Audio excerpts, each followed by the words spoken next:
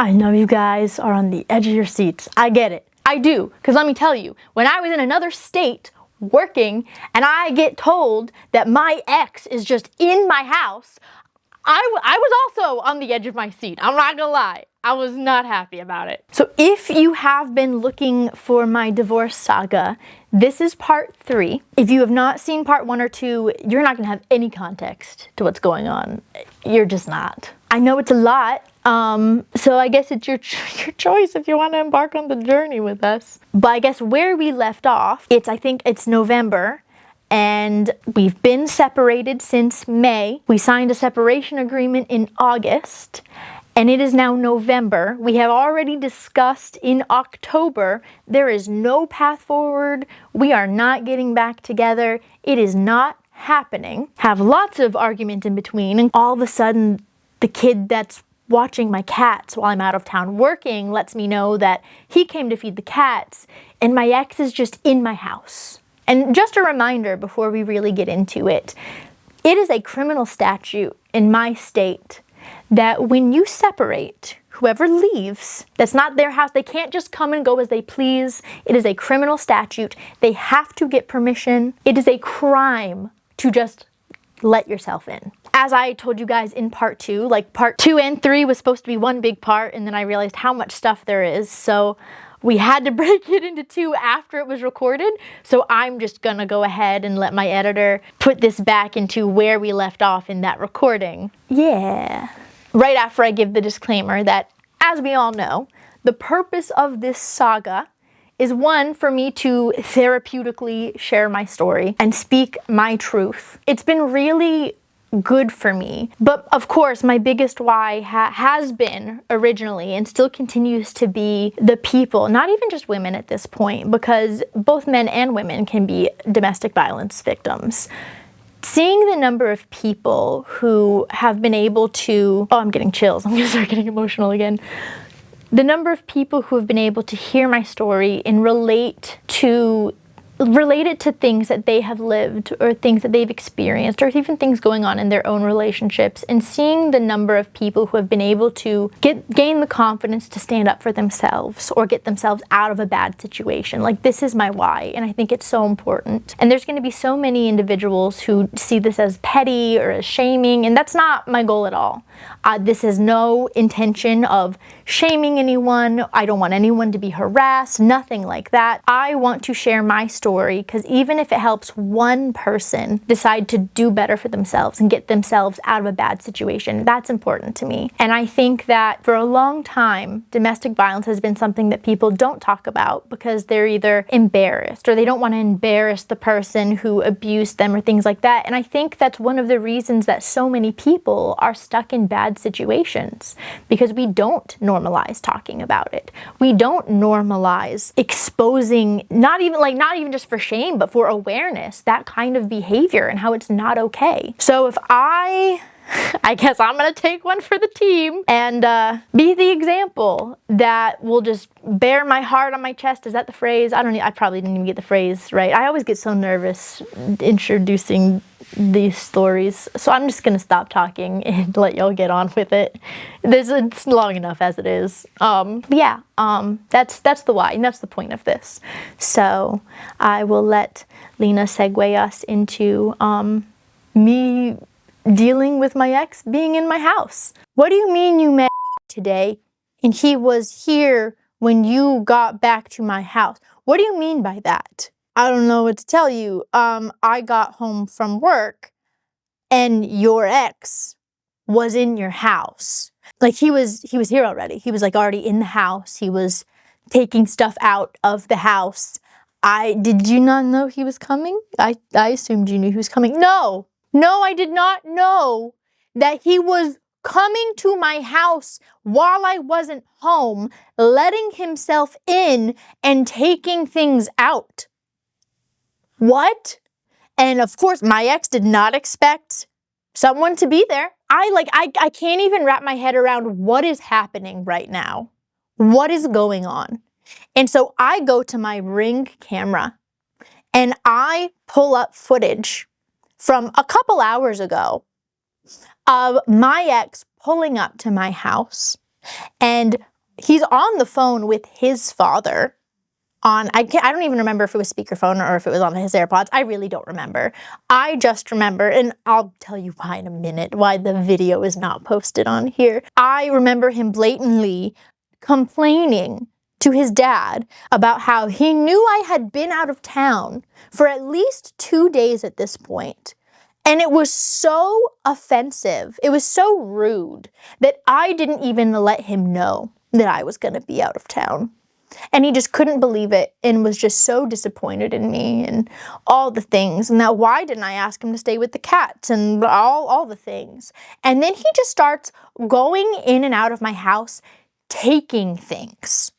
What? Like, when we discussed him moving into the townhouse and I was like, do you need anything? He was like, oh, remember, coffee table, a TV, my desk and computers, like that.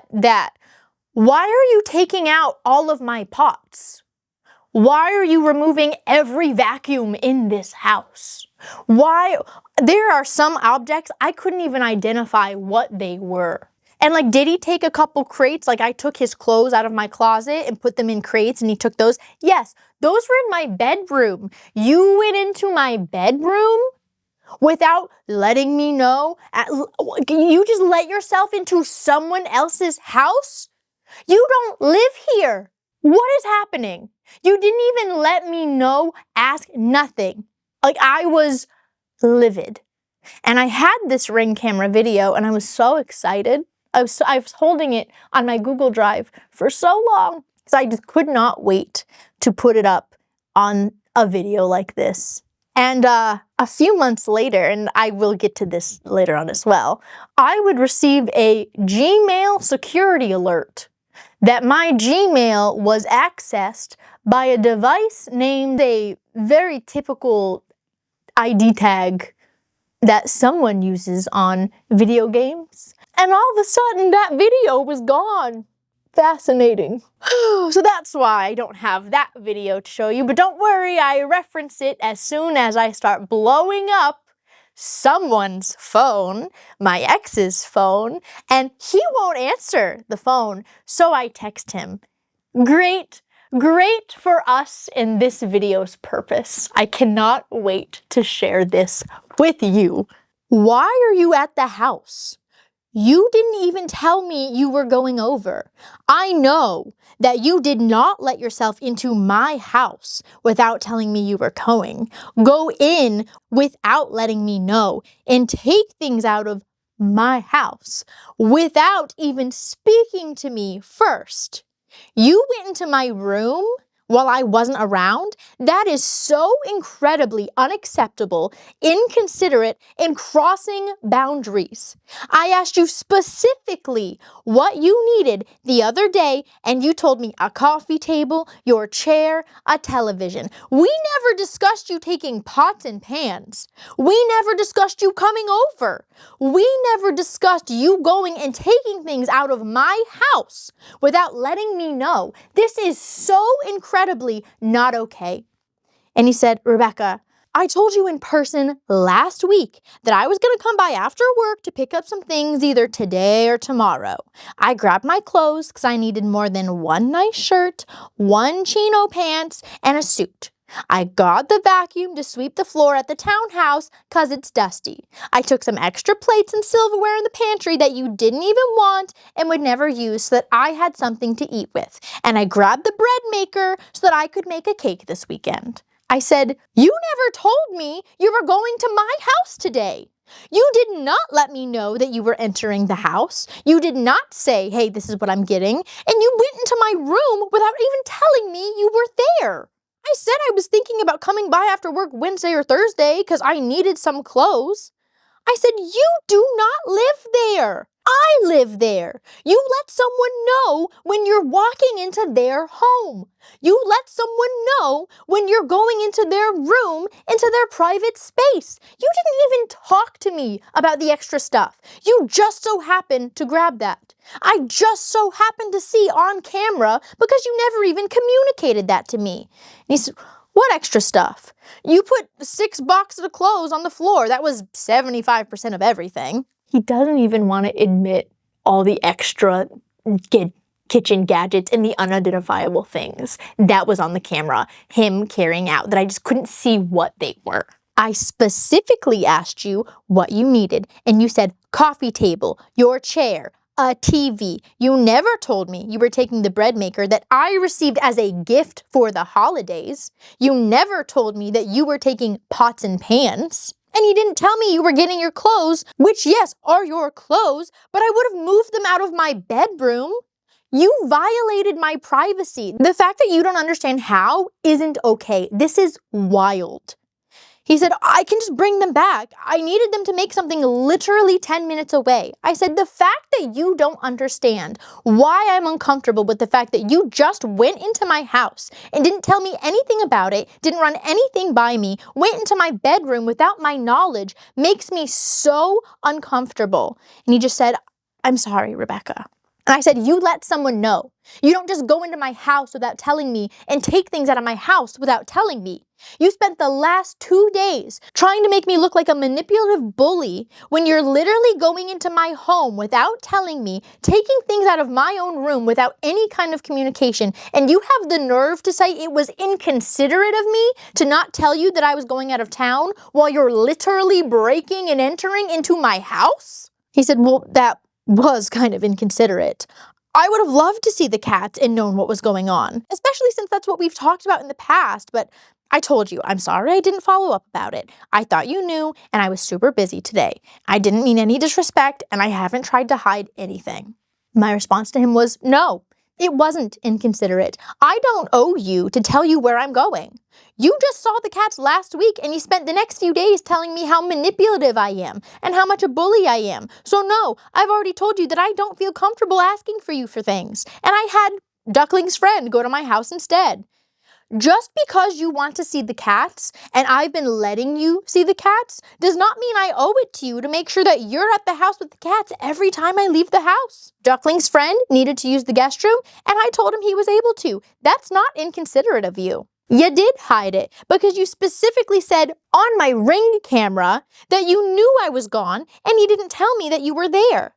There's no one in the world you could convince that that's not being sneaky. In what world would I know that you were supposed to be showing up to the house today? When was this ever communicated that today, on Wednesday, you would be showing up to the house? In what world would I know you were taking pots and pans and a bread maker? Where was this message conveyed? And he said, well, I went to see your parents today and they told me that you were out of town. And I was saying that it just makes it easier that you're not there because I was anxious about seeing you. And I got my clothes and things from their house too. And then I stayed a while and spoke with them a while. And at this point, I called my mother just immediately before I responded. And I said, did you tell Avery I was out of town? And she said, what's going on? I said, I do not have time to give you the details right now. I need to know. Did you tell him I was out of town? And did he express going to my house? And my mom said, no, I actually even told your dad. Like, we had a discussion when he showed up. We're going to get to more of that in a second.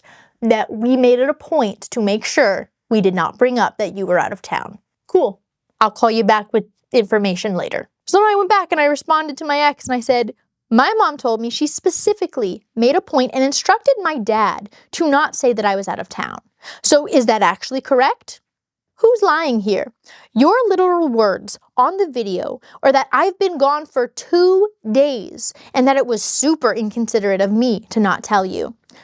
I don't really care that you were at my parents' house. That has nothing to do with my house, and it has nothing to do with the communication between you and me about showing up to my house. He says, most of that's out of context, Rebecca.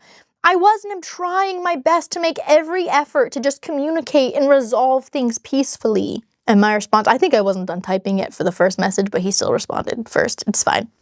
Nor does it have anything to do with the things that you took from my house, which yes, your clothes are yours, but you went into my personal room without telling me, without letting me know, without asking anything. That is not okay. You also took things that are blatantly mine, which I received as presents without even asking. You went into my home and took things. Of course, if you just asked, yes, I would have let you use them. I would not have cared. Use the bread maker. That's not the point. You went into my home without telling me and just took things out of it. And he said, okay, Rebecca, I'm sorry. And I said, you never answered the question. Who's lying? And he said, your dad immediately told me that you were gone when he got home. I said I was going to pick some stuff from there and was going to go grab clothes from you at the house. And he said that you were gone and I should stay and eat sticky chicken with them. And right after we sat down at the table, and he immediately said, so I heard the good news, without me even mentioning it. So yeah, I knew your mom was lying by her initial response to me telling her the first time. But then he kind of made it obvious. He's referring to the fact that for whatever reason, he didn't want my parents to know he got the job that he got. Yeah, I told them. I just did. You may hate me for that. That's okay. I did tell them. But they didn't. My mom tried to play it off as, oh, like, congratulations when he told her. And my dad's not good at that. He's not. I don't know why this is coming up right now. I couldn't tell you. Should I have probably let him tell them? I'll be honest, I didn't think they were ever going to interact again, to be, like, blatantly honest. I didn't think it was going to matter. I don't really care. To try and, like, bring that up while you're breaking into my house is kind of crazy, I think. I think trying to compare the two in grievances and inconveniences is a little insane, but, you know, that's maybe just me personally. But anyways, he continues. I already told you I have no interest in fights, hiding things, or this exact thing we're doing right now. I'll take pictures of what I have for inventory and give you everything back right after I use it. I was under the impression I told you I was going to stop by after work. I'm very sorry. He says, I just want to be happy and take a break from mentally breaking down for a while. Because I've never wanted anything but good things for you, Rebecca, and I just wish you had any respect for me. But I also just want to be happy and stop feeling like crap all the time. I literally cry half the time I see your messages pop up and get so anxious I can't even get my work done. And then I get so excited when you say one nice thing to me, which is really just you having a normal conversation, that I tell everyone how happy I am that we were just able to talk. And I'm so effing confused all the time because I just want what's good for both of us, and it always blows up in my face no matter how hard I try. And I say, how dare you? How dare you pull the, I just want to be happy and take a break from mentally breaking down, when you just accused me of being manipulative all week. Again, remind you, over BS that never happened. And he said, I wasn't trying to accuse anyone. I was trying to say we both failed to communicate in the past. And I really just want to be able to talk like humans. And I said, how dare you say that I do not have respect for you when you just literally walked into my house without me there and took things out of it? And he said, I was just telling you how I felt. Nothing more. But exactly, Rebecca, I'm sorry. That's all I can say. I didn't try to do anything to you. I just needed some of my stuff, so I didn't wear the same shirt for the 5th day, for Christ's sake. And I said, then communicate. And he said, I did. Tell me you're going to my house. I should have texted you. Telling me a week ago at some point that you will stop by is not communicating. Hey, on this day, I will be there at this time and I'll be getting XYZ. And he said, I'm sorry. I did say that. I said, you didn't.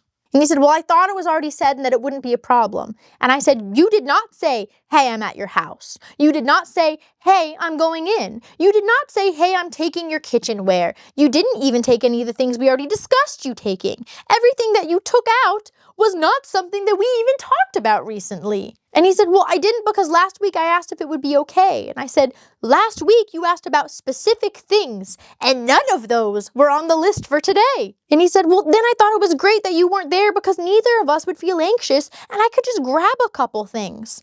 And I said, again, briefly saying, hey, I'm gonna stop by at some point is not the same thing as, hey, I'm going into your house today.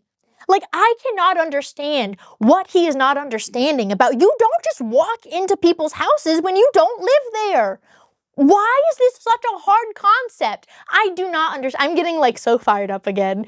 Every time I think about this, it just makes me more and more angry. And he said, I was just gonna take them to the townhouse and bring the stuff back when I was done. Or we could share it since, I am only 10 minutes away, but I'll do that next time. And I said, you did not ask. That's called respecting other people and their privacy and their space. But you've never ever respected me enough to actually let me know that you were showing up to the house. Because remember, this has been a consistent problem. You think that saying, hey, at some point I'll stop by is enough. It's not. Most people like to know when someone's gonna show up at their house. And I let it slide for a long time. And then you have the audacity to say that I don't respect you because you're looking for sympathy when you literally broke into my house today? Do not give me about respect. And he said, well, that's because you only specifically asked about furniture. And I said that I was going to grab some clothes and I needed a couple things that you weren't using. So I borrowed them. And I should have let you know, and I'll be more considerate going forward. I apologize. But I wasn't trying to hide anything.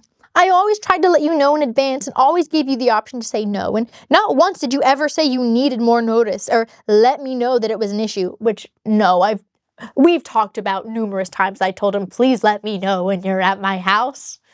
I just didn't put my foot down and ban him from it. On the contrary, you said it was okay every time I've come over and that you would actually be mad if I didn't come to see the cats regularly. And I said, first of all, I don't see a single message since you were over the last time that said you were coming over this week. Not one. Please show me if I'm wrong and I just don't see it because it's been a long day. And I'm definitely livid, so I may not be seeing straight, but I don't see a single one. Second of all, I literally just said that I before let it slide. Typically, that means when you've let something slide, you haven't made a huge issue about it. However, it should be pretty common sense that when you're going to show up to someone's house, you let them know. I feel like that's not something I should have to explain to you. That's just respectful. If you were going to try and take the fact that I didn't want you to feel like I was trying to rip the cats away from you as justification as you just showing up to my home when I'm out of town and not letting you know, we're going to have bigger problems. So officially consider me not mad if you don't show up to my house all the time, especially without telling me first. And his response is, this has to be a joke. I'm literally trying everything, Rebecca. All the communication techniques from therapy, all the things that we've researched and talked about and tried, every session and every day where I think about what I can do or say just to get to where it doesn't seem like a constant battle. And all the things you keep suggesting or telling me, implementing anything to try and make it to where we can just have peace, be friends, and not fight each other. But I literally don't know what else to do. I'm on my knees ripping my hair out and sobbing all the time because I care about you. And I don't want you to be mad, hurt, frustrated, or anything else. I certainly don't want to feel like this every day. And I said, well, don't go into someone's house without telling them. It shouldn't be that difficult. Why do I have to explain to you how much of a boundary that crosses? Literally, I feel like I'm explaining to your father why I don't feel comfortable sleeping in his bed. Please stop telling me to do it.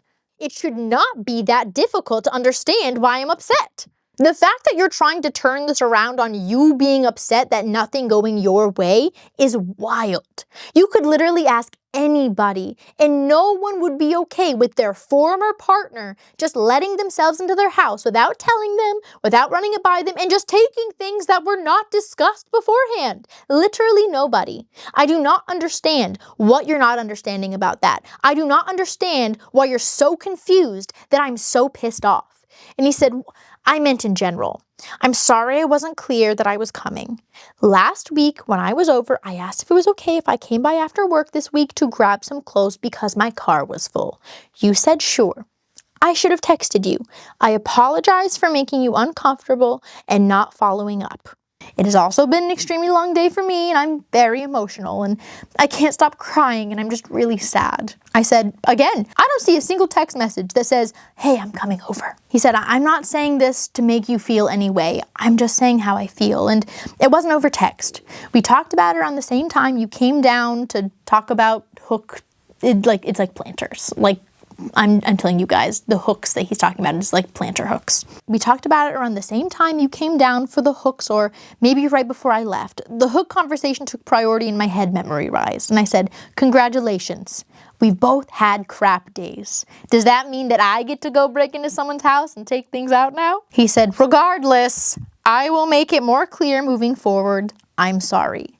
And I said, it is wild to me that you think in passing, saying, can I stop by sometime next week, doesn't warrant further communication of when you'll just be showing up. And he said, what would you like for me to do when I want to see the cat so we can be on the same page moving forward? And I said, I don't want you at my house right now. I feel so uncomfortable. I'm not even going to think about you being at my house for the rest of the time that I'm out of town. And he said, okay, I'm sorry again. Please give the question some thought so we can have a clear system.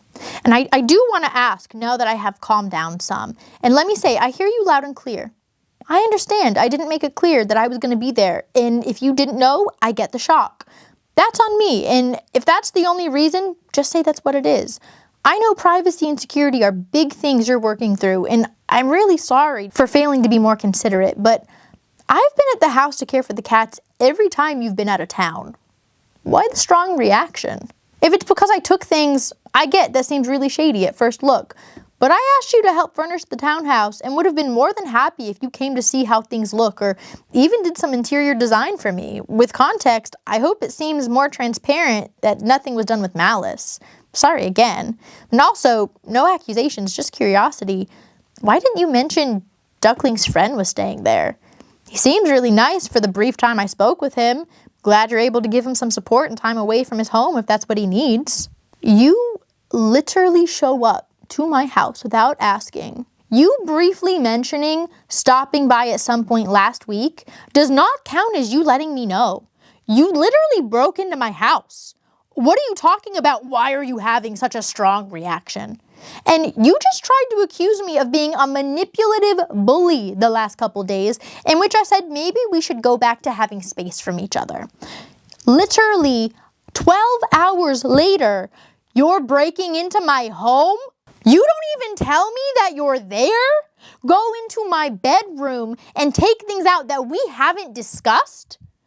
What are you talking about? Why are you having such a strong reaction? If you can't understand, that is a big problem. And he said, I didn't have time to read all the messages today. I was just asking for clarification, so thank you for giving it to me. And I said, I don't understand what you're even asking me. In what world do I have to run Duckling's friend staying in the guest room while I'm gone to you? Why would that come up? I don't know literally anyone that you hang out with or spend time with, and I don't necessarily need to know. So why is this confusing for you? I'm not understanding. I also literally told you in the text today that he was staying at the house with the cats. And he said, well, I guess you don't have to. I was just curious and surprised. I do try to tell you what's going on in my life too. It's mostly been work and lessons though, so that's all I really have to talk about recently. I did tell you about these friends, and I'm happy to tell you about some of my new friends at work, unless you want to know about the show I'm watching or talk about football. I enjoy sharing with you and have tried to be more open, but I still have troubles thinking that what I do isn't interesting or doesn't matter. And that makes me hesitant to share unless I'm really excited about it. And recently I freeze up and I can't think of things very well when I'm nervous. I honestly didn't even have time to read all the text today. Today was chaotic. I had to be at the office really early and a lot of work came up and I've been exhausted and also a little stressed because I didn't know how things would go with your family when I stopped by, but thank you for communicating that. It does mean a lot that you took the time and thought about how I might feel. So at this point, I take a break and I take a breather and I call my parents back to figure out what the heck happened today. Because, again, my mom is now up to date. My mom knows what has been happening. Does my dad know everything? I don't think fully. Like, he knows it's been bad. He knows I wasn't treated well. I don't think at this point he really understood the severity of everything yet. Like, I don't remember at what point I told him about everything. But the point is I knew he didn't know as much as my mom did. So apparently, according to my parents, what happened is that my ex texted them earlier that day. Texted at least my mom. I don't remember if it was a group between her and my dad, but at least my mom. Said, hey, thank you so much for letting me have stayed at your house. I would love to come by and get some of the things that I still left there. I have clothes that are still there. I think there was a mini fridge that he still had there. I don't remember, to be completely honest. He had a bunch of stuff there. Is there some time this week, or maybe even today, that I would be able to stop by and come and get it? And my mom's response to him was, this weekend would be great. This is a Wednesday, mind you. This weekend would be great. Maybe Saturday. Saturday would be a really good day. No response from my ex. He just not only just shows up at their house, but just walks into the door of my mom's house, of my parents' house. Just walks in, no knock, no ringing the doorbell, no, hey, I'm here. Just walks into their home and is like, hey, I'm here to get my stuff. And my mom was like, I thought we said this weekend, but, I'm sorry, I didn't see your text message. It's been a busy day, but I'm here now. Okay, so he's loading things into my car, and my dad pulls up and sees him and is like, hi, what you doing? Because like last he heard, ex is coming this weekend for stuff, and now he's just there. He's like, I'm just getting some stuff and blah, blah, blah. I don't even remember if he said that he mentioned going to my house after or not.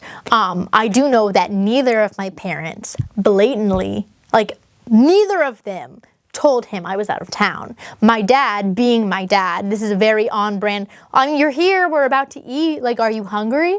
Do you want to stay?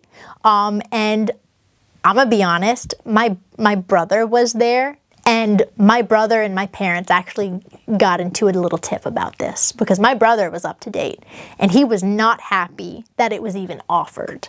And apparently at that dinner, my ex said a lot of very emotional things about family and I'll always love you guys and blah, blah, blah, all the things, right? And my parents were very emotional. They hugged. My brother wouldn't speak. My brother wouldn't hug him. My dad, of course, being my dad, and again, not really having the full picture and not really understanding all the things that my ex had done and was still doing to me. But my brother knew. And so my dad was like, at least I don't remember if he convinced him to give him a hug or a handshake. I don't remember, but my brother was not happy about it. And he and my parents had words about that later. But nothing was said about me being out of town, nothing. Very adamant that didn't happen. So then I go back to the conversation with my ex and I say, my father is adamant that he not only did not tell you I was out of town on the driveway, but that the entire conversation that you're claiming you had didn't even happen because he didn't even know what was for dinner until he walked inside. Now, I don't care that someone said I was out of town, but I don't like that someone is lying to me. So who is lying to me? And he said, I want to apologize if I made it seem like your father mentioned you were out of town. That was not completely true. If you made it seem like he said I was out of town. Okay. Anyways, he asked what I was doing. I said loading the car, so I should go drop things off and maybe go to Rebecca's and pick up some clothes. And he said, well, she's not at our house here, but you're welcome to come in and eat with us.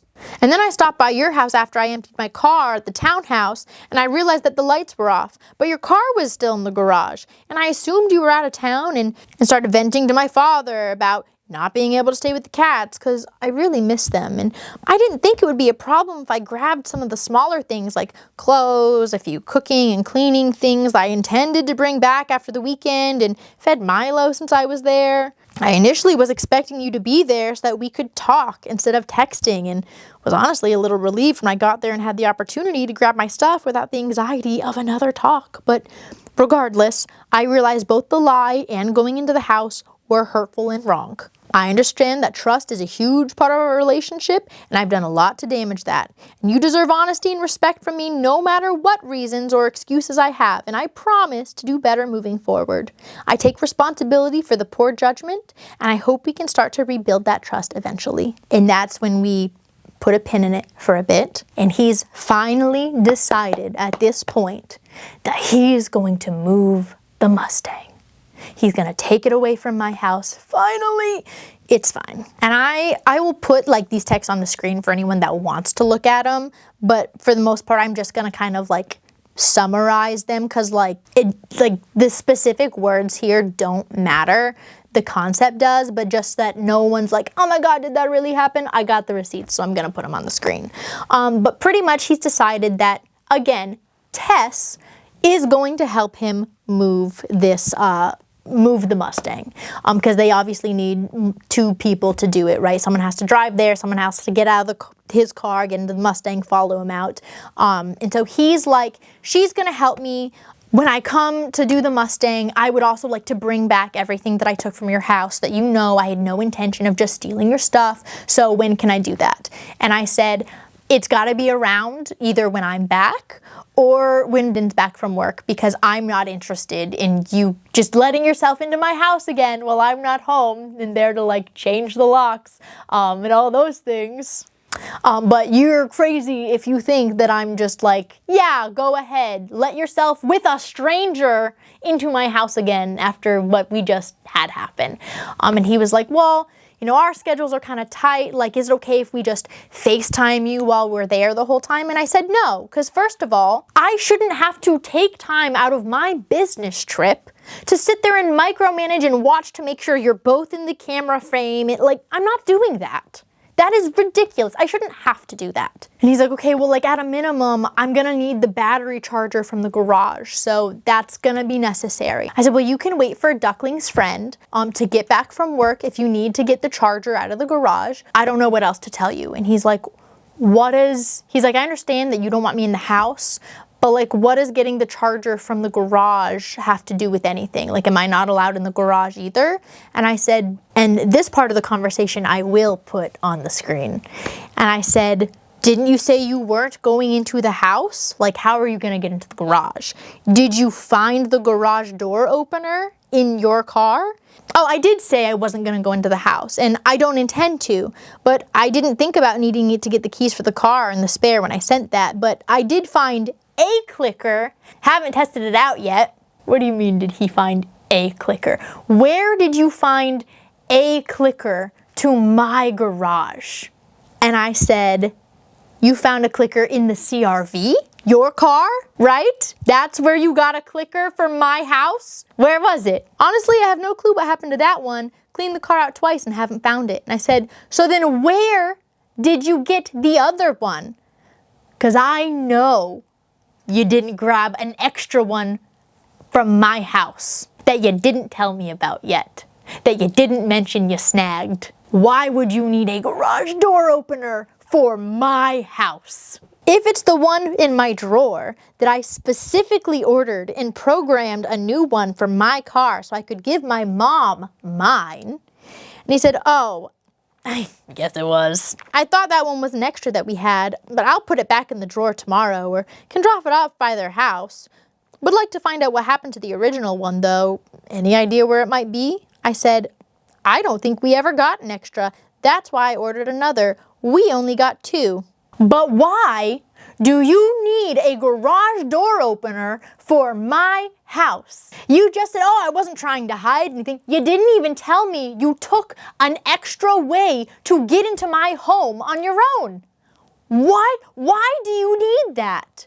Like, I'm so angry. I'm so angry. And he just keeps, well, please, like, we have a tight schedule and she has to leave for this trip at this time and I have to go here at this time. Like, I promise we're not going to do anything crazy. Like, please, can we just get into the house so I can get the stuff? Like, and he says, I would just ask for a tiny bit of trust so we can get this done and get the Mustang out of the driveway. And like, I'm not showing like that full clip because I'm not putting other people's travel details on it. Like, that just feels irresponsible and wrong. Like, no matter how mad I am about this situation, I'm not doing that. Feels, oh, her family lives here and they're going to visit. I'm not putting that online. I'm not trying to be disrespectful at all. I would just ask for a tiny bit of trust so we can get this done and get the Mustang out of your driveway. And he said, would it be possible to plan a time for later today? Otherwise, what do you suggest? And I said, you are asking for trust after invading my privacy, not telling me how you knew I was gone for 2 days, which he still has not revealed this at the time. which doesn't even matter really, but sketches me out that you won't tell me. It makes me feel like I'm being watched and super uncomfortable, not even telling me the extent of everything you took. I had no idea you also took the Roomba until Duckling's friend went to run it and he said it was gone. Just taking my garage door opener from my drawer without asking or saying anything? What do you mean give you trust? And it just kind of goes in a circle until he ultimately waits for Duckling's friend to show up. I'll be honest, I don't even know who he actually had show up with him at my house. Because at this point, I think, like, I know what Tess looks like. And Duckling's friend described the person that was with him as a short, petite, blonde woman who looked like she was like his age, at like college age. That is not at all what actual Tess looks like, but like it doesn't even matter. It's all just sketchy to me. I don't understand any of it. It's all weird, whatever. So he ends up coming to get the car. He brings like a box of stuff back, and it's all like the moment I get home and I see this box, I'm already mad because these pots and pans look destroyed. They did not look like that before he got a hold of them. They just didn't. The Roomba not only doesn't work, but like one of the brushes is missing. And like, let me tell you, it's not like an actual name brand Roomba, it's an off-brand one. But like these brushes, you have to screw it off. It doesn't just fall. Like, it's just weird. And I'm mad and I'm angry and I'm not happy. And I'm just so mad. And I need space. I don't want him talking to me. I don't want him reaching out to me. Like, I don't want to hear from him. And then all of a sudden, I just get a giant list, a wish list of things, like days later, of things that he's now has a wish list of things he wants from my house. Not only things he wants from my house, but things he wants me to help him find on this buy nothing site. And some of these things are like, what? Like, you know, the mini fridge from when I was a teacher, and he insists that's not the one. It is the one. I know, I checked the receipt, it is the one. My old computer desk, every vacuum in the house, I thought you didn't clean. Do we know how to clean now? Okay. An Alexa, my GoPro in equipment, what? Like, this is not the whole list, but this is like just some of the most insane things on the list that I'm like, excuse me, what? And then there's like the buy nothing wish list of 2 TVs, 2 TV stands, 2 couches, recliner, coffee table, 2 lamps and standing lamps, toaster, other kitchen appliances, accessories, glass bowls, spatulas, mixing bowls, king bed frame, guest bed and frame, 4 nightstands, dresser, bedroom set, storage canisters or containers, a bidet, and cleaning supplies. Then we got into an argument about that. About like, I just asked you, like we just had conversations at the beginning of the month. What are you looking for? I need to know. And you gave coffee table, computer desk, chair, mat, a TV. And now we've like, I'm so over it. And it was decided, you know, he's moved into the townhouse at this point. He wants to set it up the way he wants to set it up. I told him at this point, it is not my job to find stuff on Buy Nothing for him. I am getting so over this, like truly. And we're still planning on selling this townhouse. It's just been agreed upon that he can stay there while they're showing it. So he's got to keep it clean. He's got to keep it maintained. He's got to keep it tidy. He's got to keep it, you know, acceptable. And like there were at least one that I can show you where I don't know if this was on purpose or not. It's very possible that it was genuinely an accident. At this point, like I don't trust anything about this person at this point. So I could just be paranoid, and that is very possible. But there's already a showing that I don't want to use the word sabotaged feels so pointed, but you know, we get emails and notifications every time there's a scheduled showing of the townhouse. And it just so happened the day that there was that showing, he forgot to lock the front door, and the realtor showed up, saw the door was like not closed, and she became uncomfortable and canceled the showing. And I don't know if it's just all one big coincidence. I don't know if it was done on purpose. I don't know if he just so carelessly leaves the door unlocked like that, that it didn't even have to be a coincidence. She was gonna find the door, and I have no idea.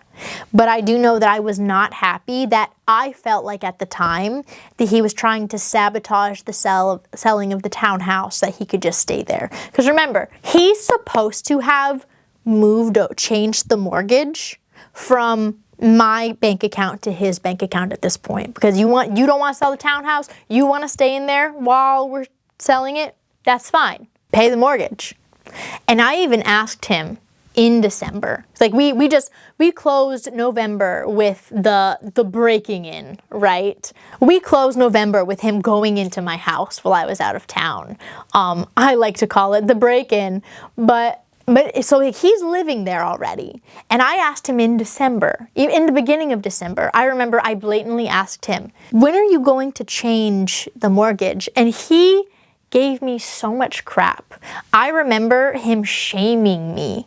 Rebecca, you're so irresponsible. Like, you didn't even realize I changed it already. You didn't notice that amount of money coming out of your bank account. And like, I just remember, oh, okay, like, I'm sorry, maybe I am irresponsible, maybe I didn't notice. And like, I just remember feeling so ashamed of like, how did I miss that? He never actually changed it. I ended up paying for it the like entire time. Like, everything in part 2, I'm paying, even after we end part 2 in March, still paying for it. Still paying his bills, still paying his mortgage, still paying his insurance. Like, I am blatantly, like, it's just another fib that he I don't know why. I guess he just thought I wouldn't notice. I don't know. He reaches out to me in December after all the big blow-ups and stuff, and he asks if we could talk. He says he would really like to come over. He has a bunch of things that he needs to address with me. And I say, okay, sure. And I'm gonna be so honest with you guys, genuinely, when he says this, and he says, you know, there's gonna be a lot of feelings, it's gonna be very passionate, I genuinely am thinking, oh, he's gonna tell me he's dating Tess. Like, whoever, that girl, whatever. Like, I genuinely believe he's preparing me to let me know that he's now dating this girl. And I genuinely thought this was like a long time coming thing. I was not surprised. I was not upset. Like, I kind of, in a way, I was like, finally, like, maybe he's like finally ready to let us all move on and all the things. Because again, at this point, I'm under the impression that we have all like made the decision to move on months ago. So he comes over and he looks angry, and I'm very confused because like, this is already not the vibe that I thought it was going to be. And I will never forget how he started this conversation. He goes, "You done effed up, Rebecca. You got caught."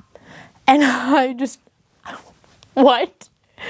I'm so confused. This is not at all I'm so confused as to what's happening. I don't even know what he's referring to at this point. And he lets me know. Now, this is in December. He lets me know. He knows I have a Hinge profile. Okay. And like, I literally asked, all right. And he was very confused that was my response. Like, I guess he assumed I would get defensive or I would I don't know what he thought, to be honest. But like, I was like, okay, and he was not expecting that at all. And like, remember, I told you guys that like, maybe in October or November, I don't even remember. I guess maybe October, I was like, okay, maybe I'll take a look at it. I didn't even look at Hinge for very long. Like, the account, friends were like encouraging it and like setting it all up over summer. I was like, this is too soon. I ended up taking a look at it for a bit in like October. And even then I was like, this is not the time. Like, so I hadn't even like used it in a while, which But even if I did, so what? Like, we said in October, we are done. I'm not understanding what?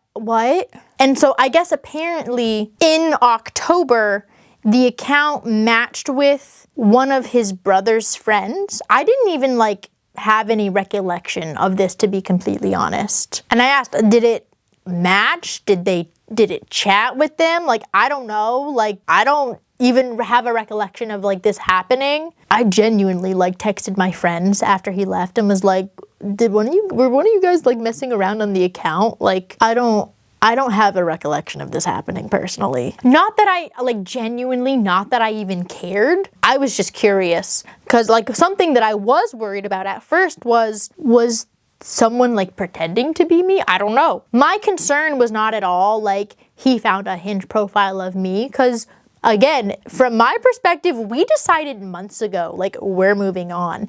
Did I have an account that I was aware of? Yeah. Was I super active on it? No. Even if I was, would that have been a problem? I personally don't think so. And I tell him that. I don't understand what you got caught. Like, we're not together. We've been separated for months at this point. We've had a separation agreement notarized for months at this point. We said verbally to each other, there is no way path forward for months at this point. What's the problem? Like, what are you surprised about? I don't understand. And he was just adamant that he doesn't know why I'm so casual about this, because his brother and his brother's wife, they were even starting to like me a little bit, and now they saw how I'm acting and they said, that's so effed up. And I said, I'm gonna be honest, I don't care, because they probably were shocked. You wanna know why? Because his family, his whole family, except for his dad, I think knew beforehand. His family didn't even know that we were separated until they came across my video in September about how we were separated. So yeah, if they saw me on a Hinge thing in October, that probably feels really sudden to them, for sure. And then my ex starts going on about how disrespectful it was that his family found out through a video, and how his brother was upset with him and said, that's really messed up for us to find out. And I said, yeah, hon, it was. Like, I agree with him, but that's not a me issue. That's a you issue. Like, you didn't tell them. You didn't communicate.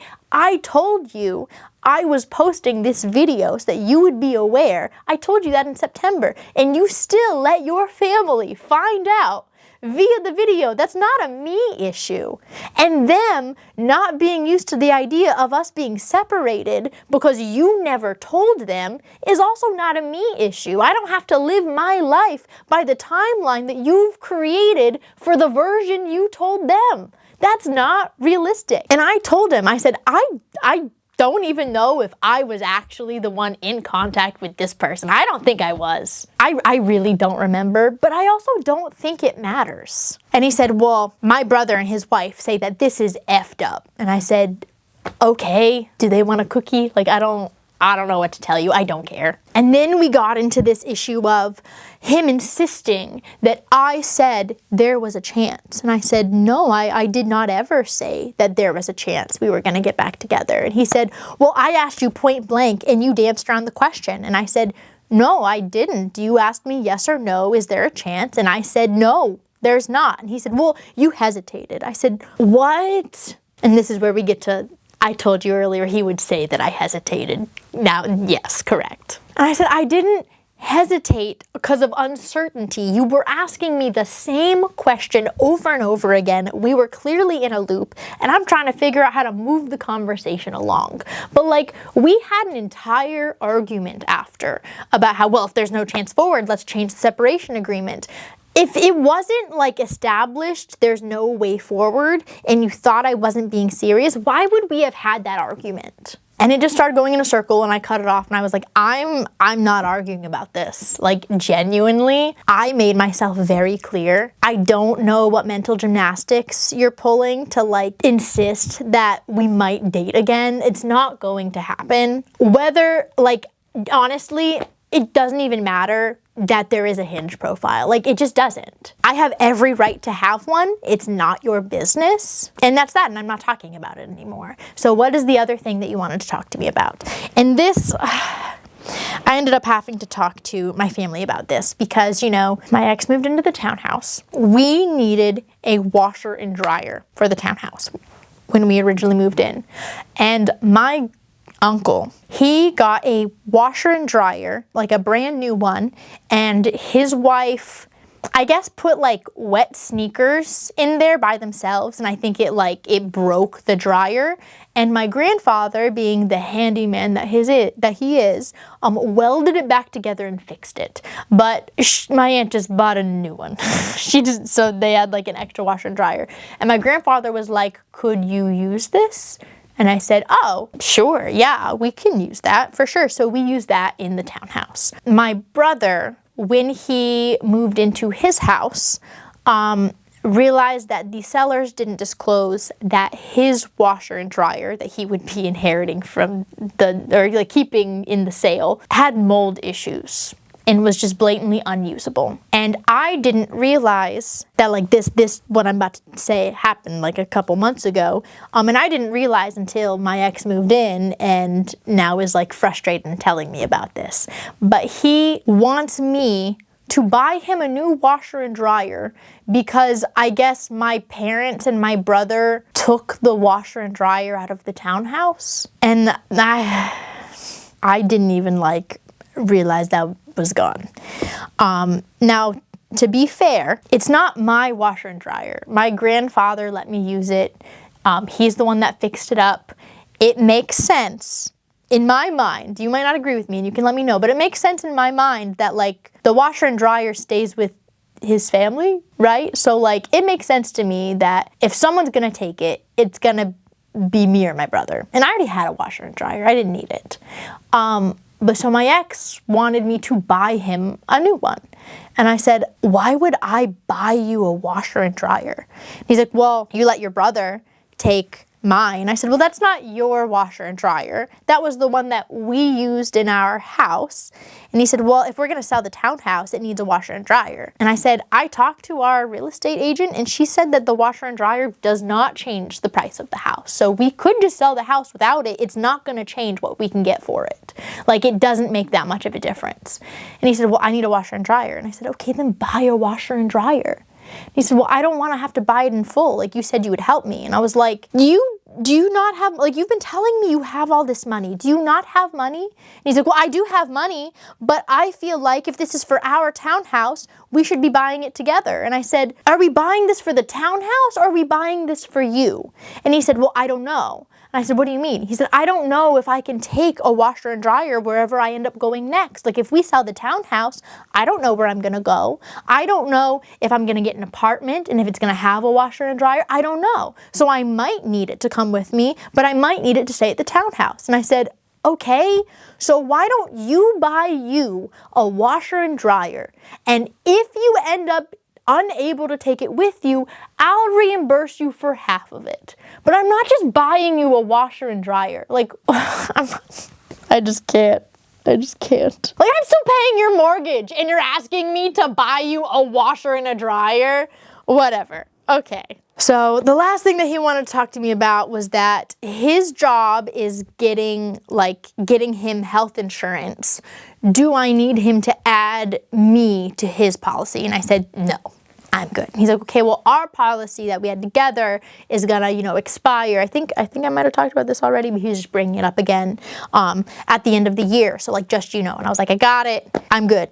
Thanks so much." Because the way that he's talking about it, like I genuinely believed he was in charge of this policy, of this insurance policy. I had no idea I was the one paying it this whole time. So I knew I was paying the car insurance. I knew I was paying the townhouse insurance. I didn't know I was also paying the medical insurance. And the way he was talking about, "Well, you have to let me know so I can cancel the policy and not renew," and like all this stuff. Like I assumed that this was money coming out of his account. It was not. Just like he wanted me to believe that the mortgage was coming out of his account for the townhouse, he wanted me to believe that the health insurance was coming out of his account. None of these things were happening. It was all coming out of mine, but we'll get to that later. So we end this talk I process all of it, I'm like really frustrated about the first part of it in general.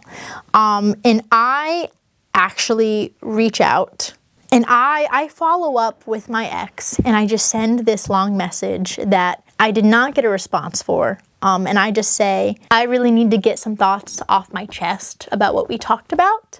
And I tell him, you say that I should have told you. However, you never told me when your friend Jess was talking to you about hooking up. So you say that I should have told you about any existence of anything dating related for me. But you never told me when your friend Jess was talking to you about hooking up. I literally stumbled upon that on my own, and you were still hanging out with this girl at the time. So why is it that when we're separated with a notarized document, I have to run these things by you? But when we're still looking at working on things, you're allowed to have these kinds of friendships without me knowing? Like, this is just very hypocritical. I understand that your brother and his wife don't have all the information. They probably didn't even know anything was wrong until September. So it makes sense that they were taken aback. However, you know the truth, and you feeling the need to sit me down and talk about this was actually pretty infuriating. So I don't agree that even if I was the one matching with this person, in what world, when you're not doing well with like our situation, would I go out of my way to make it worse by what feels like I'm rubbing it in your face that I'm dating? It feels really messed up. I can absolutely see myself not ever telling you, even if I was actively dating, after we decided to part ways. The whole thing just feels kind of like you're immersing yourself in the story that they were told instead of the reality that we've been discussing and been through. And then after a couple days, I reach out to him again. And I say, like, first of all, I have some things I need to bring to you, but like, second of all, I really feel the need to reach out to your brother and his wife. Not because I actually care about what they think of me, because let's be honest, they've never liked me, but because for literally almost 10 years, rumors and fibs have dictated my entire existence in that family. And I'm kind of over it. I've tried really hard to keep my distance from communicating with your family members out of respect for how you want to handle the situation with them. But I feel like how much my family has been involved, and even my family members getting pulled into some of the fights and misconceptions about our situation, I feel like I should have a chance to like stand up for myself and like the narrative that is clearly being pushed that I don't know about. And he says, sure thing, there was never a problem with you communicating with my family, especially after I clarified they now know. I was even under the impression some of them were checking in on you and reached out. Many of them have continued to ask how you're doing and get updates on your travels and wish you well. And now he says he's responding to my original message about me being frustrated, the one that I never got a response to. He says, on the contrary, Beck, I didn't believe anything or jump to conclusions. And this wasn't a sit down or a finger pointing. Okay. My brother learned about this profile in October, and out of respect for us and our situation, he decided to give us space and make it public and not push the issue. I apparently made some comment last week, all positive things about you, that indicated to him that I was not aware that dating was where we were at, which tells me he was telling them things were going well. So he pulled me aside in private and asked if you and I talked about dating other people. He said it wasn't his business what we do, but that one of his friends was getting attention from your profile, and he thought I should be aware if we hadn't discussed it. And then expressed how much you and I meant to him and how you and I would always be family to them, even if you and he didn't see eye to eye. It's the most adult thing I've ever witnessed, and I'm just as surprised as you are. Completely unrelated, but he and his wife have really grown up the last few years. Just like we talked about yesterday, it doesn't change the things that they've done to you. They still have fault or do, and I actively avoid them and in no way saying you should accept them or cross any boundaries you set. But I'm proud of how they, specifically my brother, handled this situation. Their growth and accomplishments as they finally are acting like adults and how they're progressing. So instead of getting emotional and texting it out, I just asked if we could have a conversation, especially with the way that we left things over text and my confusion about the washer and dryer. I personally thought the conversation was very positive, and I really appreciated you talking with me. Rebecca, you've been my best friend for over 10 years, and we both clearly care about each other in the situation, or we wouldn't even be talking. I have no doubt you will be honest and will talk about important steps as they happen. It's just the type of kind, sincere, good-natured person you are. And I'd do the same for you. I handled the Jess situation poorly, and I should have done better by you. I learned my lesson, and I cannot apologize enough for the pain it caused. But I was not actively seeking a new partner and made it very clear that I was fully committed to you. I also understand this entire thing is confusing, frustrating, painful, and we're both trying to survive right now. So I'm personally always trying to see the positive side and let you explain the situation instead of reacting to something I think I see. That aside, I'm not saying you owe me anything. Yes, we were separated and you can do anything you want without telling me. I don't wish you upset or cross your clearly defined boundaries, and I'm fine with whatever you need. I do feel like the dating profile was a slap in the face and disagree that a conversation prior would be more damaging than finding out later. But I get those are personal me problems. It wasn't clear on my end, however, that things were definitely over. Yes, we had the discussion where I said it seemed like there's no way forward and you just said okay. After which you said it was possible things with my family could change, and that there was still a chance, and that you don't do definitives, and that it wasn't impossible things could work. I truly believe we could accomplish or conquer any challenge if both of us worked together and focused on growth, understanding, and communication. Thus, I made it very clear that my intentions and motivations were following those conversations. I also asked multiple times for a clear answer from you, including yesterday, when I asked you if you were ready to move all the big items out and finalize, if you were ready to start working on divorce paperwork, which, again, cannot be signed until May 22nd, but the process generally starts as early as possible because it takes a lot of time, and I directly asked you if you were ready to move on. You avoided or redirected every question. That doesn't indicate to me a clear intention to move on, and honestly gives me the impression that you're not. So if you have a clear answer right now, then just say it. Or if you don't, say we're still in limbo and tell me to wait and chill out. But setting some clear expectations at this point may save a lot of pain and confusion. And that's not a definitive, because you know I don't do those. Even if you say you want to get divorced or want to see other people, we both know feelings and emotions change. Neither of us know the future. You could say no today, and within a few months, the universe could randomly push us together again, and we find our way back to talking about school, giraffes, and history facts. I will suggest that you really think about it before answering, though, as it's important and very possible that one of us finds something new and the other has regrets after it's too late. And your initial thoughts in response to that statement may give you all that you need to make an immediate decision. But we did have something that was unique and very special, Rebecca. It wasn't always easy, and the path was definitely bumpy at times. But we found each other for a reason, and there was so much love and laughter buried in those moments. And I just could not believe that I got that response. Like, truly. So I said to him, I'm not sure what you're referring to. I made it very clear that I was not comfortable with your dad or other members of your family being around any children I have a future with. You were the one that said people can change, and I said that didn't matter. Those were clear boundaries that I had and that I was setting, and I would not be changing. I did say that I don't do definitives, but I also said that previous actions do not just go away because someone decides to be a better person the next day. Trauma doesn't just go away. It would be great if they acted better for the next set of people in their lives, but that doesn't mean I want to sit there and be reminded of all they put me through. Those are the exact words that I used. And also, just because I don't do definitives doesn't mean I'm willing to say maybe my boundaries will change in the future. That just opens the door for limit pushing and boundary pushing, and I'm not going to do that any longer. You literally looked at me and asked me straight up, does that mean there's no hope? And I said yes. You said if that was the case, you wanted to change the separation agreement because you only said certain things because you thought we would get back together. We had an entire argument about how messed up that was, so I'm not understanding where you're getting that we didn't have that final discussion. You are the one who said, who knows, maybe in 5 years you'll change your mind. But I was very quick to tell you that I do not believe in giving people who cause that kind of trauma chance after chance after chance. That's so unfair to anyone's mental health to expect them to do that. I don't know how else to connect the dots for you.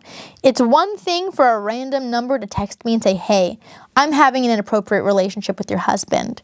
It's another for a random number to text me and say, hey, your husband's been saying inappropriate things to me, when there's been a history of these kinds of inappropriate misunderstandings in the past. And it's a completely separate issue when a month or so later, there's a clear inappropriate relationship going on with a completely different person. So unless you think that original number was Jess, it's all very fishy. And I'll be honest, even to this day, you make up so many fibs, I don't really know what's real and what's not anymore. So yeah, thinking that I would have that conversation with you in general is kind of wild, given all the context. I don't see how you haven't considered me connecting all of these dots together, paired with all the other issues, and coming to the final decision that I did. And he was just adamant. You said it was possible that those things could change in the future. So I tried to imagine any scenario where that could be the case, because you meant everything to me. But if that's not the case, that's fine. But it was worth it for me to wait and find out. I will always fight for you if that's a possibility. But if your boundaries are set and mind made up on us, that's all I needed was clarification. I have no idea where those messages came from. I didn't even know Jess when those happened, and I didn't even catch it at the time. But he's saying those 2 messages. I never told him about the second text message that I got. I purposefully did not tell him about the second text message that I got. Fascinating. Anyways, one was on our anniversary during a fight when I was at my father's house alone, and I immediately called you to make sure that you were okay. There were never pictures, you never received any messages, there was not a single shred of proof that I wasn't faithfully by your side and committed, because it doesn't exist, and it never did. I've never been unfaithful to you, and I've been very clear to others that I was committed to you during our marriage. And it's not wild at all, Rebecca. You're my wife, and I'm your husband until we draft the papers and finalize. Yes, we're separated, which means you've implied your intent to dissolve everything we did together, and you can do whatever you want without consequences. But it's not insane to think that we would still have that level of respect or candor for each other. Nor is it crazy to set clear expectations or expect clear answers, even if those are, I don't know, let's wait, or I don't think that we should talk until at least February. And again, you still ignored or danced around the questions I had for you. This isn't just some trivial matter or just another thing that happens. And I know you know that. And I know you've given this extensive thought, otherwise we wouldn't be here. You're brilliant, detail-oriented, thoughtful, independent, strong, and so amazing, Rebecca. So no, I shouldn't have to connect the dots with something that serious that we have both invested so much time into.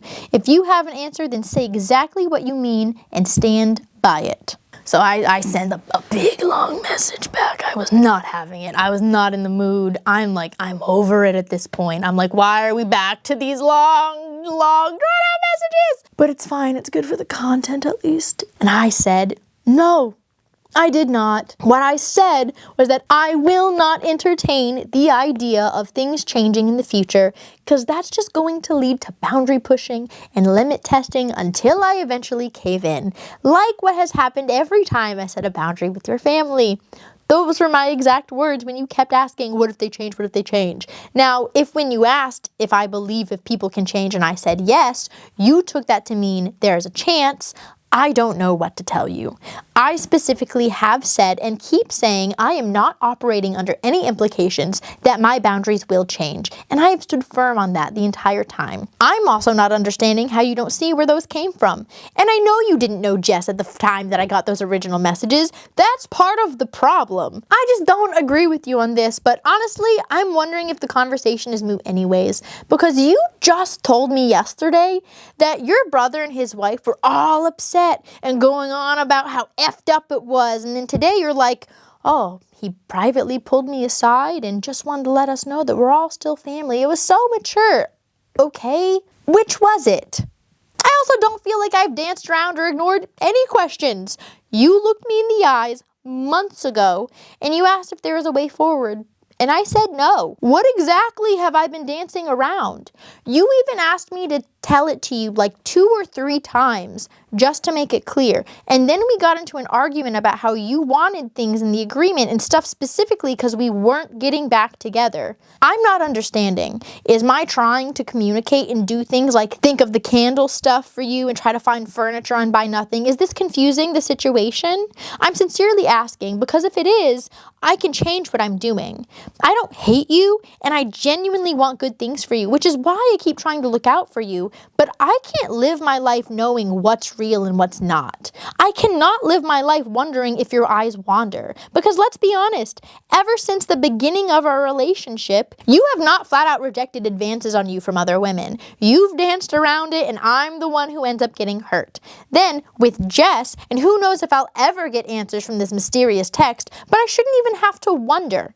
And you can tell me that I know you better than that, and I should know that you would never, but I never thought you would just leave me in New Orleans either. And I never thought you would allow your family to speak to me the way they have. And I never thought that you would entertain a friend who is literally married with a child to hook up with you. And yes, saying anything other than cutting her out of your life is entertaining it. So no, I cannot say with full confidence that I know you would never cheat on me. And then he sent his own big long message, okay. You most certainly said that it was possible, that there was a chance and that no one knows what would happen, but there's really no point in arguing if that's your stance. If everything is moot and you don't care anymore, then why do you keep pushing back? I mean, I have no clue why you received those random messages, because I had nothing to do with them and they were completely unprovoked. I didn't send inappropriate pictures to anyone. I didn't flirt or entertain anyone else during our marriage, and I most certainly made it clear that the Jess situation was platonic, because I was committed to you. Yes, I admit I've lied to get your attention the last 6 months or try to make you see me, and I was desperate because I was losing the person who was my world. It was wrong, and I'm sorry, and my heart breaks every day still. And yesterday, that's not even close what I said about my brother and his wife. I actually said they liked you, and they've been following your channels and supporting you, and you can go back and see they have likes and views on your stuff. My brother and my dad have been doing it both because you said it helped the algorithm sometime in the last couple years, so they do that for you. So yeah, I know that's true and that they've been making intentional efforts to treat you better, as I've talked to both of them even before the separation. I also said that it would be justified if they were confused or upset about our situation. I mean, again, my brother specifically said that he was upset when he learned that we separated, and he called me after seeing the video and said, "That's a heck of a way to find out. I mean, you guys are family, and this is a pretty major thing to see on a video. Like, you don't have to like them or accept how they treated you or ever see them again, Rebecca, but they saw you as family even if you can't see it. And Rebecca, you're never alone.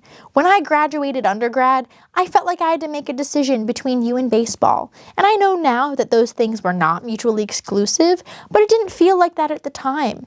Those were my 2 great loves at that point in my life, and I didn't know what to do until you gave me that Build-A-Bear and that incredibly sweet love note, and I decided that day that I was going to follow you wherever you went and put your goals above my own as long as we were together. And yes, I understand that I walked away when things got tough, and I made plenty of mistakes that I regret, but I made the right choice, and I don't regret it, because I loved you, and I still do. And the thing with other family members, after the first incident with the book, my mom and I both talked to one of my family members. And I'm sure there were issues after, I don't recall, but every time I noticed religion come up or something, I tried to step in to direct the conversation or change the topic. And another cousin helped a couple times too, even though that wasn't even planned. But I can't help that they generally push and preach Jesus. That's just who they are.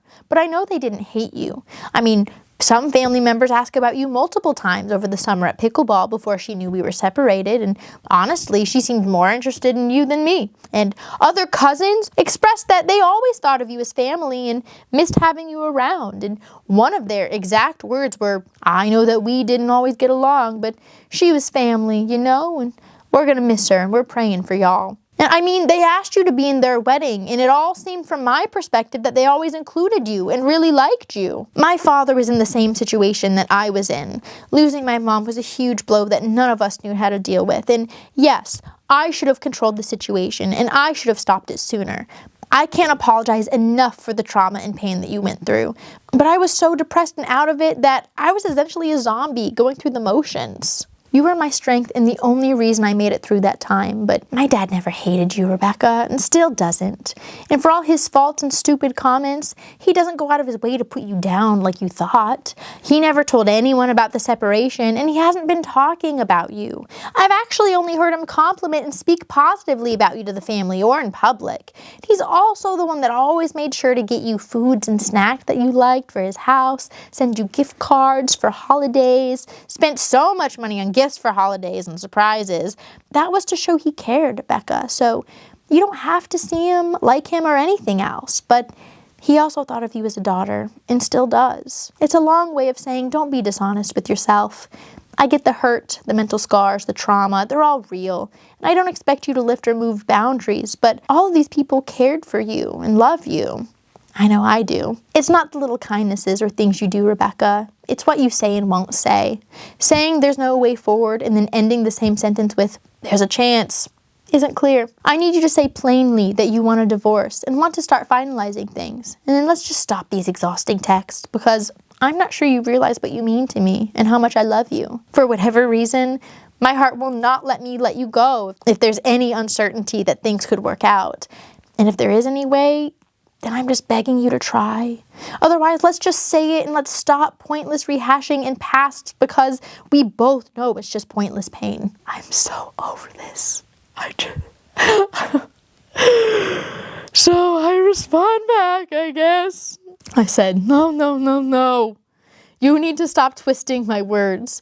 You asked me if we got back together and eventually down the line, if they changed, would I ever change my mind? And my words that I don't know the headspace I would be in that moment, and I cannot make a definitive statement on what I would think then. So maybe that might be possible. And you said, great, let's do it. And I said, no, because that tells me you're just banking on me changing my mind eventually. And I'm not entering into anything under the ideas that my mind's gonna change. That is exactly what I said. That is not me saying there's a chance. That is me saying I'm not entertaining the idea that you are hoping I'm going to change my mind eventually, and I'm sticking to my boundaries. Now, you did say that about your brother and his wife. You said before this, they were really starting to like you, and your exact words when looking me in the eyes were, my brother said this is so effed up. Yeah, he's your brother. You should have told him when we separated. You should have told all of them, honestly, just as I had to talk to all of my family members. I don't see how that would be my fault. He has every reason to feel upset about that. Yes, I agree with him. And yes, I was. When you say I walked away when things got tough, that means I dealt with things alone. I dealt with things alone with your dad. I dealt with things alone with these family members and with that family members and even your dad's new girlfriend. I got so much flack for all of that crap that you yourself sent her from your Facebook. You sent her Facebook messages telling her what you thought of her. And I still got blamed for it and dealt with those repercussions until I forced you to deal with them. Like, yeah, I was alone. Just because you felt the need to choose me over baseball, which I still don't feel that was a necessary choice. Like, we were already long distance at that point. It wouldn't have made any difference for us to keep doing that. And you didn't even communicate to me that you felt that there was a choice, or I would have told you there wasn't. But that doesn't mean that you were by my side when your family attacked me. And I'm sorry, I just don't believe you and your mom spoke to your family member about that incident. I just don't. Mostly because when I brought it up a few months ago, the book thing, you acted like you'd never heard what I was talking about. Like it was the first time you'd ever heard about it in your life. Also, I don't think that your mom would have seen anything wrong with that, truthfully. Your mom and that family member picked it out, so why would she give them a talking to? Second, your family members literally stopped me from coming to the house numerous times, asking me before I was allowed to enter, where do I stand with Jesus? And you didn't interrupt a single time. I remember vividly, because when you get that stressed out and put on the spot, it kind of sticks with you. And just because they're a hate the sin, not the sinner type of people doesn't mean they're not incredibly offensive. Like, who cares if they like me? That's not the point. Just because someone does small things and likes a person doesn't mean they're not incredibly offensive and create traumatic situations. Like, I don't understand what you cannot understand about that. It doesn't matter that he compliments me in public. It matters that he got the entire family to give me the silent treatment for 2 years because you didn't like his girlfriend. It matters to me that he doesn't stop talking to me about inappropriate things. It matters that he just told me to deal with other family members talking about burning my house down and putting me in a muzzle, making me feel like the problem for not wanting to just accept that treatment. It's about him forcing me to hug him, and I'm crying and clearly not okay, and I don't want to be touched. I'm not being dishonest with myself. In fact, I think those tables are reversed. You're being very dishonest with yourself about how it's not about someone liking you. Liking someone and respecting someone are two completely different things. I don't care if they like me, they don't respect me, and they're not respectful towards me. Once again, I did not end any sentence with "there's a chance." I just didn't. I don't know if you're misremembering or misunderstood, but you specifically looked me in the eyes and said, just yes or no, is there a chance? And I said no. And then we argued about how if it's done, you want assets changed. There was literally no room in my yes or no answer to say there's a chance. I genuinely thought we were on the same page about this. And I'm going to be completely honest. I thought the big thing you wanted to discuss with me was that you wanted to date Tess. And I wasn't going to be mad at you for it. But I just cannot understand how logically, like, I do not even remember the last time we had a conversation where there wasn't some lie, whether it's, I checked my messages, this one to this person was from forever ago, or your dad said that you were out of town, or my brother said this was effed up, and now all of a sudden it's, well, he just wanted to maturely let me know. Like, there's always some lie to try and gaslight me into thinking something happened differently or a different way, and you still don't understand why things are the way that they are. Like, putting that with your family and everything in New Orleans? No, I cannot live my life like this forever. This is crazy. I will not subject myself to this kind of treatment forever. I just will not. I am planning on filing in May, and I thought this was understood. Like, I'm so tired at this point, and I have, like, so much of his stuff is, like, taking up space in my house. I want it out. Like, I'm so overwhelmed. I'm so over it. At this point, like, I cannot tell you how many times I feel like we've had a conversation where I'm like, no, we're getting divorced. Like, there's no way forward. It's not happening. There's no path. I'm filing in May. Like, how many times can we have this exact conversation? And, well, you weren't clear. I don't know how to be any more clear about this. I just don't. Like, I'm so over it, and I tell him, I said, I need to get, like, I literally say after I sent that big message, like, I got stuff that I have to get out of this house. Do you want to come get it? Can I come bring it to you? And he tells me, you can bring it. Okay. So even Duckling's friend helps me get stuff in the car, and we take stuff to my ex. He says, can you hang back just a little bit? I was like, this is the whole point of me bringing someone, is I did not. Okay, fine. Okay, sure. So I hang back a little bit, and I tell him I'm not staying very long. I'm not doing another one of these big, long, drawn-out conversations. It's just not happening. And while I'm at my ex's place, I told him, I said, hey, I think in those boxes of clothes, I actually might have put one of my old sweatshirts. Like, do you mind if I take a look? And he told me, that's fine, not a problem.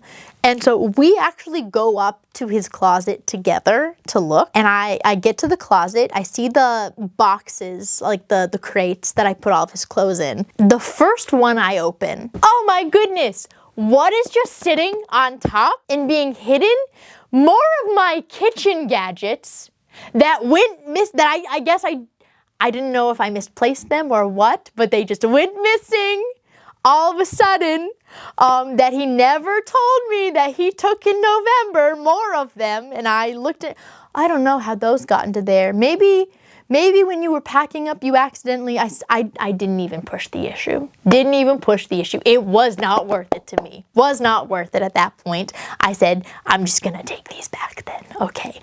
Are there probably more somewhere stashed in his house? Probably. Do I care enough to find out? No. I did let my ex know that, you know, he already knew that Duckling's friend was coming over every now and then, like to eat meat at the house because he wasn't allowed to take it home, or stay with the cats while I was out of town. And I let him know, like, hey, I'm trying to kind of get him on track to finish school and stuff like that, so that he can actually start a career and like start supporting himself and like not have to live there. So I offered to him that if he was interested in like staying in the guest room while he finished school, I was fine with that. And this was like mid to end-ish, probably mid-December, I believe. And I let my ex know that. I said, it bothered you when I didn't tell you before. I don't think I owe it to you, but I'm letting you know. The conversation was very quick. I just remember there was a lot of back and forth about like, you keep saying that I'm trash talking you to people and I don't know what you're talking about. And I was like, it doesn't make sense that you're not, because reactions that I'm getting from some people or things that you're telling me about your family, like it doesn't add up that you wouldn't be trash talking me. You know what I mean? And he's, no, I'm not. I promise. I don't know where you're getting this. I don't know what you're referring to. I said, okay, you're not trash talking me at all. You're not coming up with scenarios, lying about me to people. You're not doing any of those things. No, promise. I swear. Okay, pull out your phone. And he looks at me very confused. And I said, pull out your phone. Go ahead. And he pulls out his phone. I said, go to your messages. I said, this is going to take 5 seconds. I'm going to try one thing. I said, okay. And I said, I want you to just type in my name to your search bar and click the very first thing that pops up for you. Okay? And he clicks on it. And it's a conversation with the brother of the friend whose wedding we were at. And it's from like a week ago. It's from not a long time ago. And the message from, I don't even know what the context was. But the message from the guy says, sorry about how Rebecca is acting, man. It's really messed up. I can't believe she would do these things. And my ex's response was, she is how she is. And I looked at him and I was like, she is how she is? And he said, well, you are how you are. And I said, so you're not trash talking me? What exactly am I doing that he's so sorry about? And he like could not answer this question.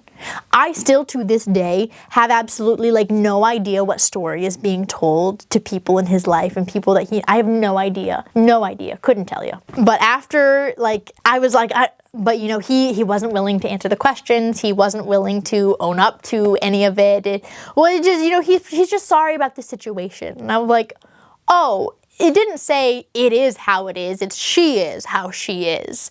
How am I? What am I doing? What's the problem? He didn't have any answers. And I said, okay, if we're not going to get to the bottom of this, then I have nothing else to say. And I left. I skedaddled. I went home. So at this point, like, I mean, I don't know how to be any more clear. You know what I mean? Like, I do not know how to be any more clear with him. I'm getting so tired. Like every time there's a situation like this, I'm like, wow, this is my limit. I'm at the limit. And then something else happens the next month and I'm like, I don't even understand. I'm like running on fumes at this point. And I still am trying so hard to be friendly, cordial. I don't even know why I'm trying it. I don't know why I'm trying at this point. I really don't. I truly do not, but I just do, okay? And I send him this message at the end of December and I'm like, hey, it's gonna be really cold. It's gonna be like below freezing. I got these faucet warmers for outdoor faucets. Do you want me to bring some for the townhouse? I'm just showing you this, not because this matters. It's just like receipts of like my attempts. I don't even know why I'm trying at this point, but I am because I'm dumb. And also at the end of this month, this is the first time this comes up. And this will be important. This is like December, right? You know, my ex is like, hey, I'm just letting you know that we should probably look at changing the internet because prices are gonna go up. He was also asking if the router that I had here, if he could have it because it was a gift from his father. And then I told, of course you can have the router. My dad's gonna get me a mesh system kind of thing anyways. So yeah, not a problem at all. And this, I didn't even like remember it. I wasn't trying to like keep it from you. Sure, absolutely, it's yours. So then like my dad gets me the mesh system and I send a photo of it to my ex. I'm like, oh, I got the mesh system. I'm so happy. Yay. I'm going to bring you over the router now. No mention of like anything else about internet. And like, this matters. That's where the conversation about the internet in December ended. And that also is like the end of December, right? So January, honestly, like, most of January, I did not hear from my ex much. Or at least there might have been casual like, hey, do you need this? Hey, do you need, like, from both of us? But there was no, like, we stopped interacting a lot, like we hadn't done check-ins in a long time. I assumed that the message was made clear, right? Like I've already said, I don't know how I can be more clear. I did reach out to him at the sometime early January. Actually, I think it was the first week of January, right? Because I already told him sometime mid-December, I was like, hey, I'm letting you know he's gonna start staying here when he goes to school. I reached back out to my ex and I said, I'm just letting you know Duckling's friend is not going to be staying here anymore. It was revealed that he did have feelings for me and I became uncomfortable, and like I genuinely didn't even think that was like a possibility. Like I saw him as a child. I thought he saw me as an old lady. I did not see that. Like I was blindsided. I was shocked. And when it was brought up and addressed, he didn't take rejection gracefully. So it was decided that I would be much more comfortable if he did not stay here, and I just wanted to update him. And there was a snowstorm coming up, so I reached out to my ex and I said, hey, I don't know about this house because we've never really had a big snowstorm while living here yet. I don't know like power-wise what's gonna happen, but we both know that previously townhouse power has gone out in those situations. So do you need to come here? Like I was just trying to offer to be kind. I let him know, hey, he's not staying with me anymore. This is why. I did let him know. I don't remember if it was like the same time or if they were two separate events, but I do remember telling him like, hey, he's not staying in the guest room anymore. Do you need to go somewhere for the snowstorm? And he was like, no, I told someone that if their power goes out, they could come to my place. And I was like, I remember being so confused because I knew that the likelihood of his power going out was like high, just based on like my experience in winter in that house, living there before. So I was like, okay, sure. Whatever. And so, the snowstorm came and I remember calling him the morning of just to check in. Because again, I'm still trying to be cordial. I did like the faucet thingies. Like I don't know why, I'm me. I'm a motherly person.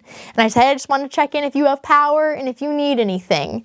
And while he was telling me he was fine, I heard a woman in the background. And I was like, oh, I'm so sorry. Like I don't want this to get confused. I was not upset. I was not like genuinely. I did not care. I felt bad. I was like, I'm so sorry. That's probably like, I didn't mean to be like the ex-wife calling while you had company. I feel bad. I feel so guilty. And I like apologized to him. I was like, I'm so sorry about that. And he's, oh no, it's not like that. I was letting Tess stay here because her power was out, and it felt like it wasn't fair for her to be in such cold conditions with no power. And I was like, what? Like, I didn't think he had power either. And I was like, I don't care if she's there. Like, that's fine. And he was just very adamant. No, it's not like that. And I don't know. To this day, I don't know. But I do know he only owned one bed from what I knew. And like, remember, the bed stuff was on his wish list. I don't even think, like, one of the things that I recently had to give him, like in modern recent times, was like a bed frame because he said that someone else had a mattress to go on it for him. So like in my brain, I'm like, there's one bed in the house. And that's fine. You don't have to tell me. If you're not comfortable telling me that like you're in a relationship with someone, you don't have to tell me. That's okay. We've already established that I would not tell you, and that's fine. You don't have to tell me. So I just didn't ask questions. I don't know. I could also be way off base. But I don't, to be honest, it doesn't matter one way or another. I did not care. Like, genuinely, in my head, I'm like, please be dating, because then maybe he's gonna leave me alone. Maybe he'll leave me alone. That was genuinely my thought. But I don't know. Couldn't tell you. And then I got asked again at the end of January if we could meet and talk. And I got a text that said, hey, just a heads up, I'm planning on talking through a lot of feelings or deeper things tomorrow and gonna really put myself out there and hopefully say everything. That's if you're in the headspace for that. I'll try to keep it together, but I can't promise it won't get emotional. So if you're not, I can chill with the cats for a while and wait for a day when we have more notice. And I said, are you able to give me a list of topics so I can prepare? It's been a long few days. And he said, I don't really have specific topics this time. Just want to talk about us generally. I feel like there's a lot that I haven't said or done very well thus far, and I want to try and communicate differently. Hoping you'll be open to listening and considering what comes from the heart. But if you've had a hard, busy few days, we can wait so you can rest. Or if you aren't in the headspace, I don't want to push. And I said, all pushing whatever you want to talk about off is gonna do is make me wonder. So is there any way you'd be able to like give me some bullet point concepts that you can elaborate more on tomorrow?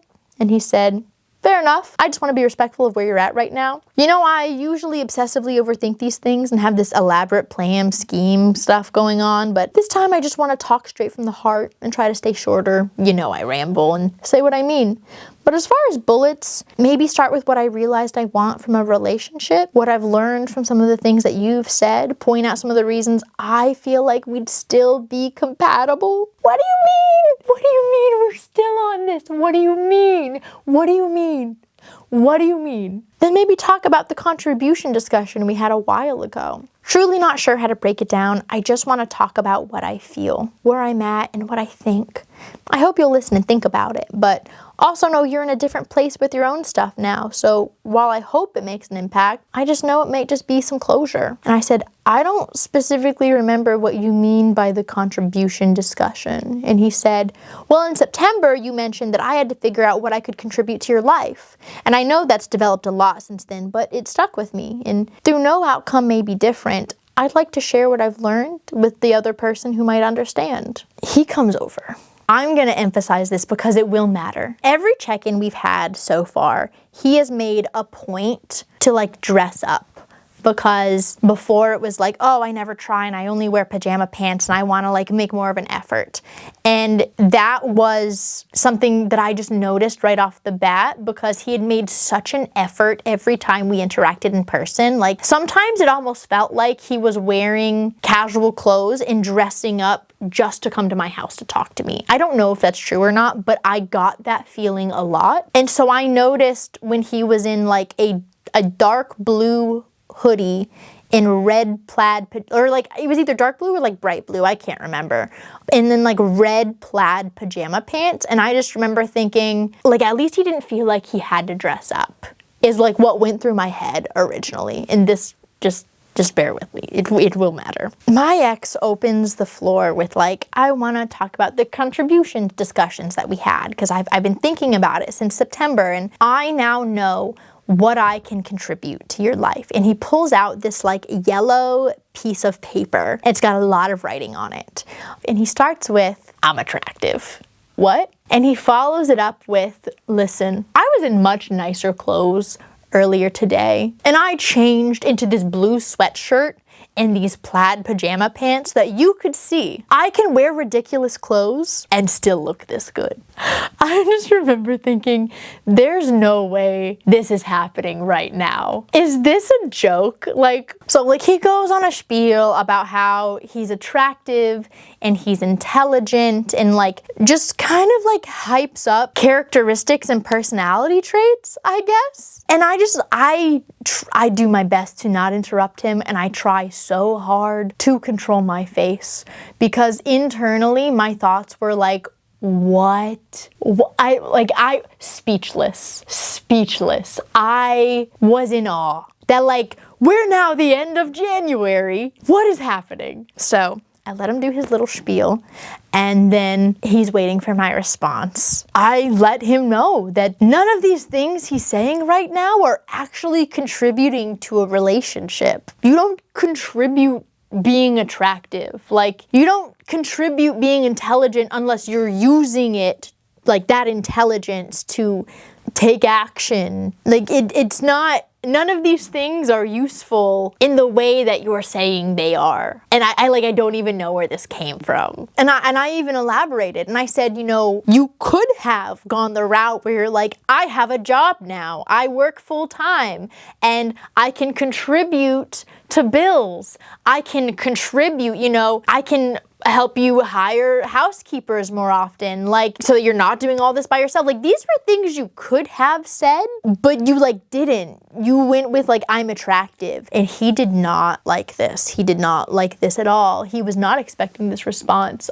He got very angry, actually, because it's not fair that I made it seem like he didn't have that idea, because the idea of him contributing financially with his new job, it's written on the paper. It's already there. Like, it's written down. He had that idea that that was a contribution. And I was like, okay, but when you approached this concept, you didn't go with that. You went with, I'm attractive. And he was like, well, I have trouble sometimes, and it's funny, like, you like funny. And I was like, in what world is like approaching this topic, even like approaching this topic is comical right now, but like, in what world is that the way to approach this discussion? Like, we have closed the door on us continuing so many times at this point, and you're trying desperately to pry it open, and you're asking me to hear you out and take you seriously, and you can't even let your first example be a serious example you've thought about? He's like, well, I get nervous under pressure, and I get, you know, I'm not always good at this stuff. And I was like, okay, that's fine, and that's a valid statement. You know, not everyone is good at these kinds of conversations. Like, it's not, I don't see it as a plus to be good at these conversations. I wouldn't want to be well-versed in these kinds of conversations. But like, the point is, your priority in the moment was that, like, you wanted to talk about how attractive you are, and you wanted me to sit there and agree with you on it so that you could get that ego boost. Like, this was your priority, not establishing, hey, I really want you to change your mind on us being together. Like, I'm not understanding anything about this, to be completely honest. And he told me he just could not understand why I did not want to get back together with him. And I gave him so many reasons. But every time I gave him a reason of why I wasn't interested in getting back together, he just told me they were dumb excuses. That's just an excuse. I'm like, all right, it can just be a dumb excuse then. That's fine. He said he just doesn't understand why I don't want what we had. And I said, why would I want what we had? Like, yeah, sure, for you it was great. You got to sit around and do nothing. You got everything paid for. Like, you got to do whatever you wanted. I didn't have that. I got yelled at, I got scapegoated, I was working my booty off. You didn't even want to like give me a hug at the end of the day. Like, why would I want any of this? Why would I want to go back to that being my reality? That sounds miserable. And he's like, well, I'm doing better. Like, I'm working towards not being that way anymore. And I said, I was with you for 10 years, and for 10 years, you would say things, like, you've admitted to saying things to hurt or upset me just to get a reaction out of me and just to get me riled up and going. Like, that's what you can't understand why I don't want that? Like, you telling me that it was funny to watch me cry because you didn't want to see me upset when you purposefully made me upset. You don't know why I didn't want that? Like, I don't understand why you think that that's something I'm like trying to get back to. And he just kept insisting, like, I'm gonna do better, I'll do differently. And I said, but you're not doing differently because you realized it hurt me. You're not doing differently because I was sad. You're doing differently because you now realize I won't put up with it. And that's the problem. Like, doing differently because I will leave is not the same as you doing differently because you care about my feelings. Like, I want to be with someone who cares about my feelings from the get-go, not someone who doesn't care about my feelings and only starts to care when they realize I won't put up with it. Like, again, I want someone who already cares about my feelings? And his response to me was, well, what if you can't find somebody that does? What if I can't find someone who cares about my feelings from the get-go? Like, I had enough. And I thought that was as bad as the conversation was going to get, until once he said that comment of like, I want to be with someone who cares about my feelings from the get-go, and he said, well, what if you can't find someone who does? I was speechless. I didn't even know how to respond. I was so mad. And so because I was silent, he just started rambling. And in those ramblings, he didn't say it flat out. So like I'll be the first one to admit there's a possibility that maybe I misunderstood what he was going for with this one. But he started talking about in his ramblings how he's just had so many fantasies about how these conversations would go, and he just never expected that my reactions would be the way that they have been, and that he's instead just had so many fantasies about what he should do and maybe things that he shouldn't do, like really just grab me and show me that I will always belong to him. And the way that he was talking about it really made me feel like he was referring to forceful fantasies. And I instantly, this was the moment I knew this person cannot come to my house anymore. I am no longer comfortable having these one-on-one conversations alone at my house, at anyone's house. We will not be doing this alone at someone's home. And this was the moment I realized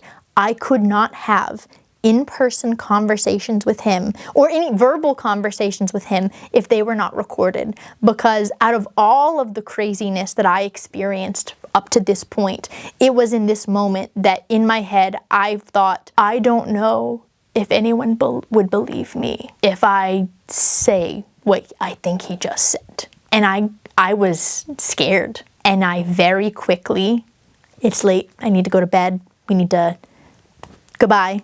And I just knew I would not be allowing him to come to my house again. So that's about the important things that were brought up in this conversation. Something else that he did ramble about a bit was, I think it was a psychiatry evaluation. I think that's what he said. He had to have some kind of evaluation. And at the time, like, I didn't think too much about it, but after this conversation ended and I was like processing everything that was said in this big conversation, I thought, what does that mean you were told you had to see a psychiatrist? Like, especially with the other thing that he ended with, I was like, do I need to be worried? So for a while after this, I needed space. I needed to not interact with him. I tried not to interact with him. After a little bit, I did check in about the psychiatry appointment. And I just reached out and I said, hey, did you get that evaluation kind of thing?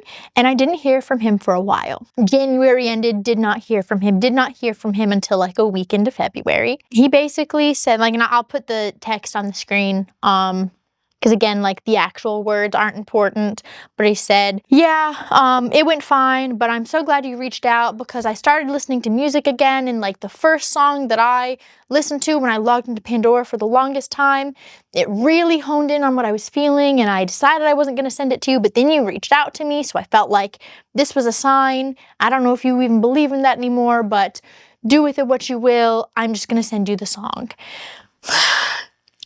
And it was a song called Come to Your Senses. And I'm gonna just read the lyrics to you. Yeah, Come to Your Senses by Alexandra Shipp and Vanessa Hudgens. I believe this is the right one. Oh no, they redid it. It was Jonathan Larson from Tick Tick Boom. Okay, okay, sure. I'll read you the lyrics. You're on the air. I'm underground. Signals fading, can't be found. I finally open up. For you, I would do anything, but you've turned off the volume just when I've begun to sing. Come to your senses. Defenses are not the way to go. And you know, or at least you knew, everything's strange. You've changed, and I don't know what to do. To get through, I don't know what to do. I have to laugh. We sure put on a show. Love is passé in this day and age. How can we expect it to grow? You as the knight, me as the queen. All I've got tonight is static on a screen. Come to your senses. The fences inside are not for real. If we feel as we did, and I do, can't you recall when this all began? It was only you and me. It was only me and you. But now the air is filled with confusion. We've replaced care with illusion. It's cool to be cold. Nothing lasts anymore. Love becomes disposable. This is the shape of things we cannot ignore. Come to your senses. Suspense is fine. If you're just an empty image emanating out of a screen, baby, be real. You can feel again. You don't need a music box melody to know what I mean. Deep in my eyes, what do you see? Deep in my sighs. Listen to me. Let the music commence from inside. Not only one sense, but use all five. Come to your senses. Baby, come alive. I didn't respond. I'm gonna be honest. I'm gonna be so honest. I know he's gonna watch this, and I know he's gonna like punch air. I didn't listen to it. I just read the lyrics, and I looked at it, and I said, I'm not responding. There's no reason for me to do that. There's none. And then, about a week later, I got another text message, a very long one, the day before Valentine's Day, and I was not going to respond. I did eventually respond, and I'll tell you what happened to make me respond, but I will read this giant text message to you. Hey, Beck. So, on the topic of processing, after our talk, I wrote down a bunch of counterpoints and responses. I spent way too much time focusing on the words again before I realized it was always about what or who they were about. The impact they have rather than what I think they mean. So hopefully we can skip the extended painful talk this time. Do want to touch on some broader topics though, and hopefully it comes across as conversational than coercive. You mentioned in our last talk that you wanted a healthy relationship like your friends have, and for the life of me, I couldn't think of a good example. You pointed out this friend and her husband, but from my understanding, they went through something very similar to what we did. Both struggled with mental, emotional, and/or physical issues that almost tore them apart, and they worked really hard to get through it, and both growing from the experience. They hadn't been together nearly as long as we have. And this other friend and her husband were another example. And you even said that when your friend goes out of town, sometimes he comes by to have dinner with you. Beck, they've lived together for what, a year? They've been, married 6 months? Before that, they did long distance, and they haven't even had the chance to experience life or struggles together. For their sake, I hope they remain happy and satisfied, but the point is every relationship has problems. Over 70% of marriages in the US have major problems, and sadly, plenty of people walk away. But others fight, grow, and their relationships become so much stronger as a result. Which is why I think people like these two of your friends have really realized something more than most people do, and fight for the possible qualities that they see in people who are ultimately good and caring, but might just not be in the best headspace. I hope their respective husbands can work on themselves and see what amazing people they have in their lives and make a positive change before it's too late. That said, I don't know what the best path is for us, but I do believe God brought us together for a reason, and the path to how we got where we are seems way more than just a series of coincidences. And P.S., I think your one friend's husband that comes to eat dinner with you is a great person, but he's exactly like me. He's a know-it-all, he's overcritical, he's an introvert that talks out of his butt and puts both feet in his mouth constantly. And when you would go out of town, I would go eat with your parents and spend time with them sometimes, and even I would hang out with Ethan just a couple times early on. But you said it yourself. We've changed, and I believe that's the most true statement.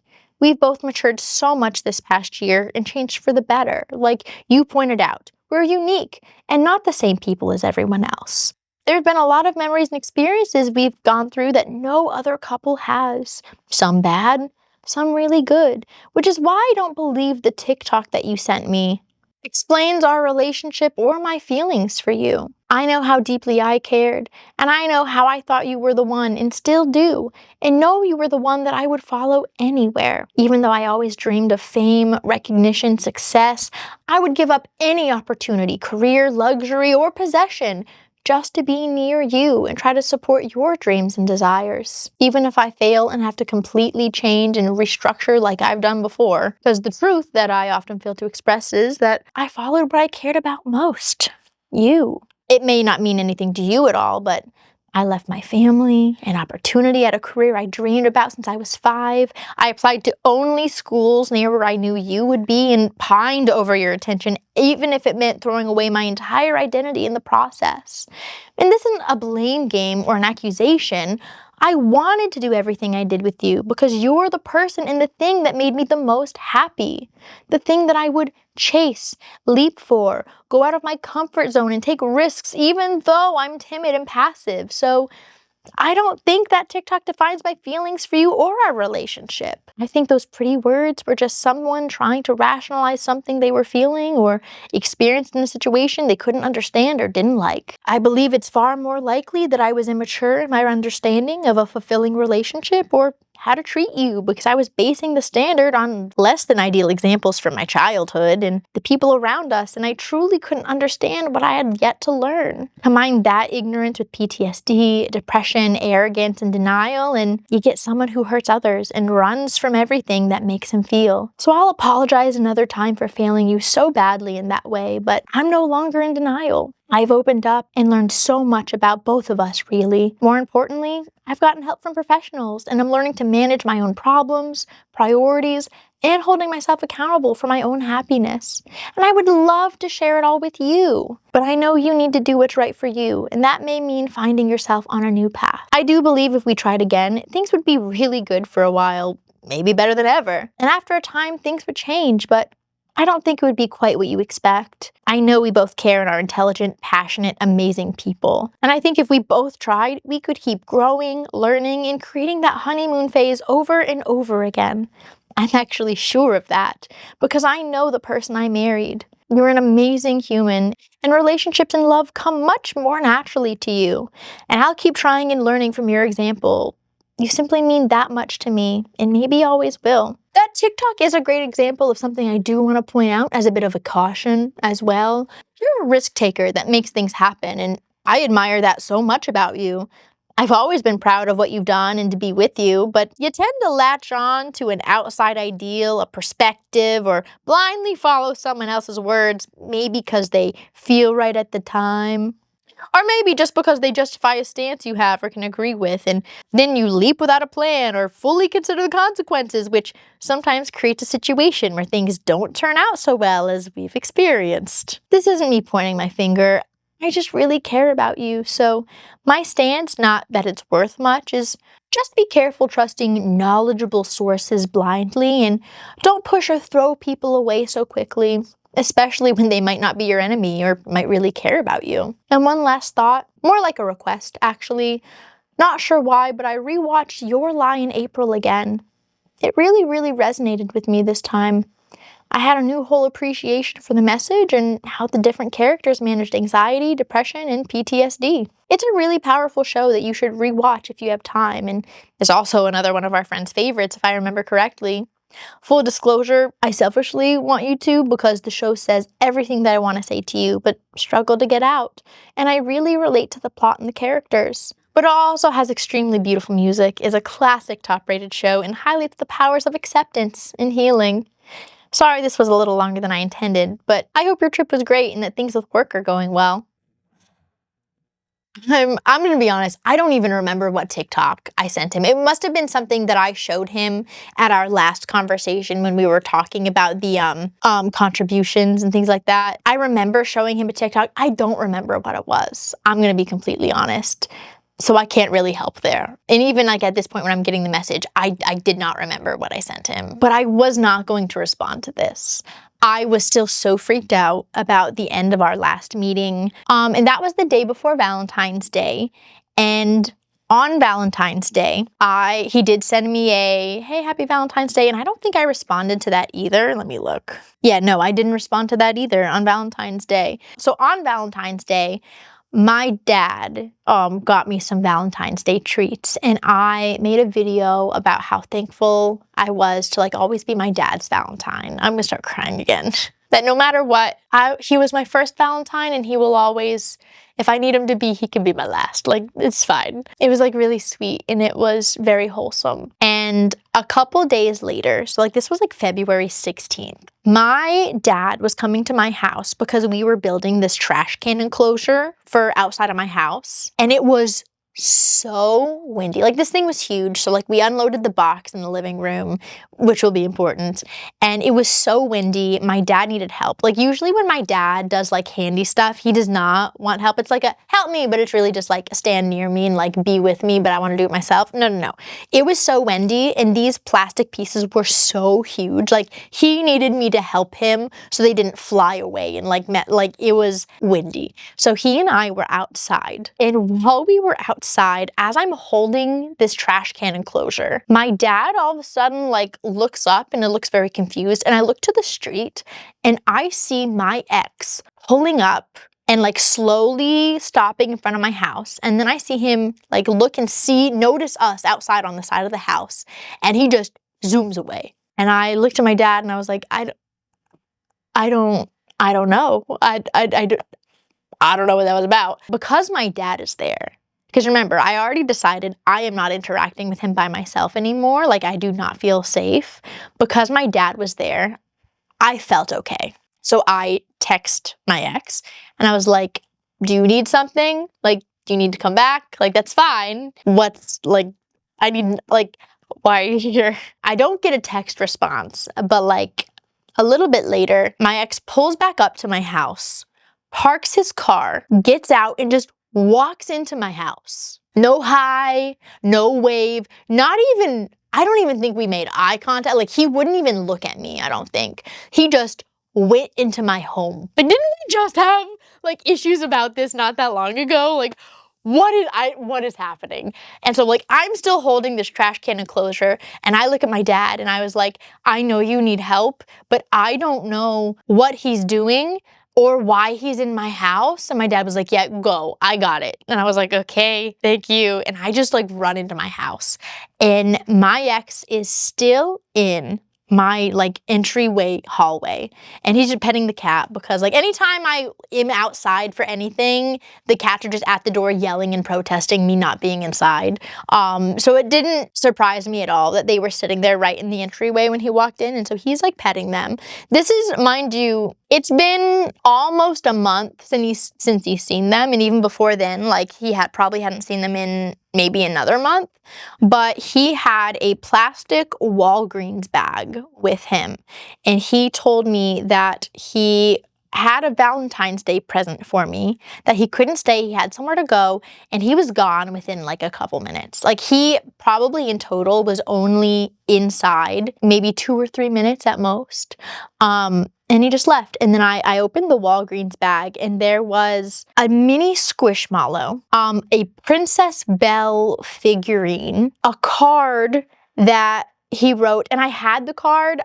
I don't know if my attorney gave it back to me. I brought it to our hearing not that long ago. But it pretty much was just like, hey, Beck, happy Valentine's Day. I'll always be he basically reused a lot of lines that I used in the video about my dad from a few days ago. And so like I know that's where this card came from, for sure, for sure.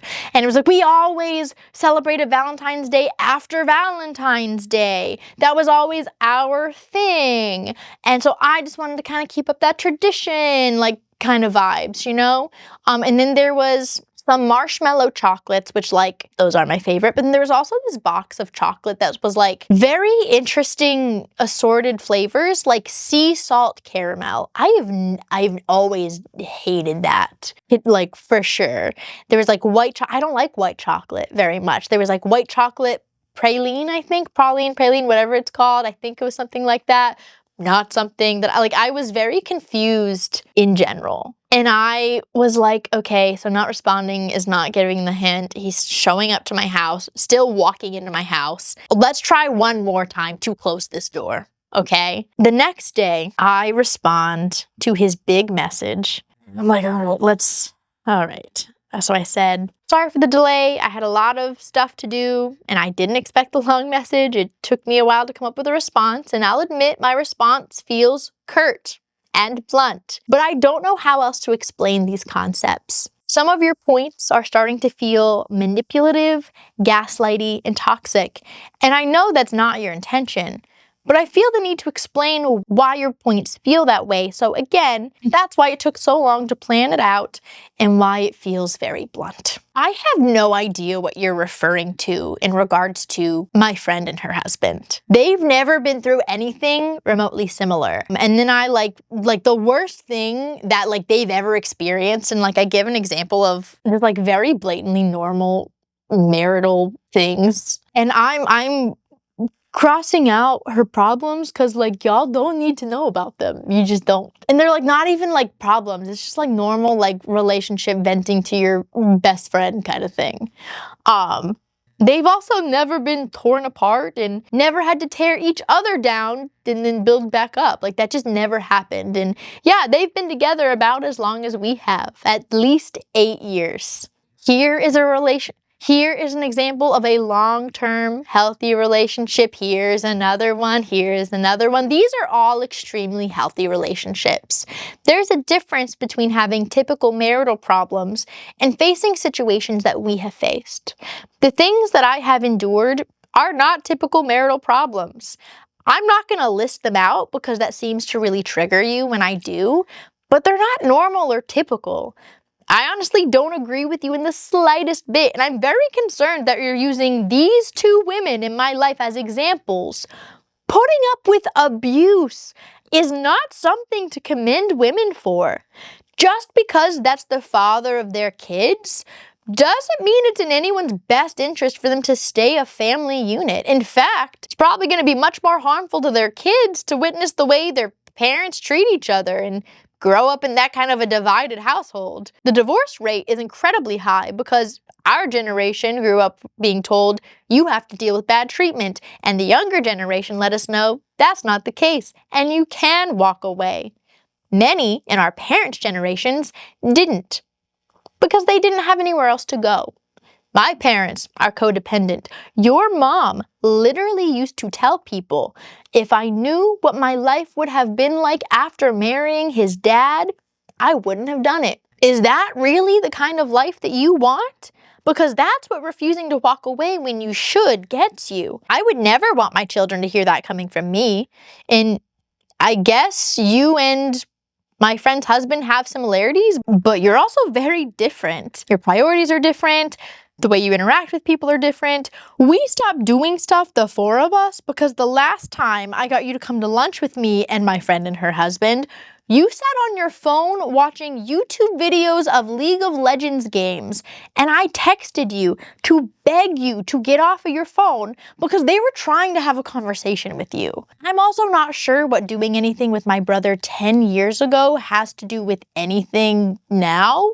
If you would like to clarify, that's fine. I'm just very confused on what point you're trying to make. I'm going to be totally honest and transparent.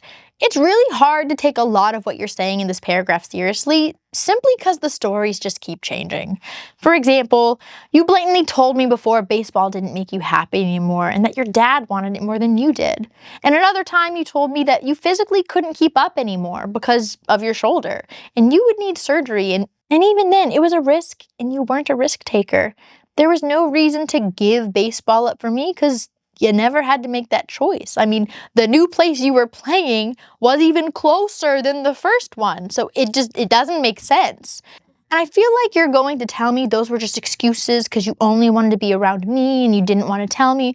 But you also just told me a few weeks ago that time we broke up in college, you never even tried to date anyone or find anyone else because you knew it was only ever me. Which is also not true. You tried to go out on numerous dates. You got stood up a couple times, but you did. You tried to date one of my friends and you thought I never knew about it, but I did. She was at our wedding. You also were talking to another friend of mine about hooking up with girls, which was the whole reason I stopped talking to her, because she was supposed to be like my sister. And she was talking to you about moving on and sleeping around right when we broke up. Which means that what you said the other day was not true. So knowing what I know surrounding your exit from baseball, it's very hard for me to believe that you gave that up for me when there was no need for that. Law schools, let's be honest, you applied to one. And I don't even know if you remember this or not, but you only went because of me. Not in the super romantic type of way that you would only go to school if it was close to me. You kept insisting you couldn't afford it, but you also refused to look into scholarships, so I sat on the phone for hours with your law school admissions team pretending to be Avery Rogers to get scholarship and financial aid information and applications. As for moving away from your family, that again is not as romantic of a gesture, considering the things that they have done and said to me and what they've put me through. That's the bare minimum of what should have happened. Me not having to live right by them. It's just really frustrating when you present all of these things like they're these huge gestures that I simply just overlooked over the years, and that just isn't the case when you look at the big picture. In fact, moving away was the single time in our whole relationship that you chose me over others. Putting other people's wants before my own was a huge pattern in our relationship from the beginning, even until this past summer. It's not correct that you always chose me. In reality, you chose me and put me first very few times. I don't know how to say this gently, but you're not hearing me. I cannot look at you the same way anymore. There is no possible way to just see where things go, because there's no possible way to just do that. I don't view you the same way. The idea of going through a grueling session of therapy and crying in your arms after is not something that makes me feel good or warm or safe. I don't want to have to lead you by example. I don't want to have to mother my partner. I've been acting like a mother for so long, I don't want that. I want a partner, not someone that I have to coddle all the time. I want someone to take care of me for a change. I want to go to an outing with my friends and not have to apologize or over-explain actions or statements my partner made that might make the room uncomfortable because they thought it was fun or quirky or were trying to make a point. I want to be able to express something I like or have fun that isn't met with criticism or a lecture about how dumb you think it is. I know you're going to say that won't be a problem anymore, but anymore is the key word. I do not want to have to deal with the baggage of it having been that way for 10 years. It does not feel good to say I let this happen for 10 years before my partner decided to make a change. That does not feel good. It doesn't feel romantic. You keep trying to make it seem like coming back together would be this big romantic gesture, just like in the movies. But that's just not how I see it. It feels self-deprecating, and it feels like a major lack of self-respect. I would actually like to Uno reverse exactly what you're saying to include examples in this very message. You tend to call out other people's bad behavior, and usually rightfully so. However, when it benefits you, you find reasons to excuse atrocious actions just to try and prove well, everyone makes mistakes. There really are good people, just like my friends' husbands. Not everyone gets a second chance. Not everyone's actions are justifiable or excusable. And yes, sometimes even when people have good intentions, they just don't serve you or your life anymore, and walking away is in your best interest. It doesn't matter if they're meaning well. It doesn't matter if they're not your enemy. They do not add more good than bad, and that is just the reality. I gave another example of someone else, and I'm going to cross that out because you guys don't need to know other people's personal business. I'm really upset by your using the phrase throwing people away, because I haven't thrown anyone away. In fact, it's a very talked about issue of mine that I have trouble walking away from people when I should. Here are some examples of people. How long has it taken me to actually do what I need to do for myself? You act as if walking away from bad situations is something I do on a regular basis, when in fact, it's taken me a very long time to be able to gain the courage to do those things when I need to.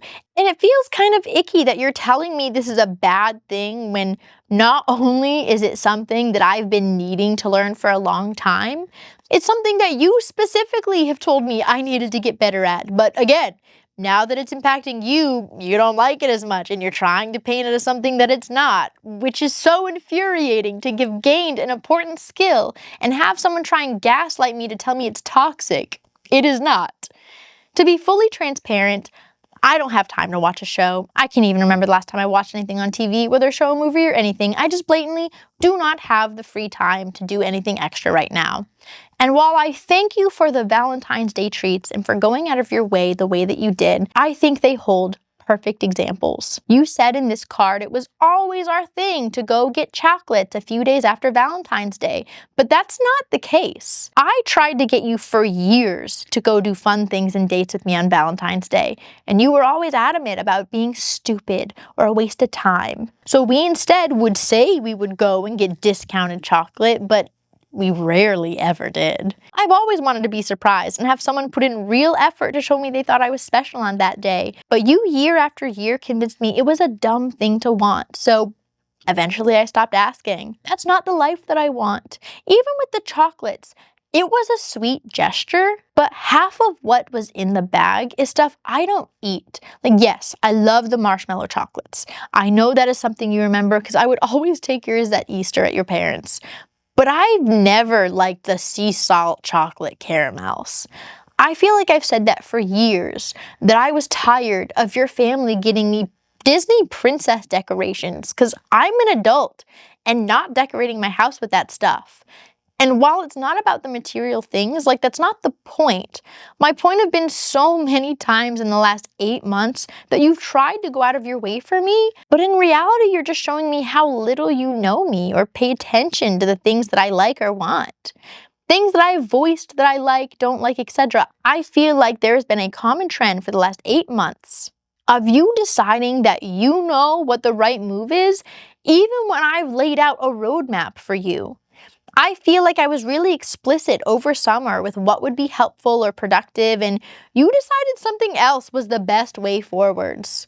I stopped asking for effort because I no longer wished for it, but you continue to do these attempts to show me that you care, and again, they're just showing me how little you've paid attention to me over the years. And yeah, for sure, the marshmallow chocolates again have always been my favorite. But when over half of what's included are things that I've specifically voiced I don't like or don't want, it just kind of validates my decision that I don't want to feel invisible in my own home.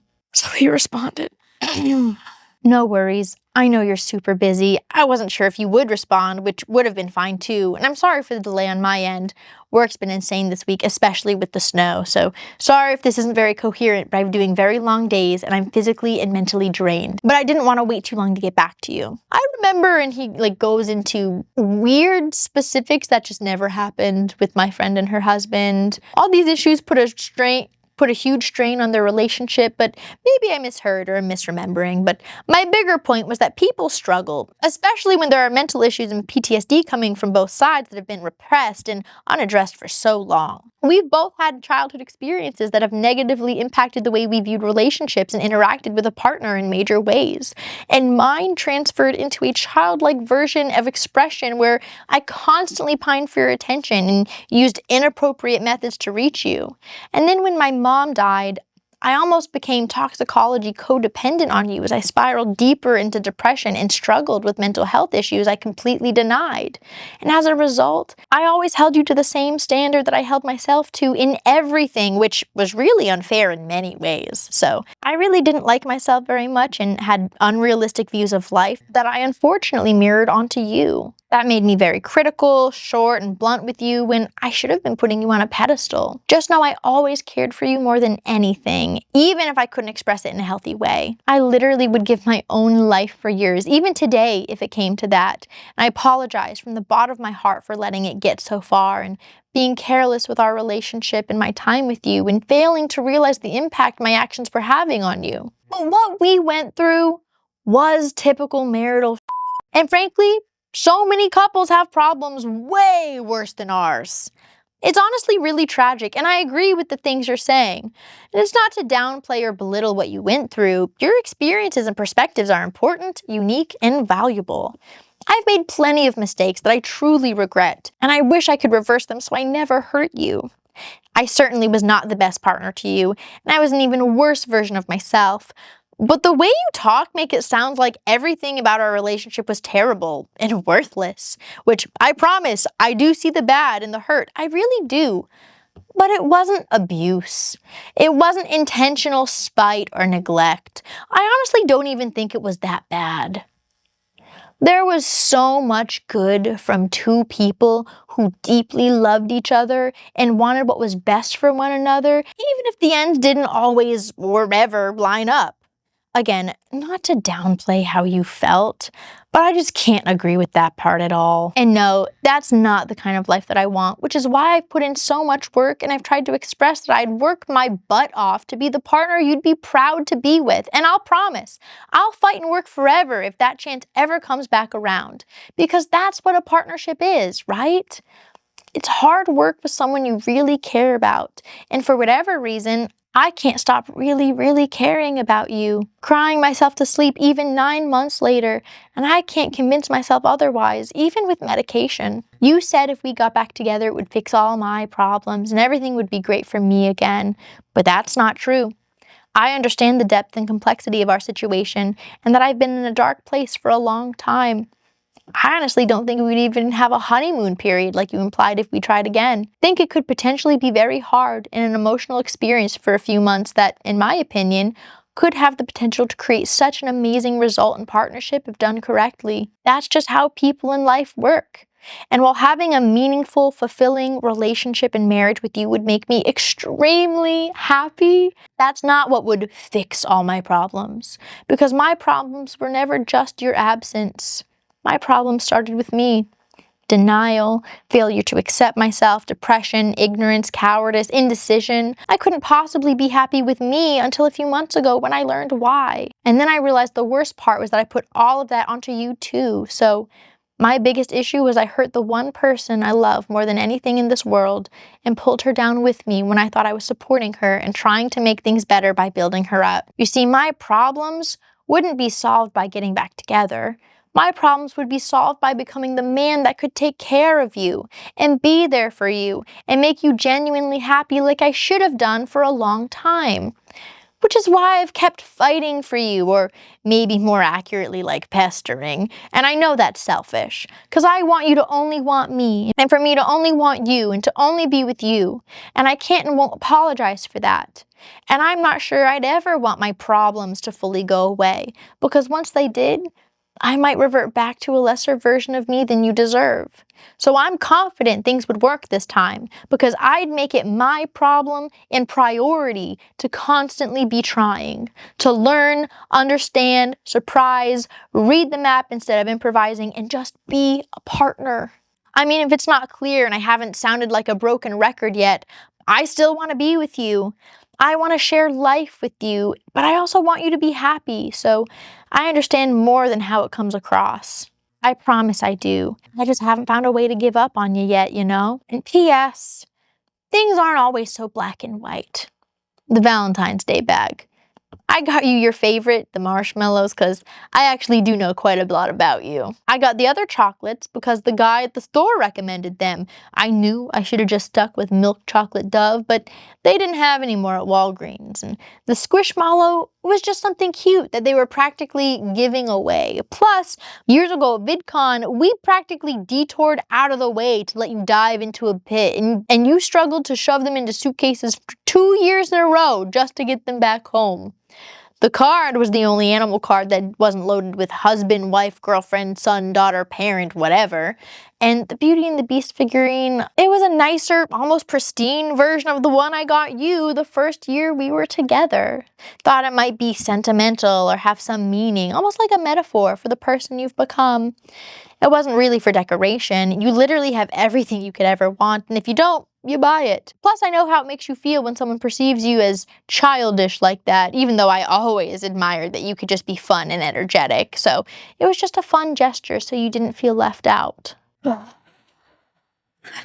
he sent me another short message that said, anyways, FYI, I also sent you an email with the bars evaluation.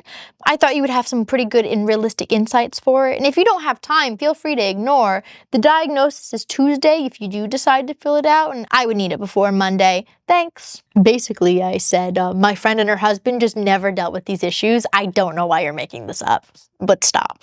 I'm not entertaining it. I feel like you're just really not getting the situation at hand, especially with you calling these typical marriage problems. That's very concerning and feels so invalidating for you to talk about my experience in this as a typical marital problem. So now you kind of left me no choice but to list out very specific instances that are not typical marital problems. You telling me that I can't get upset at trolls online calling me chunky when I would probably be listed as overweight on a BMI scale, especially when it's a known thing that I struggle with eating disorders, is not a typical marital problem. This was also when I was not overweight and clearly struggling mentally, and instead of defending me, you defended the guy online who called me fat. Me receiving the silent treatment from your family for 2 years because you didn't want your dad to move on so quickly from your mom's death and getting blamed for putting you up to it is not a typical marital problem. My husband telling me not to bother crying in front of him because it makes him laugh and he thinks it's funny when I cry is not a typical marital problem. My husband abandoning me in another state as a cry for attention is not a typical marital problem. My husband not only not showing up for our 5-year wedding anniversary, but lying about me being away with other men to our friends for attention is not a typical marital problem. My husband entertaining women who are asking for a sexual relationship is not a typical marital problem. My husband telling me to go find someone else to spend my life with when I ask for basic things like a hug when he gets home from being gone from a 12-hour day and being told that it's too much and not something he's interested in is not a typical marital problem. My husband admitting to going out of his way to purposefully make me feel like I have to compete for his attention with other women for an ego boost is not a typical marital problem. My husband forcing me to admit to my father-in-law the sexual assault I experienced as a child because he had his feelings hurt when he tried to force me to hug him when I was upset and I freaked out and told him not to touch me is not a typical marital problem. These are just some of the major things I have experienced in the last year or so that are not typical marital issues. When normal couples go through a rough time, they may have a sour tone. They might snap and argue over being tired and wanting to be left alone. These are not normal. And for you to argue otherwise is so manipulative and toxic. It's honestly so invalidating and makes me feel like crap. For your argument to be like, well, people go through worse is literally like saying, well, I didn't beat you up. Okay? What? You want a pat on the back because you didn't give me a black eye? You beat me up emotionally. That's emotional abuse. You literally gave me an eating disorder because you called me overweight last year. What? You think that's normal marital problems and not abusive? I can't even believe you literally just said, I don't even think it was bad. And we're not even talking about the letters that he wrote me acknowledging the physical abuse that existed. You keep saying you understand the depth and complexity, but you just keep showing me over and over again that you do not. I am mind blown at this message you sent me, simply in disbelief. But it kind of is black and white. Even the chocolates. You want to say you're ready to always put me first, blah, blah, blah, blah, blah. Here you are insisting that you went out of your way and got me something I've said for years that I don't like because some dude at the store said it was good? Like, what's so complex about that? Either you didn't remember the things I've never liked, or you just simply decided that this random man's opinion was more important than what I have verbalized are my preferences. There's nothing complex about either of those scenarios. I didn't even mention the squishmallow, but sure, even the squishmallows. We have so many that just sit on the floor because I don't know what to do with them. And we've talked about that. And I've told you I have no interest in putting stuffed animals on display in the house. And you say you know how I feel about people perceiving me as childish, but you're still insisting that you figured I would want a princess action figure like I got when I was a teenager. Again, I just don't really think you're understanding what you claim to understand perfectly. And then I just asked, where am I supposed to send this evaluation thing? And he said, back to my email. Thank you. And I said, you know what? I'm probably not even going to fill it out then. I don't think it's very ethical to ask someone to fill out a psych eval evaluation in which the recipient is able to read everything someone writes. Whether it's good or bad, that doesn't feel ethical to me.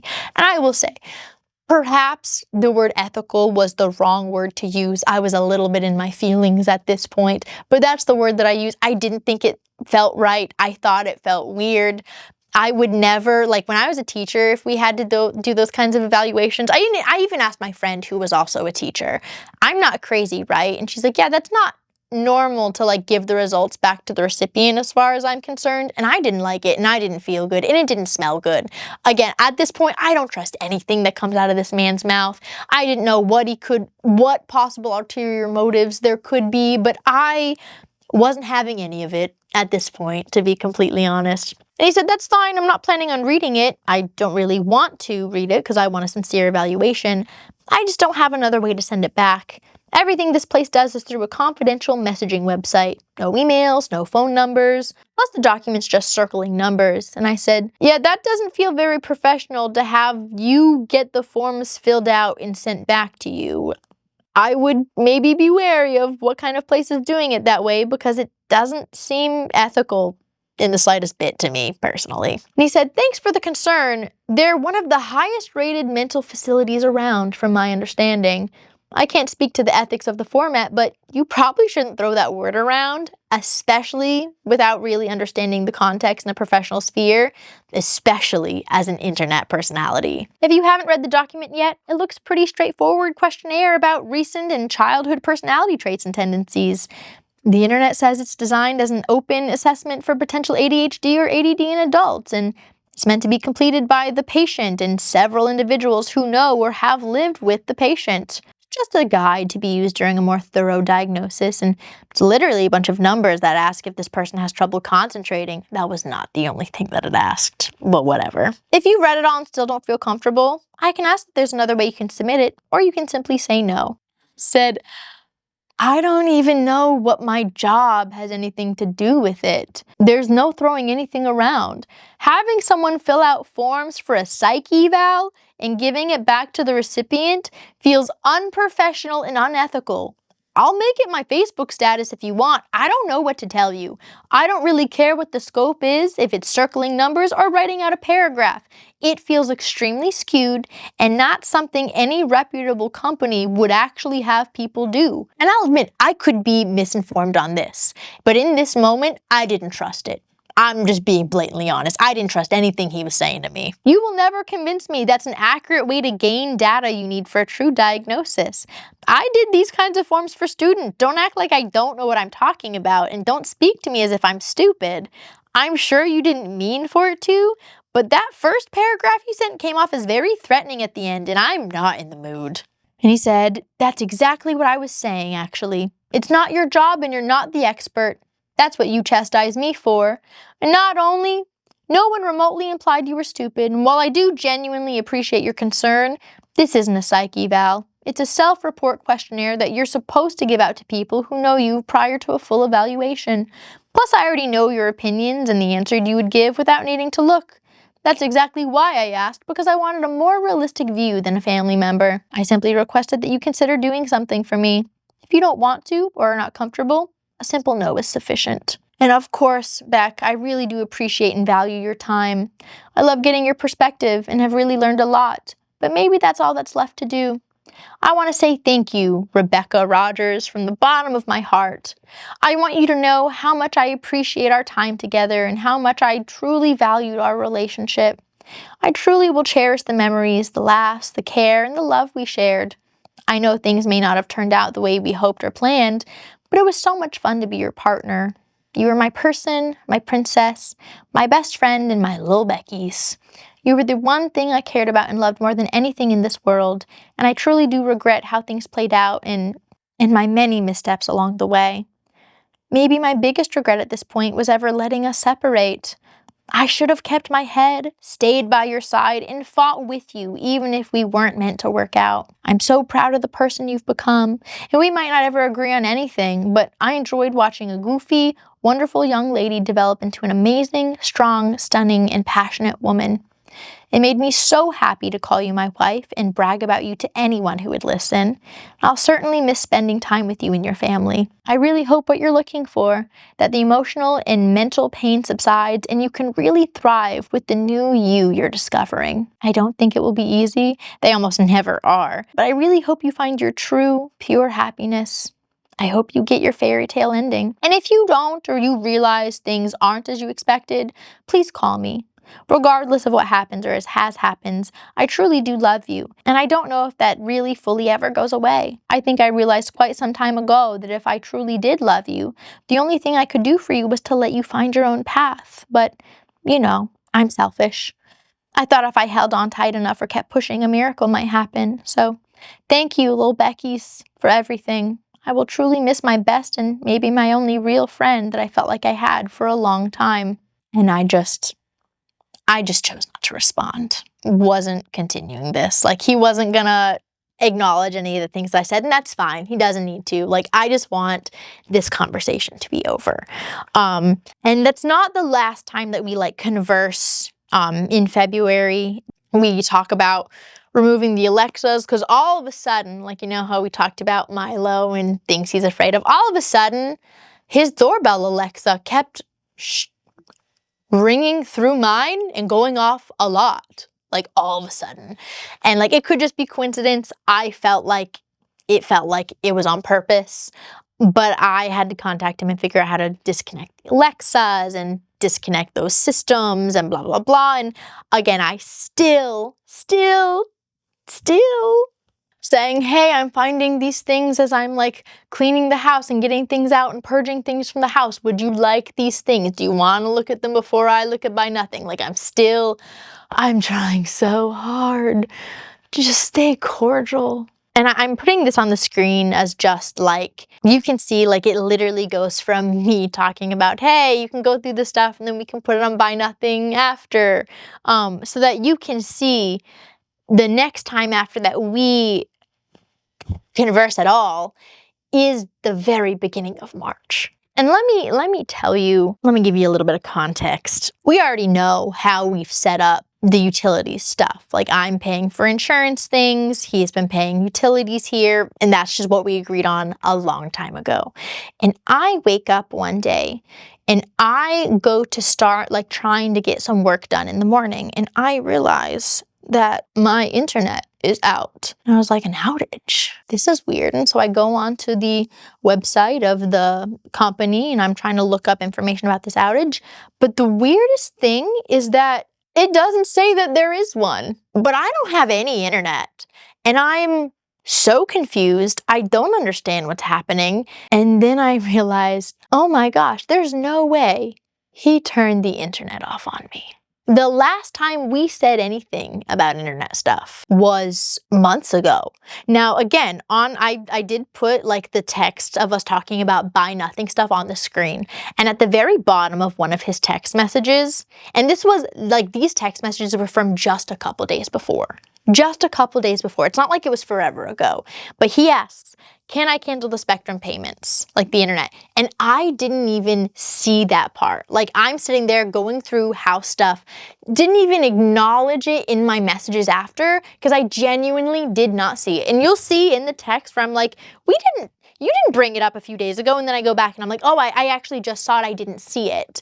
But like, we didn't have a conversation about this for a long time. And so I text him, and this is so important. I'm assuming you canceled the Spectrum internet? He said, yeah, I'm switching the internet providers because Google had a better deal, so disconnect my account. Yeah, I figured when I tried to do work and there was no internet. You could have warned me.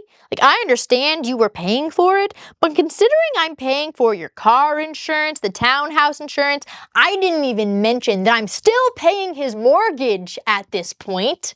Still paying his mortgage because remember, he's telling me, like, yeah, he keeps telling me, I changed it, I don't know what you're talking about, blah, blah, blah. So, like, I'm thinking there must be some error because he just gaslight me into that, for sure.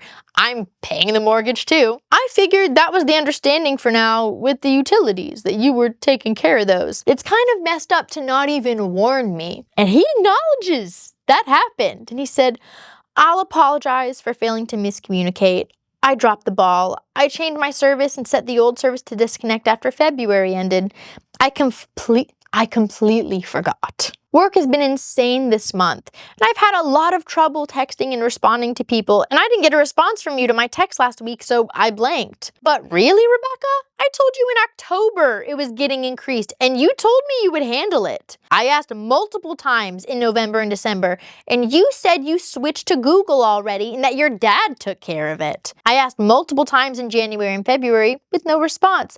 I actually just asked again Wednesday with no response. You said in December, one time in a text, internet's going up, here's gonna be the plan, blah, blah, blah, can I have the router? And I said, yeah, I've been looking into changing to Google Fiber eventually anyways, we can look at it. Yeah, you can have the router. That's it. There's no texts of us talking about that. But there are not multiple messages of you asking me about it in October or November. It didn't come up for the first time until December. I even texted you when I got the router. No comments about internet changing or canceling. You asked a few days ago, can I cancel the Spectrum? But I didn't respond. I didn't even answer because I didn't see it. There is not a single time that I said, I have already switched my internet over. There's not a single time where I told you it's done. There just wasn't. Because our agreement was that I'm paying for these things and you're paying for these things. Period. Now, there were a couple times in person that he asked, well, Cable, did you do the Google Fiber stuff yet? And I'm like, oh, not yet. We haven't gotten around to it because we had some other stuff going on. There was some stuff going on, and I'm going to reference some of that in my text, and I'm going to probably cross those out because you don't need to know what's going on. That's no one's business. I'm not putting other people's stuff out there like that. So that's going to get crossed out. But he continues, and he says, it's not a money thing at all. I mean, it's pretty disrespectful that I'm paying almost $100 a month for services that you said you were taking care of 4 or 5 months ago. Same thing with the car insurance and townhouse insurance. I asked if I could take care of those mid-June, switch them into my name and had it all lined up. But you said you would take care of it because we could get better rates for both of us through USAA.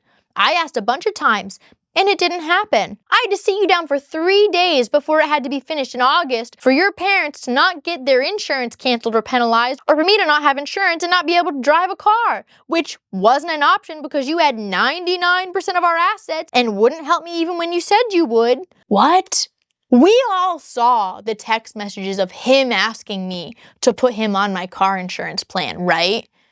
And I took care of it. What do you mean you sat me down? I called them by myself in my office. You weren't here. What? And what do you mean 99% of our assets? I'm paying both of our mortgages. I'm paying our car insurances. I was paying both of our health insurance for half of the separation time. What? What are you talking about 99% of our assets? You have not been paying any bills. You've just been making money. You have this new career job, fancy corporate position. What do you mean? You've just been telling me consistently how much money you have. You're not paying any rent or mortgage or anything along those lines. You got a car for free. What do you mean I have all the money? I've been hemorrhaging money at this point. You've only been saving. I don't understand. Where is this even coming from? I'm so confused at this point. And he continues, I'm still paying all of your utilities as we had agreed, your homeowner's fees, going behind you to pay extra insurance costs and miscellaneous things that you aren't even aware of so you don't get fined, penalized, or have to deal with it. If you would have told me you wanted to keep the services, I would have just kept paying. But you didn't. You told me you took care of it. I don't know what he's talking about, paying my homeowner's fees. No, he's not. I have been paying my homeowner's fees. I don't know what extra insurance he's talking about. My bank account is the only bank linked to my insurance stuff, any of our insurance stuff. Like, I have no idea what he's talking about. But like, the bottom line is like, I never said that the internet was changed over. He even acknowledged, oh yeah, I didn't tell you I was canceling it. Like, it's fine. And I said, we were talking about buy nothing items. I haven't finished going through downstairs, which is why I haven't told you to come pick things up, because I figured having you come by one time was gonna be easier for you. I didn't ignore your last messages. I haven't finished getting things together.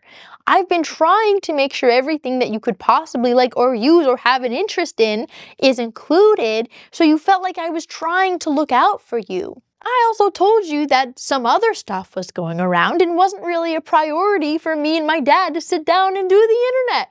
Do you have any idea how insane it is that I won't be able to get work done in my house for 10 days? Like, that's when they can come in and do my Google Fiber if I'm asking for it today. 10 days. This isn't just an oops, my bad.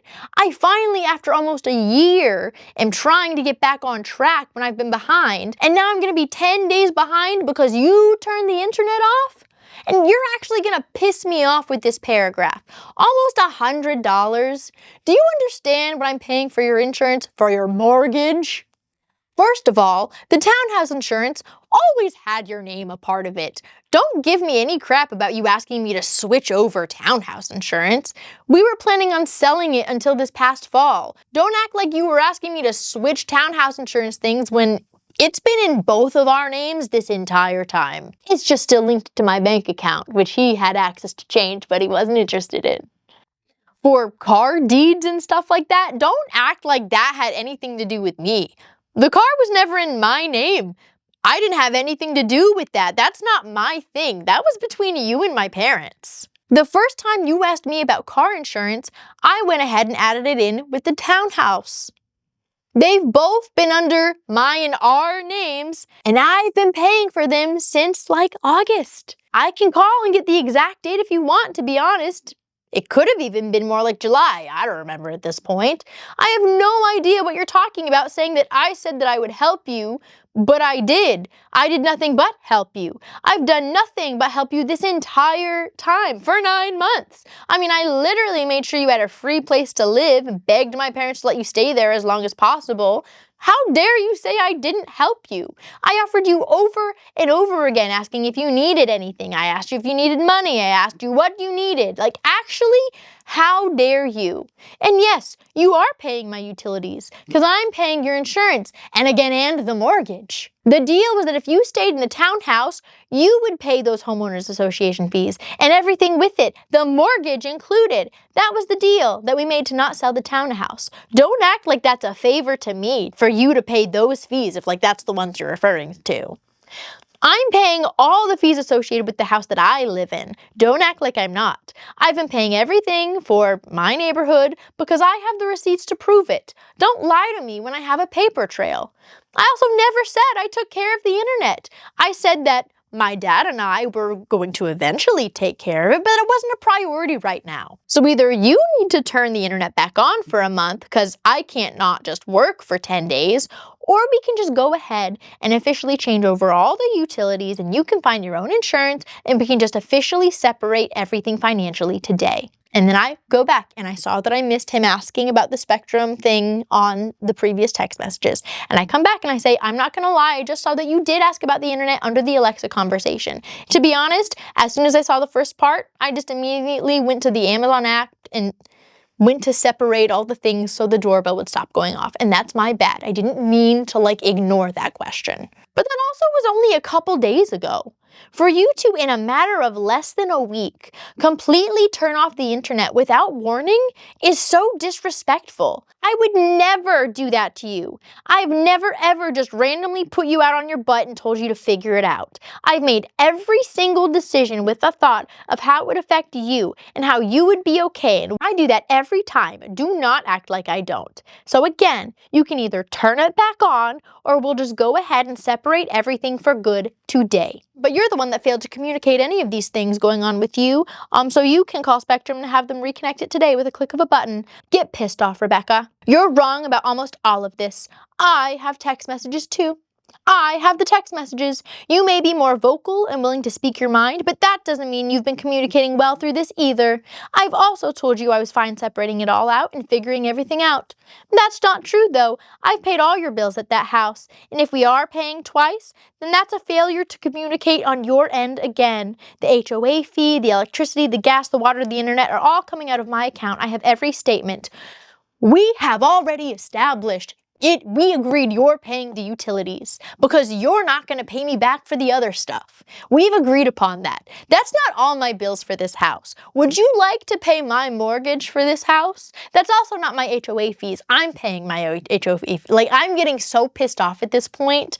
So pissed off at this point. Like, you want to pay my property tax? Are you interested in that? I can give you my property tax. Like, I'm mad. I'm so mad at this point.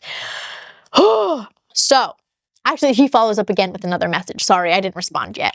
I didn't put you out on your butt, and it was an honest mistake. He even put like mistake in quotes. I don't know why. That feels like it's not a mistake, but whatever. Oh, actually, he did say, not even a mistake, really. I communicated the whole time. You didn't. When did you communicate the internet was going off? I'm just wondering when that happened, okay. I just got super busy, like you always use as an excuse, and this was 5 months of excuses when you could have called at any time just like you did today. Your dad didn't even have to sit down with you and talk about the fiber stuff.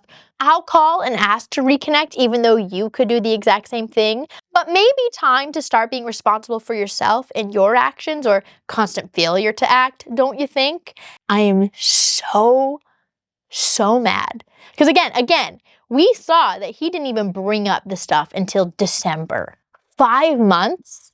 Where are you getting this from? Where are you getting, I'm mad. And I know this is just like the New York BS or the Boston BS, and he's just gaslighting me, trying to make up this story. I'm so angry. I'm so angry. I told him, I absolutely told you about these other issues as to why the internet was not a priority for us at the moment. I might not have told you the nitty-gritty details about what's going on, but I shouldn't have to. That's none of your business. I'm not wrong. I also have the messages and the statements. And what do you mean you said you were fine separating things? You're the one who asked me to add you to my car insurance, to USAA. I have the text. I quite literally didn't even want to add you because I knew you would never remember to pay me for it, which is why I let you, and we ended up agreeing on you paying the utilities here because I knew it would about even out. You literally asked to combine them, so I did. You're just wrong. And again, remember, that's not even including the mortgage. It's not even, the mortgage does not even out with that. Don't even try. Don't even try. Don't even try. Don't even try. So again, yes, we established you're paying the utilities because I'm paying your insurance. I feel like I've said that over and over. But if you're paying my HOA fees, that's not a failure to communicate on my end because I'm the one that lives here. Of course I'm going to be paying those bills. I have the statements to prove that I have been. If we're paying double, that's a failure to communicate on your end. That's not my fault that you're paying an extra HOA fee for a place that you don't live in. But feel free, send me the HOA statements today. Show me that you've been paying. I want to see it. Do I get those receipts? No, I will not be receiving those receipts because they probably don't exist. Anyways, he said false. Didn't happen or wasn't explained. You should have followed up, but a verbal comment last February doesn't excuse the previous 4 months. Also, it's really not your dad's or anyone else's responsibility to look after and take care of your crap. I never said that it was, but okay. I did tell him he owed it to me to call the internet, but not because I needed someone to do something for me, because I felt like he owed it to me, and I will tell him that. The insurance stuff, that was 9+ months ago, Rebecca. Agreed that we said that I do the insurance and he does the utilities, which is also what I was assuming, but it doesn't even out. Your power and gas bills alone have been $500 a month. Your water bill is also crazy high. The car and townhouse insurance, though even less. Even though it shouldn't even count that you're paying for it. Why? Why would it not count that I'm paying for your insurance? Is probably less than $200 to $250 a month, which I don't think is correct. And I know because I was paying the HOA fee because I called them and had to increase the payment because they didn't accept my old bank routing number. But if we are double paying something, we need to stop. So again, figure your ish out. Why is it my problem if you're continuing to pay for a home that you don't live in? Why is it my problem? Like, I'm paying for the house that I live in. I'm paying for the house that you live in. What do you mean figure my ish out? Stop paying for someplace you don't live. What? I'm telling you, this whole conversation has me riled up, especially because I know the things that are coming. It's fine. It's fine. I said, I don't have to explain to you what's going in my life and the reasons I'm not making the internet a priority. It's not your business, truly. If you were going to cancel them, then you communicate that. The why it hasn't gotten done yet isn't really your business, but I never said that I got it done. Just because you want to stick it to me because I won't take you back doesn't mean my dad's not allowed to help me get Google Fiber set up. You're just trying to be spiteful and trying to hurt my feelings in any ways you can. Unfortunately for you, it's not gonna work. You're never gonna make me feel bad for having my dad help me with stuff. What? There's a 0% chance that the utilities for this house are that expensive. Back it up with a paper trail then. And what do you mean it shouldn't count? That was the deal that we made. Just because you feel entitled to something doesn't make it not so. When we decide to sell a house and you ask us to not, you don't get to decide that I have to be responsible for half the costs of it. All the costs of it, really. Remember, I'm paying the whole mortgage, but okay. The deal was if you wanted to keep it, you pay the costs, period. And if you have a problem with that, then buy me out. Do whatever you want with the townhouse. But you paying a fee that isn't yours to pay is not a me issue. That's a you issue. I've been paying my own HOA fees, and I, again, have the receipts to prove it. I'm literally looking at it now. My bills are paid. If you're paying extra, it's on you to figure your crap out. Start by getting your own insurance. He said, well, it's not your dad's problem to get your Google Fiber set up or figured out or anything. It's literally a 5-minute call where you can sign up online. So again, shifting blame and deflecting from real issues. I greatly appreciate your father and everything he's done. Love him to death. But this isn't his fault or mine. It's yours. Lashing out with an immature insult and attempt to wound. You not doing anything productive in therapy? Still blaming everyone else, especially the people who care the most about you? I think you made the right decision too, by the way, but I think you made it for me. I'm honestly not sure what's gonna happen to you, especially since you can't seem to do anything for yourself. Can't even take 10 minutes to figure out your internet? Which isn't an insult or a slight. I sincerely worry and pray for you every night. Because after everything, I do care, and I do love you, even if you infuriate the effing life out of me. But I've never thrived like I have the past few months since I've let go of the guilt and stopped accepting all the blame. No, doofus. I refuse to make the call because I think you owe it to me, to be completely honest. Not because I'm helpless, because I've been taking care of myself for a long, long time. I've literally been mothering you for so long at this point, I genuinely think you owe it to me to take care of it. You're actually the biggest manipulator and gaslighter I've ever met in my life. I don't know what you've convinced yourself of, but I'm done planning my life around your feelings and your false sense of reality. I'm just gonna go ahead and switch all my utilities over. I don't want anything from you. I'm gonna gather the rest of your things that are around here, and I'll let you know when I'm gonna put them on the porch for you to come grab them. And that's gonna include the power cage, because I'm not keeping anything of yours here for a while longer. I will happily come and get whatever is mine that's left at the townhouse sometime this week, so you don't have to worry about my stuff either. And the fact that you actually believe it's me who can't do anything for myself is laughable. You are actually delusional. You couldn't even get your own law school scholarship set up without me going behind you and doing it for you. You couldn't get your own law school roommates without me getting on your Facebook account and finding you some. You couldn't get your own law jobs without me finding them online and sending them to you and making you apply. I paid all our bills. I got us food from sponsorships. Even in these messages, you're lashing out like a child because I didn't do more for the car transfer that I had nothing to do with. That car was never in my name for me to have anything to do with it. My parents actually waited for you forever because you couldn't do anything for yourself while you were living in their house rent-free. You were literally more like my child than my husband for so many years. And the fact that you actually believe the opposite is so insane. I'm genuinely concerned for your false sense of reality. I'm no longer not giving examples to spare your feelings anymore because you clearly need a reality check. But I guess I shouldn't be too surprised. Your immediate go-to is to try and make me feel as small as you possibly can while the wound is fresh. You do it every single time. But you don't have that power over me anymore. And the more you act out and the more you lash out, the more bridges you end up burning.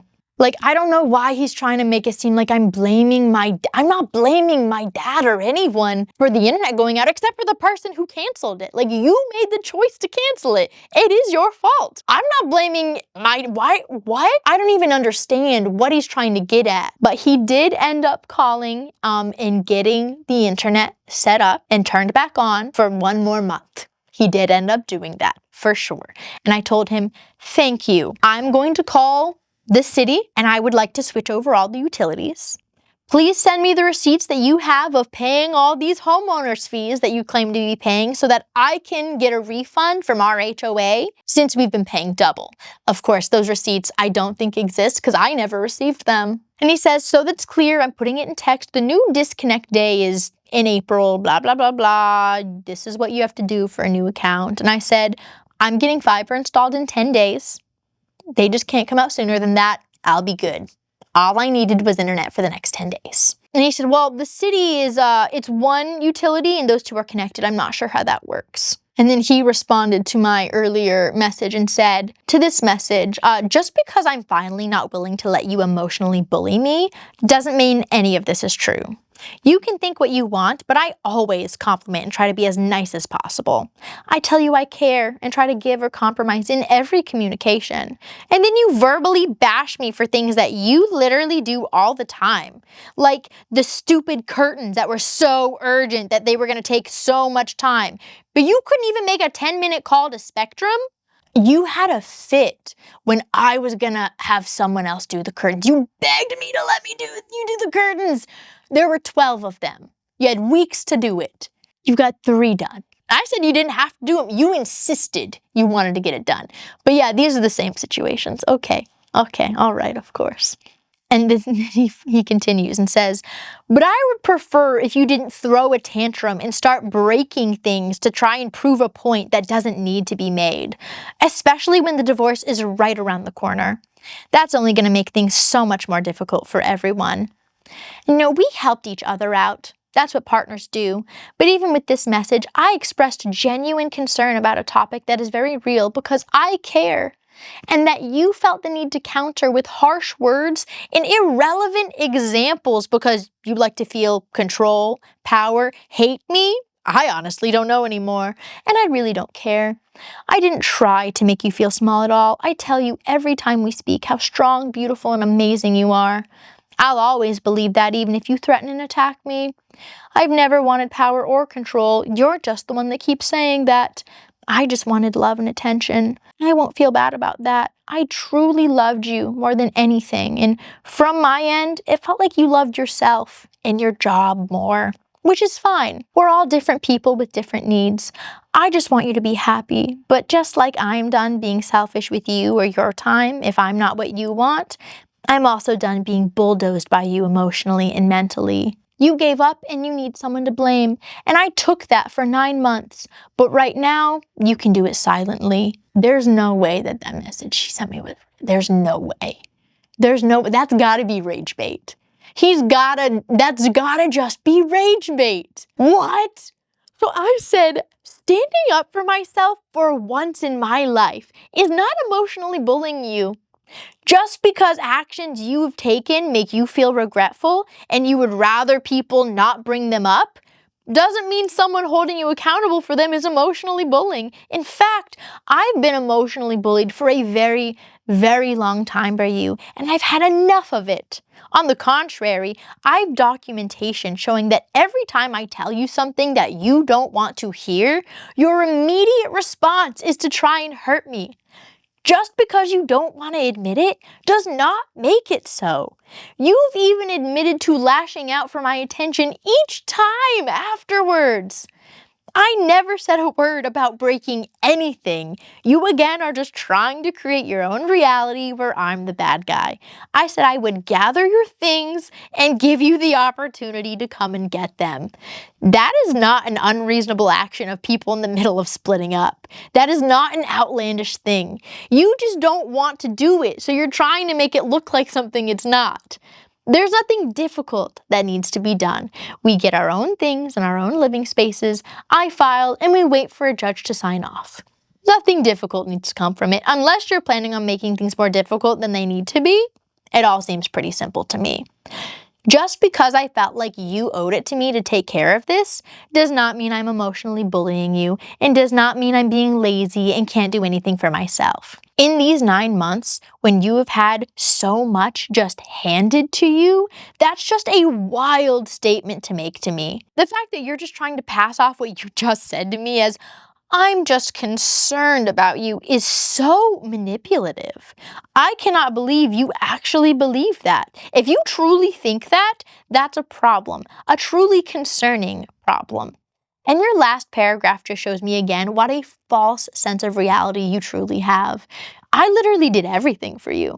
I gave you everything. I gave you the ability to not have to work, have any real responsibility. I worked my butt off to give you everything that you wanted, and you refused to even give me a hug at the end of the day.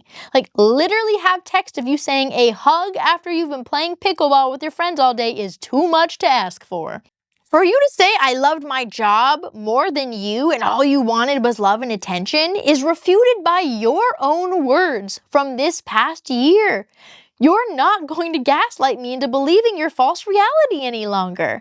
I have messages of you saying to me, I did this to hurt you because I wanted your attention. You're darn right I gave up a long time ago. I gave up being emotionally abused and used. I gave up on putting myself aside and letting others kick me while I was down. But make no mistake, I don't need anyone to blame, because blame means regret, and I have none. I'm just not going to coddle you about it anymore.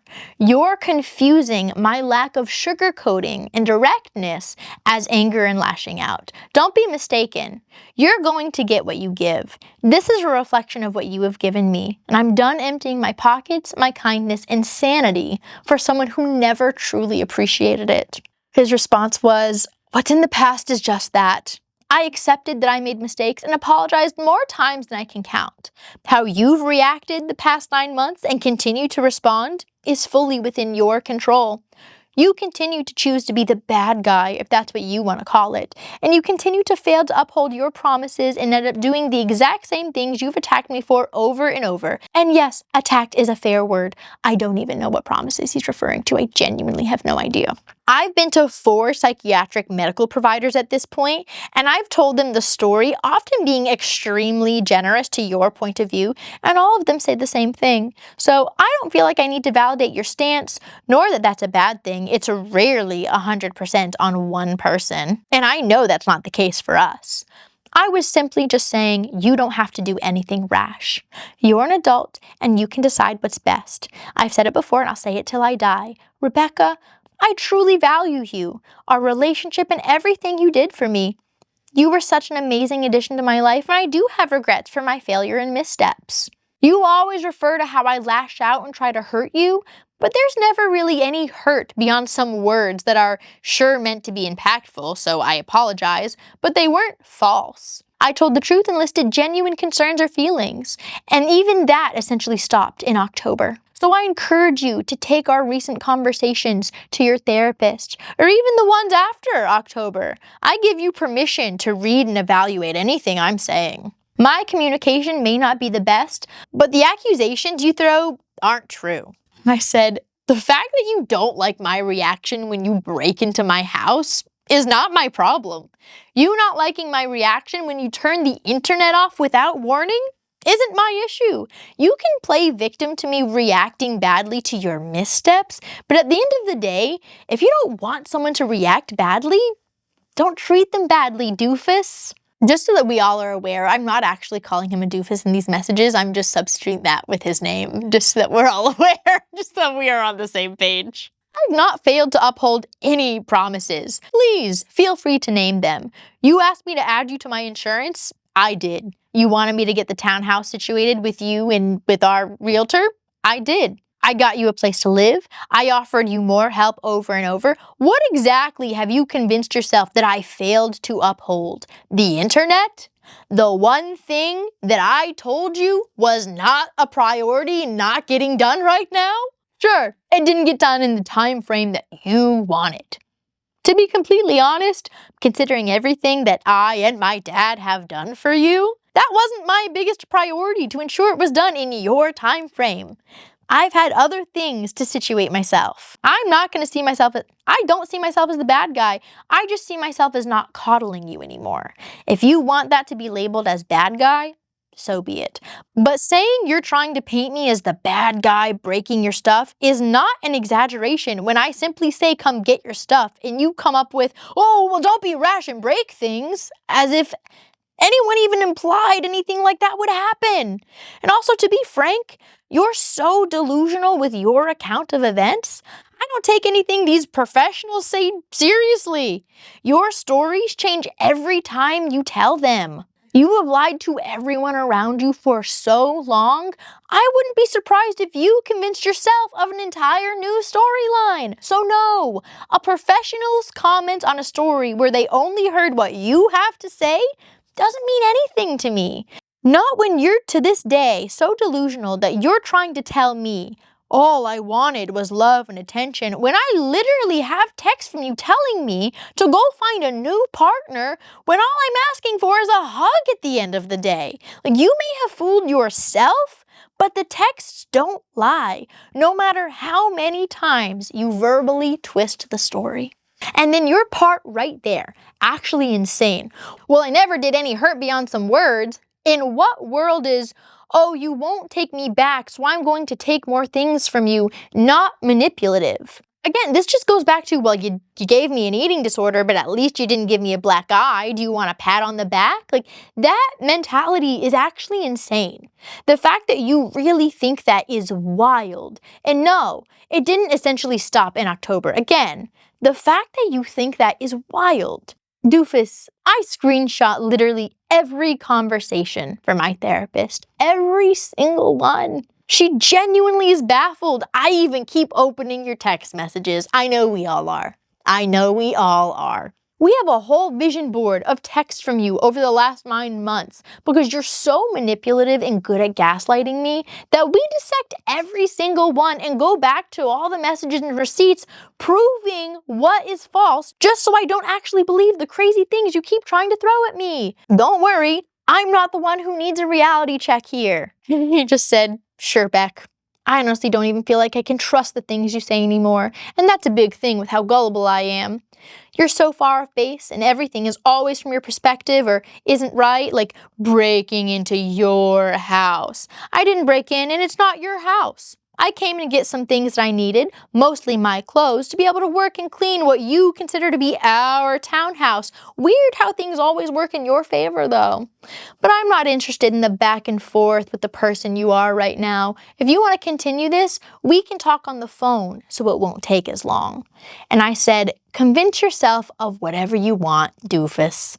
When you're on camera saying, I came here because I know she's out of town without notice, just letting yourself into someone else's house that you do not reside in, that's breaking and entering. You're trespassing. This is my house. We have it notarized. So he told me to call him, so I called him, and he ignored the call.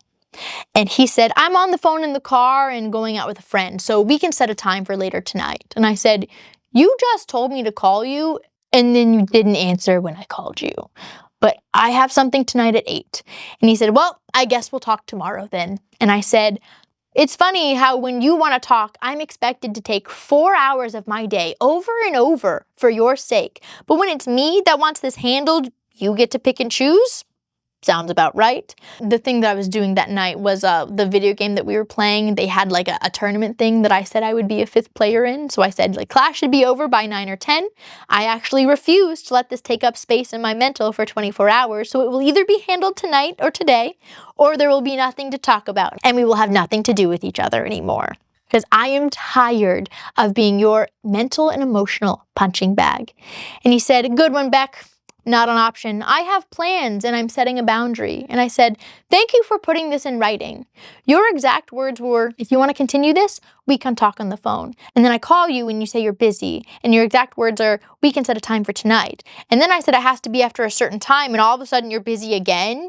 It has to be on your time? Right. Sounds about right. I'm not interested. I'm good. He said, I don't care about Clash. You've literally spent thousands of hours on that stupid, useless game this year alone, and you couldn't take 10 minutes to do the internet? I don't care to continue this conversation either. I have nothing to say and you aren't going to listen. It's all about you. Always has. And I said, I care that other people are relying on me and set aside a time commitment. I know that you never care about other people, but I promised them that I would be their 5th. And I'm not bailing on them because you want to control my time. Again, I said I felt you owed it to me to fix the internet, and I'm not going to apologize for that. And then he comes back and says, we can talk tonight at 10. Sure. But there you go. Sure thing. Random insult that isn't even remotely true. And I said, all about you, yet you keep moving the goalpost to control everything. Right. Literally all in writing here. Nice try, though. Thank you. And he said, you're broken, Rebecca. So I don't blame you. But stop attacking me. I don't see the reason. I didn't owe you to fix the internet. If anything, you owe me for being so gracious and letting you get your way for closer to 6 years. You said you'd handle it 5 months ago and you didn't. Of course, that's my fault. You didn't even bring it up until December, my guy. I don't even think it's been 3 full months at this point, and I never said I handled it. And then he called me. He so graciously decided to grace me with his presence and a phone call because when he saw that I wasn't responding to his message, couldn't have that. No, he wanted to have this conversation. He wanted me to keep fighting with him.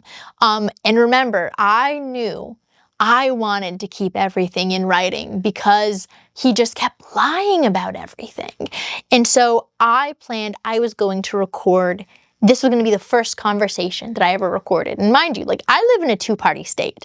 I don't need anyone's permission. This is my conversation. I'm the one party in it that needs to consent. I'm allowed to do it.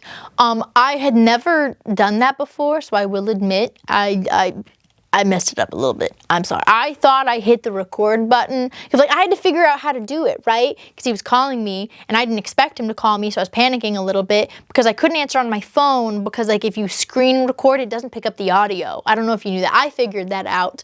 I didn't know that was a thing. So then I was like, okay, I guess I have to answer on my computer and record on my phone on a video. So and I had to do it quick before the phone call ended, before it stopped ringing. So I answered and I thought I hit record on my phone. I didn't. And it took me a couple minutes to realize that I didn't actually hit it. That's my bad. But eventually I realized I was recording. And then as you can see from a lot of my screenshots, my phone stays on low battery because I use it for work all the time. And so because I'm recording and this I'm telling you, we talk for a long time and I have the recording of what I do have, but my phone overheats and turns off. I think he's driving through a tunnel at one point. There's a couple things that go wrong. For my first time recording a phone conversation, it wasn't perfect. Do I have the recording? Yes, I do. And I've gone back and forth of am I gonna upload it in this video? Am I going to upload it as a separate video? And this is what I decided. I'm going to upload it as its own video. I'm going to put like a little disclaimer thing at the beginning, just in case people like find it organically or something, like just that it doesn't randomly start of us, my ex and I just yelling at each other, right? But for a few reasons. I know there's going to be some people that genuinely don't need to hear it. They'll take my summary and they'll just like know that's the summary. And there's also going to be people that like need to hear the audio. They just need to hear the receipt, and that's fine. So I'm going to put like in the description a link to like the actual video, and like I'm gonna try and timestamp like coming back to this one of like, hey, if you need, or if you are coming back after listening to the audio, come back at this timestamp. Like I'm gonna try that. I know it's gonna like work differently on different platforms, but I'm gonna do my best. So like if you're someone that like you want to hear this audio, the link to that audio is gonna be in the description. If you're like listening on the podcast, it's gonna be a video on either YouTube or Facebook. So it's up to you when or if you want to listen to that. And then everyone on Facebook and YouTube, like the description is just gonna take you to a link to another video on the page. If you're someone who you don't feel like you need to listen to the whole audio, that's fine. I will summarize it for you. I'm gonna be honest, I don't remember what occurred in that first few minutes, but when I realized and turned it back on, my ex and I were discussing the car situation that you might remember from part 1. We were arguing about the fact that he was always driving my car, the one that my parents were paying for. Like it was under their name, it was under their insurance, it was my parents' car that he was always driving, and I always got stuck with his red car that like flooded and was very mildewy or moldy, or his dad's car once his car stopped working and was dead, his dad's car that was old and had a hornet's nest stuck in the little gas cap area thing. So we were arguing, and he was insisting that he only took my car because I refused to leave the house, and he didn't want to be stuck in the house all day. But I posted like on the screen of this screenshot, like screenshots of me needing to go to the doctor in my medical insurance card being in my car, and he took it. I didn't even know he was taking my car. Or me going to trivia, like I went to trivia every Wednesday with friends, and you know, my wallet or my laptop being in the car. I didn't know he was taking it. How am I supposed to get work done? My laptop's in the car. You took my car. I didn't know you were taking it. Like things like that. He claimed that he got rid of the Hornet and then shamed me for thinking it was a Hornet because it was actually a dirt gobber. But when I put photos of what I took last year to ChatGPT was like, no, that's not a dirt gobber, that's a paper hornet's nest. And I was like, oh, can they be called dirt gobbers? Nope, those are completely different animals. Okay, just checking. Sounds good. Thank you so much. For whatever reason, we took a detour from talking about the car situation into him letting me know that he's not a bad guy. And if he was a bad guy, he would just go to a judge and demand alimony and have a judge make me give him 15 grand a month. Listen, I am very fortunate with this job. I don't make that kind of money. I don't. Like, when I tell you, I don't. On average, like my two most, and I'm being very, very transparent right now with you guys. Like, on average, my two most profitable platforms would be YouTube and Facebook, right? On Facebook, my revenue per month might range from 3 to 5. Same with YouTube. Very fortunate. I'm a very fortunate woman that I can range. YouTube is more like 2 to 5, depending on how much I'm posting. Is it like during crazy divorce stuff when I'm not posting? Is it when I'm back on a consistent schedule, like that kind of thing? To claim that I make so much money to where he would get 15 grand a month in alimony, I have never made that much money. Never. And now, like looking back, he uses that exact number later on in another recording about something else. Like It's so weird that's his go-to number, but anyways. Yeah, he's not a bad guy, because if he was, he'd make a judge make me give him 15 grand a month, even though I don't even make 15. I don't even make that much money a month. I don't know where he got that from. And then we circle back to the car situation and tried to insist that I wrecked my car twice, which doesn't make sense because that car is still running in pretty great shape to this day, and that's his main vehicle. I have never wrecked that car ever in my life. The last accident that car got in was actually one that he got in. A woman rear-ended him. It was not his fault. A woman rear-ended him, and I remember my parents were pissed because she hit him because she was speeding, because she had a restricted license and she was not supposed to be driving at that time of night. And so she begged him not to call the police to report the accident. And he was like, okay, yeah, not a problem. And my parents were like, this isn't your car. You don't make that call. Like, you don't know who this person is. You took her, just trust me, bro. And like, luckily she followed through and it was fine.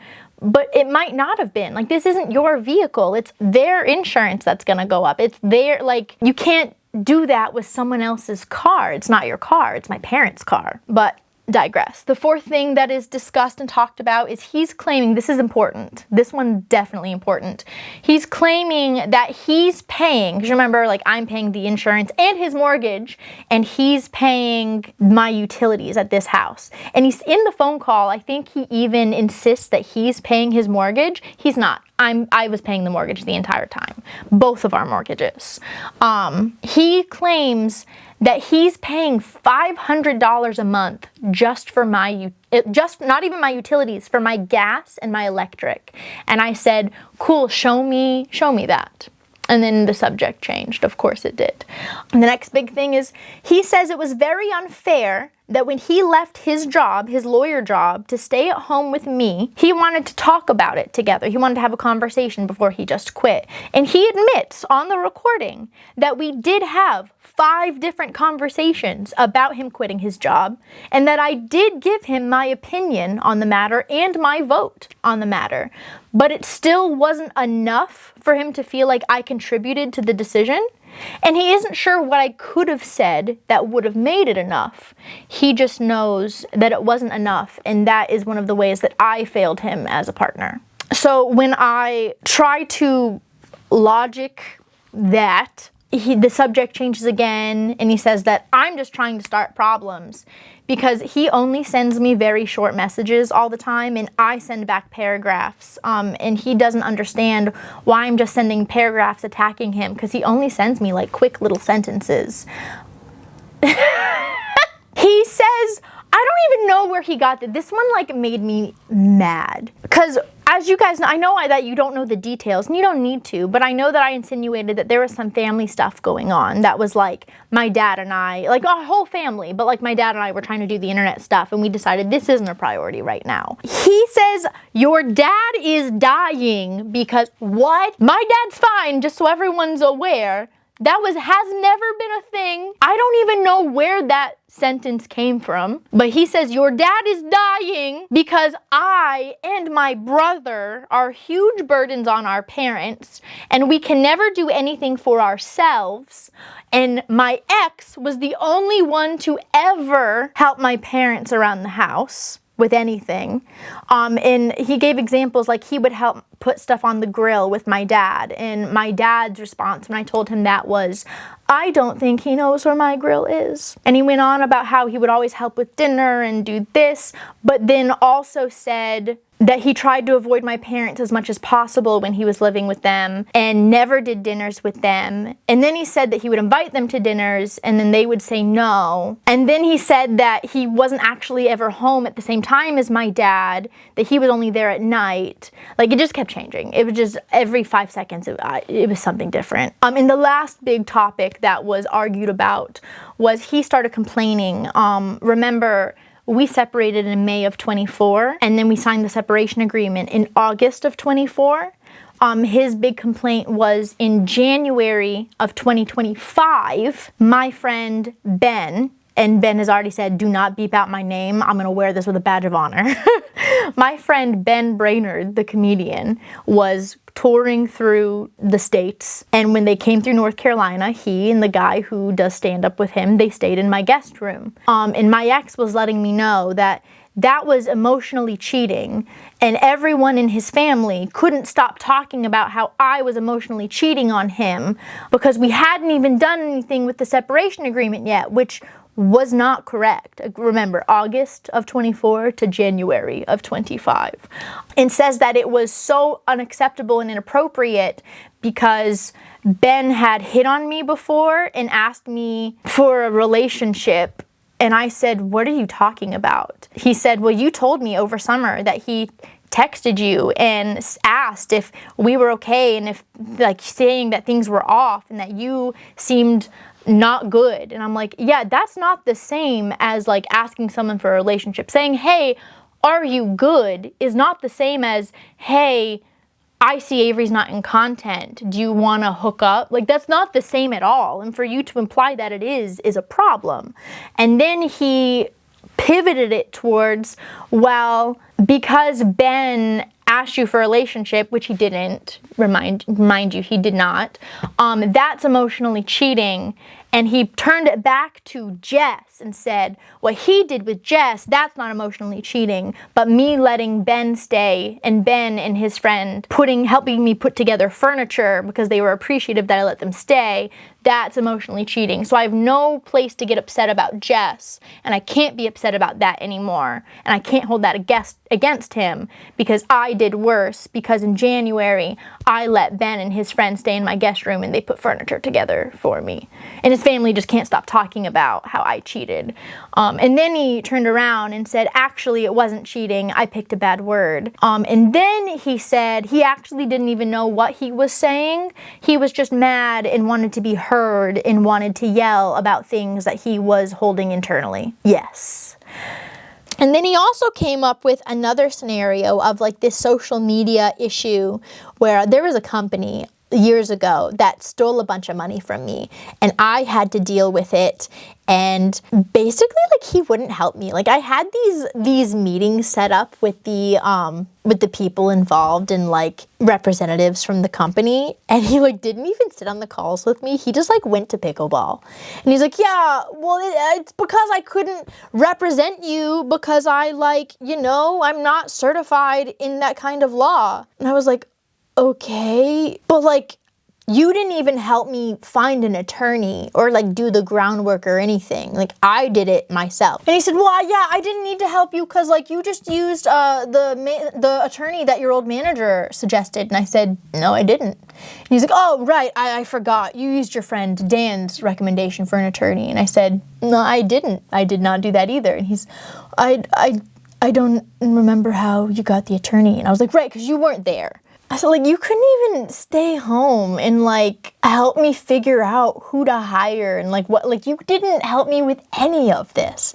I told him I ended up getting a lawyer recommended to me by this friend from TikTok, who's a TikTok attorney who I literally befriended. And she said, hey, I don't work in this field, but here's someone that I recommend. And that's the person that I hired. And he's, oh yeah, I remember that guy, your TikTok friend. Yeah, that guy, because I told you, I don't even remember what he said or if I even let him finish that sentence, but I said, oh, no, you're mistaken. This friend I'm referring to is a woman. You don't even know who I'm talking about because you weren't involved and you weren't around. You don't even know who this friend is. That is how little you have been involved in me doing work and things like that. Like you don't even know who I'm talking about. And he did not like that at all. And then he even brought up Duckling's friend. He was like, you brought someone into your life and we didn't even have the separation agreement signed yet. Well, I didn't even meet the kid until after it was signed. Second of all, it was never like that. And the moment I found out that he had feelings, I was like, nope, sorry, you gotta go. But like what, for you to like trying to compare that to Jess. What? What do you mean? What do you mean? In what world is you entertaining the idea of, or like entertaining a relationship, a friendship with a woman trying to like come on to you sexually while you're actively like trying to fix things. How are you going to compare that me to trying to mentor a kid with a bad home who, as soon as I find out he has feelings, I'm like, nah, you gotta go, I'm sorry. What? Like, in what world? Like, these are some of the things that go on in this phone call. It's just stupid. Like, truly and genuinely. Am I yelling at him in some of these situations, some of these examples? Yeah, because I'm just done. For sure. I'm mad. I like can't contain it anymore. I'm mad. And like, as I told you guys, you know, there's one part where my phone overheats and it turns off and the recording stops.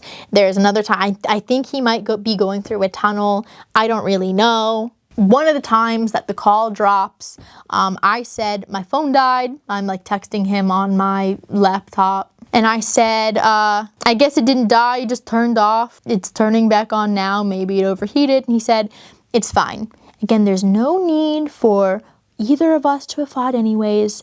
Maybe just pent up emotion. My bad for not being more on top of the internet. But next time, can we please just be nicer and problem solve? There's no need to talk bad or bring anything up from before. And I know I'm just as guilty and want to move forwards. And I said, it's loading. I think it just overheated, but literally all I did was text you today and tell you I thought it was normal for us to be sharing the costs of utilities and thought it was messed up and that you just turned it off without telling me. And then you sent me a giant message attacking me, telling me to get my ish together in a long message, and then complained when I sent you a long message back when you're the one that sent the original long message. And like, I'm saying this in a calm, normal tone. And I thought I was just communicating, hey, this upset me, and I thought this was what we agreed on. And then out of nowhere, it felt like you were telling me to get my crap together in a novel. And I was so confused because I genuinely didn't even see your question about the internet last week. So to me, it literally came out of nowhere. And he said, sorry, it came off as aggressive. I am concerned for you and was also subconsciously frustrated that it seemed like when I ask for something, it's never important enough to do. I said, I've been telling you I'm not doing okay, like literally for months. I don't know what to tell you now that you're all of a sudden realizing I was serious. Like, I'm barely 105 pounds right now. He said, well, I'm glad we could get the internet back on for you. See, there you go. Neither one of us are okay. And I said, I don't know what you mean by there you go.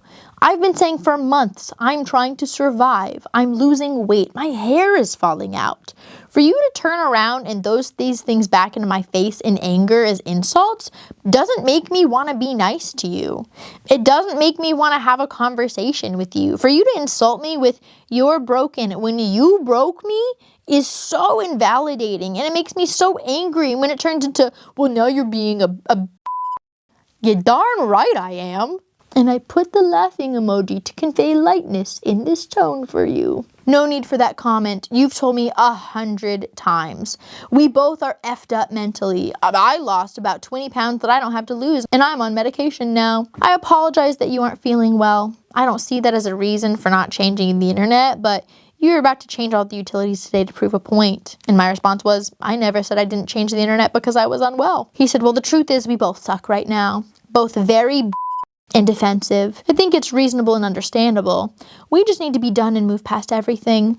Hope that transition can be smoother than what happened today, and I'm really making an effort to just stop talking about you or us altogether. And I said, and I go into it, I think this is just the process for how we file and what we do. And I even tell him I hear that he has to be served papers, and if he wants to come with me so that they don't serve him at work and he doesn't have to experience that, like, sure, that's fine. I'm still like, how can I make this easier for him? I don't know why, I just am.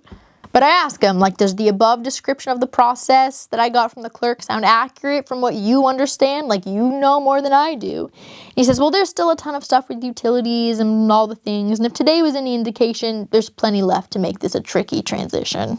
Okay, whatever. And we're done for the day. The next day, I actually reach back out to him and I say, please send me the login for the county water so that I can transfer the utilities to my bank account, please. And actually send me all of the logins for the electricity, for the gas. I want to get all of them done today. And he said, I reached out to a friend who does family law to talk about the questions that you sent, and she said that at this point, we should keep the status quo and hold off on switching until the papers are finalized to do everything at once unless assets are going to be a problem.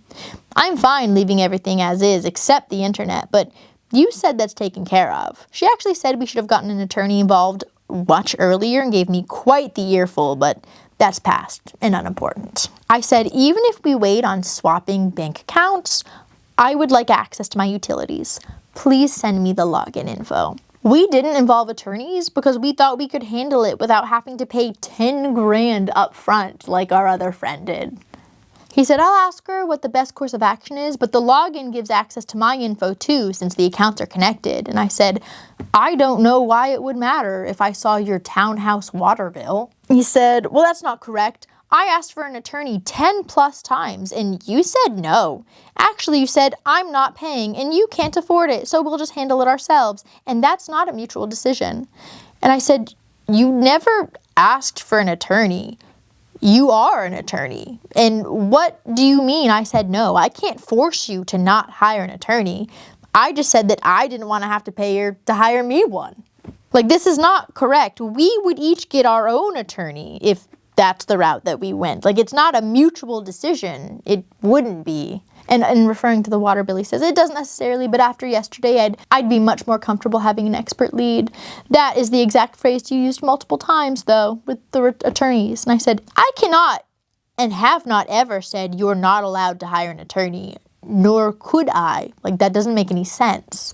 It's not my call if you hire one or not. And he said, that's not even close to the quote I listed above. And I said, you said you asked for an attorney and that I said no. That's implying I didn't allow you to hire one. And that's not the case, nor would I be able to do that. And he said, I'm not going to argue and get off topic. I was told to wait, so I'm going to wait unless I was told otherwise. And I said, I want access to my utilities because you just screamed at me yesterday about you paying $500 for my utilities, but I just got off the phone with the county and my water bill for the last month was $57. And she said she wasn't supposed to give me that information, but I kind of gave her the down low on what was happening and she did me a solid. But that my bill has also stayed pretty consistent. I also just got off the phone with and last month, my electricity was $98. And the month before was $137. So I'm okay with you keeping your login info private, but I don't appreciate the stories you're creating to constantly make me look like I'm doing something that I'm not.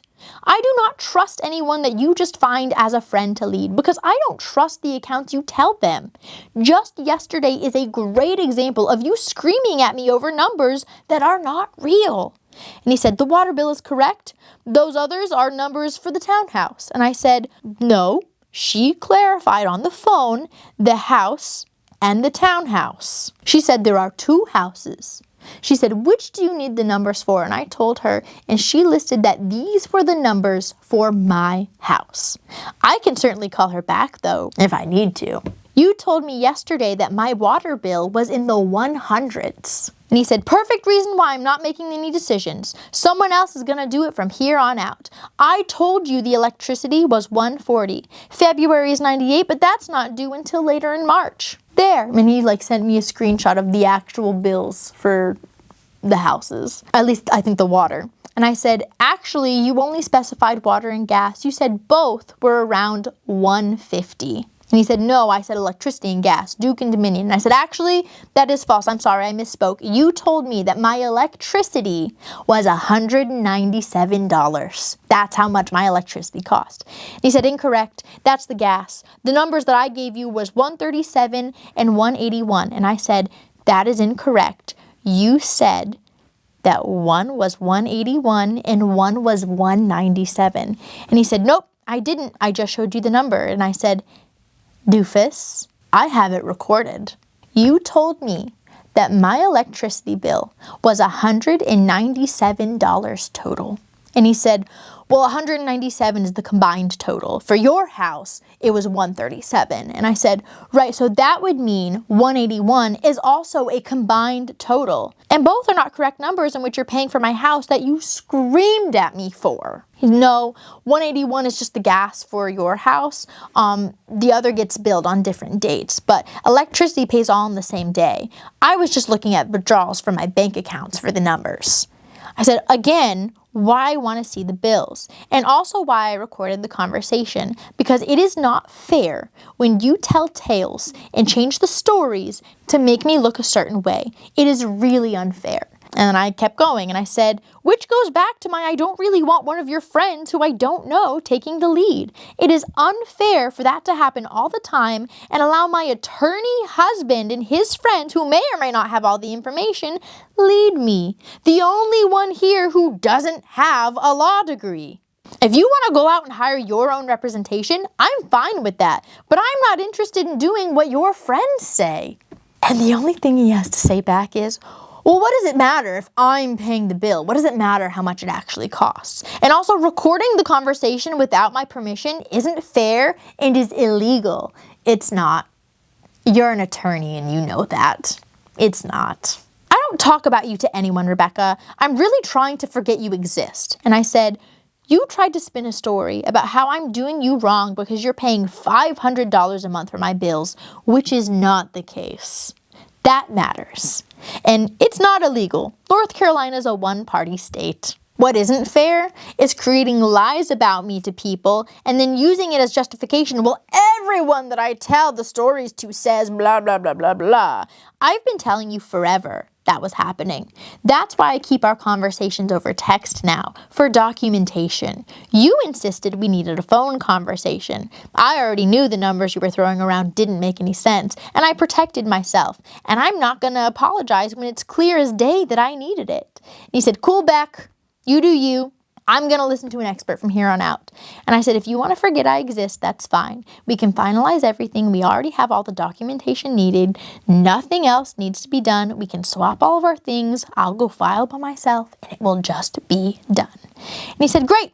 Let me pick up Vixie and her stuff and I'm ready. I'm still not going to act without help, but I'm tired of being manipulated and feeling like I'm the bad guy. And I won't be responsible for anything else with you. And I said, you're not picking up this cat.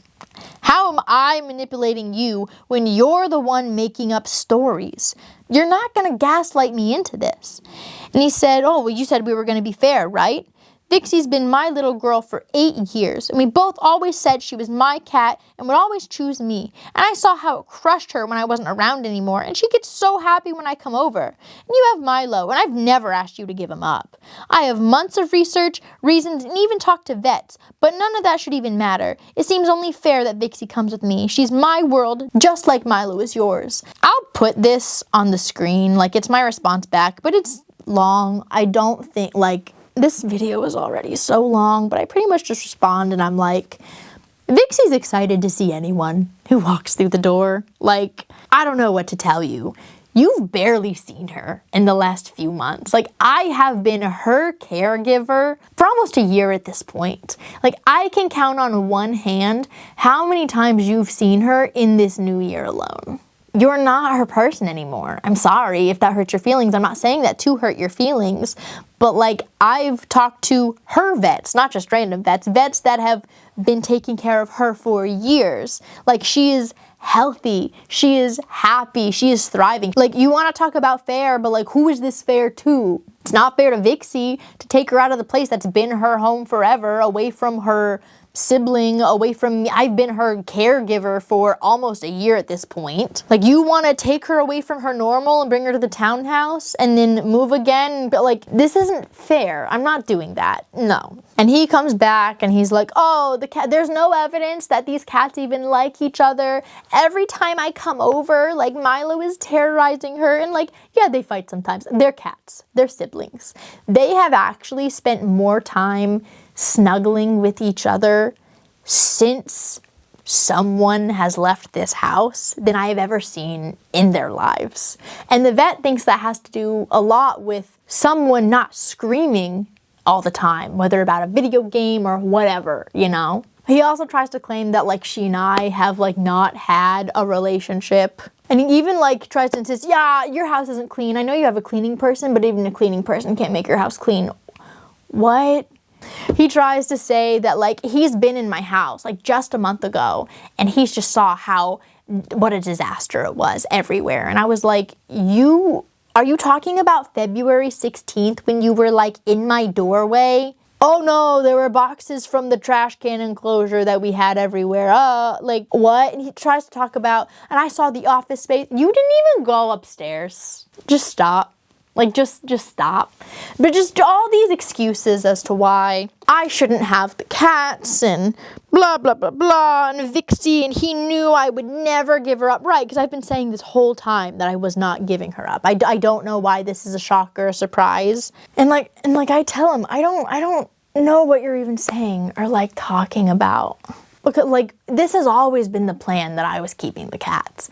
Like you said it from the moment we separated that was gonna happen. Like that's why we even got the separation agreement, because anytime something happened that you didn't like, oh, you would change your mind. And yeah, you said you only offered that because you thought I would take you back, but it doesn't matter. The plan was always I'm keeping these cats. Like over my dead body. Like I would never just willingly give up these cats.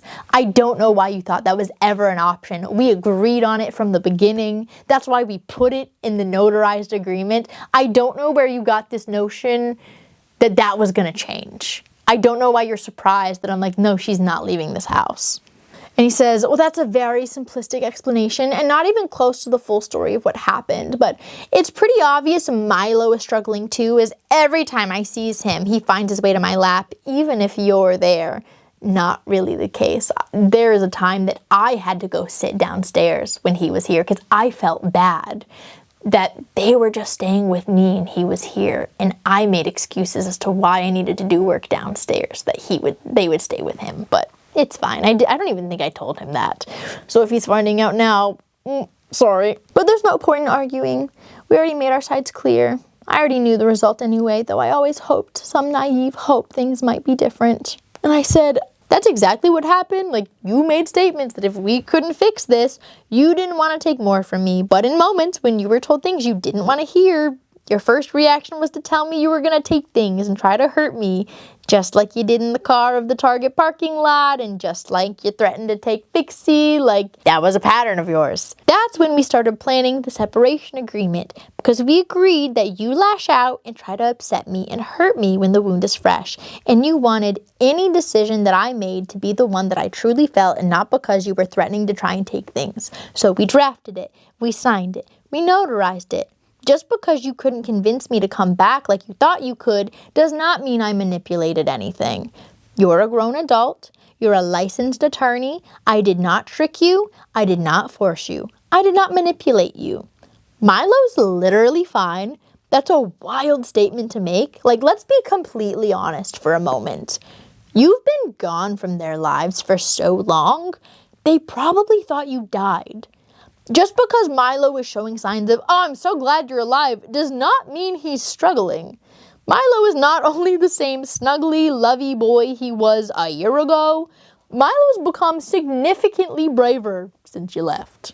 Sure, again, he hates the doorbell, but he's not nearly as scared as he was before. He goes up to people. He literally went up to some of our friends when they were here, guy friends, which is huge for Milo.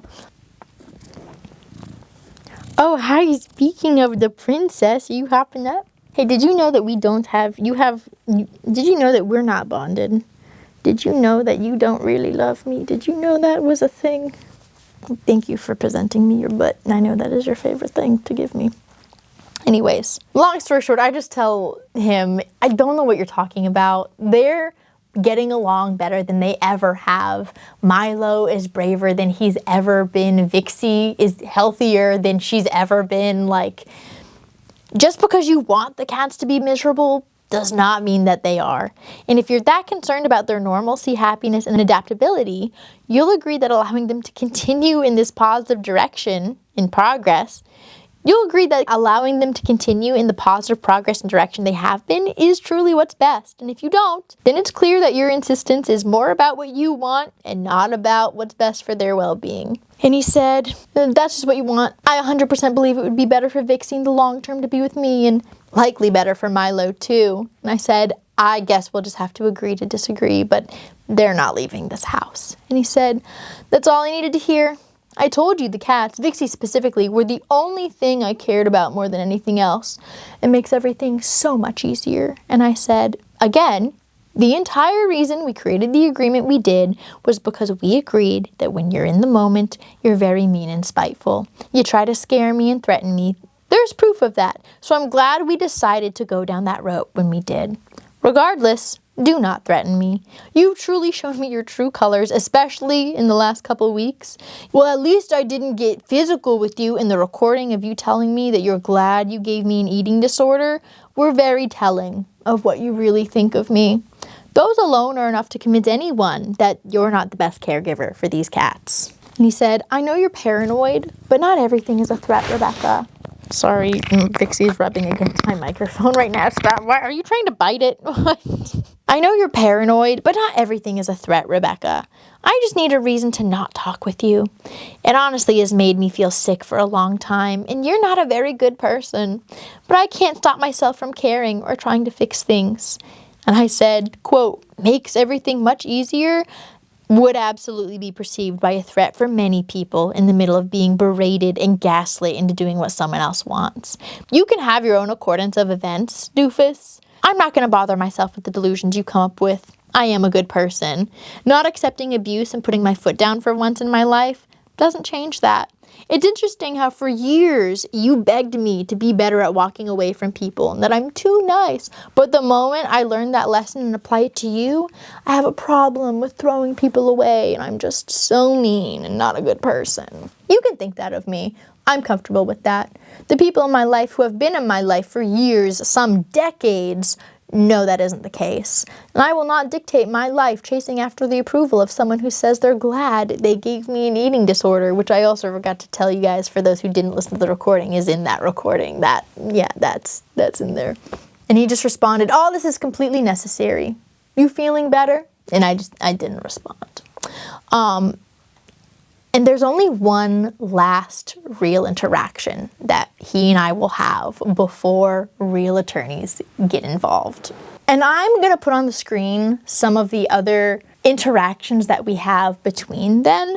So, for the next couple days, I'm still like, here are things that you might need, here are things that you might want. And this will be more relevant in part 3, but I'm just putting on the screen for poops and giggles of I'm still trying so hard to move on in a cordial way. I don't know why, I just am this way. It's fine. And eventually, and I don't even know if this was a real thing or if this was an excuse to hide that he was starting to go to attorneys. I have no idea. It really doesn't matter. But he comes up with this thing about oh, there was something weird that was happening with the insurance, the one that he said was canceling in January or expiring, I don't know, or December, whatever it was, I don't know. And he's like, oh, something happened and blah, blah, blah. And now the insurance company is asking about the divorce and the separation agreement. Can you send me the separation agreement?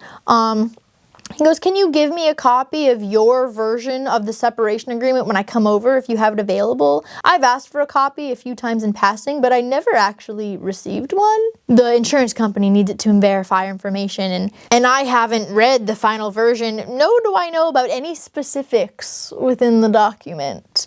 We currently still have that insurance, and I'm fine with keeping it that way until everything is finalized if possible. And I'm trying to give you plenty of notice because I worry that they will determine you're not eligible to be on my insurance if we're separated, and then you wouldn't be able to file claims and you would have to pay out of pocket if your insurance had a lapse, and it may just be a good idea to research options.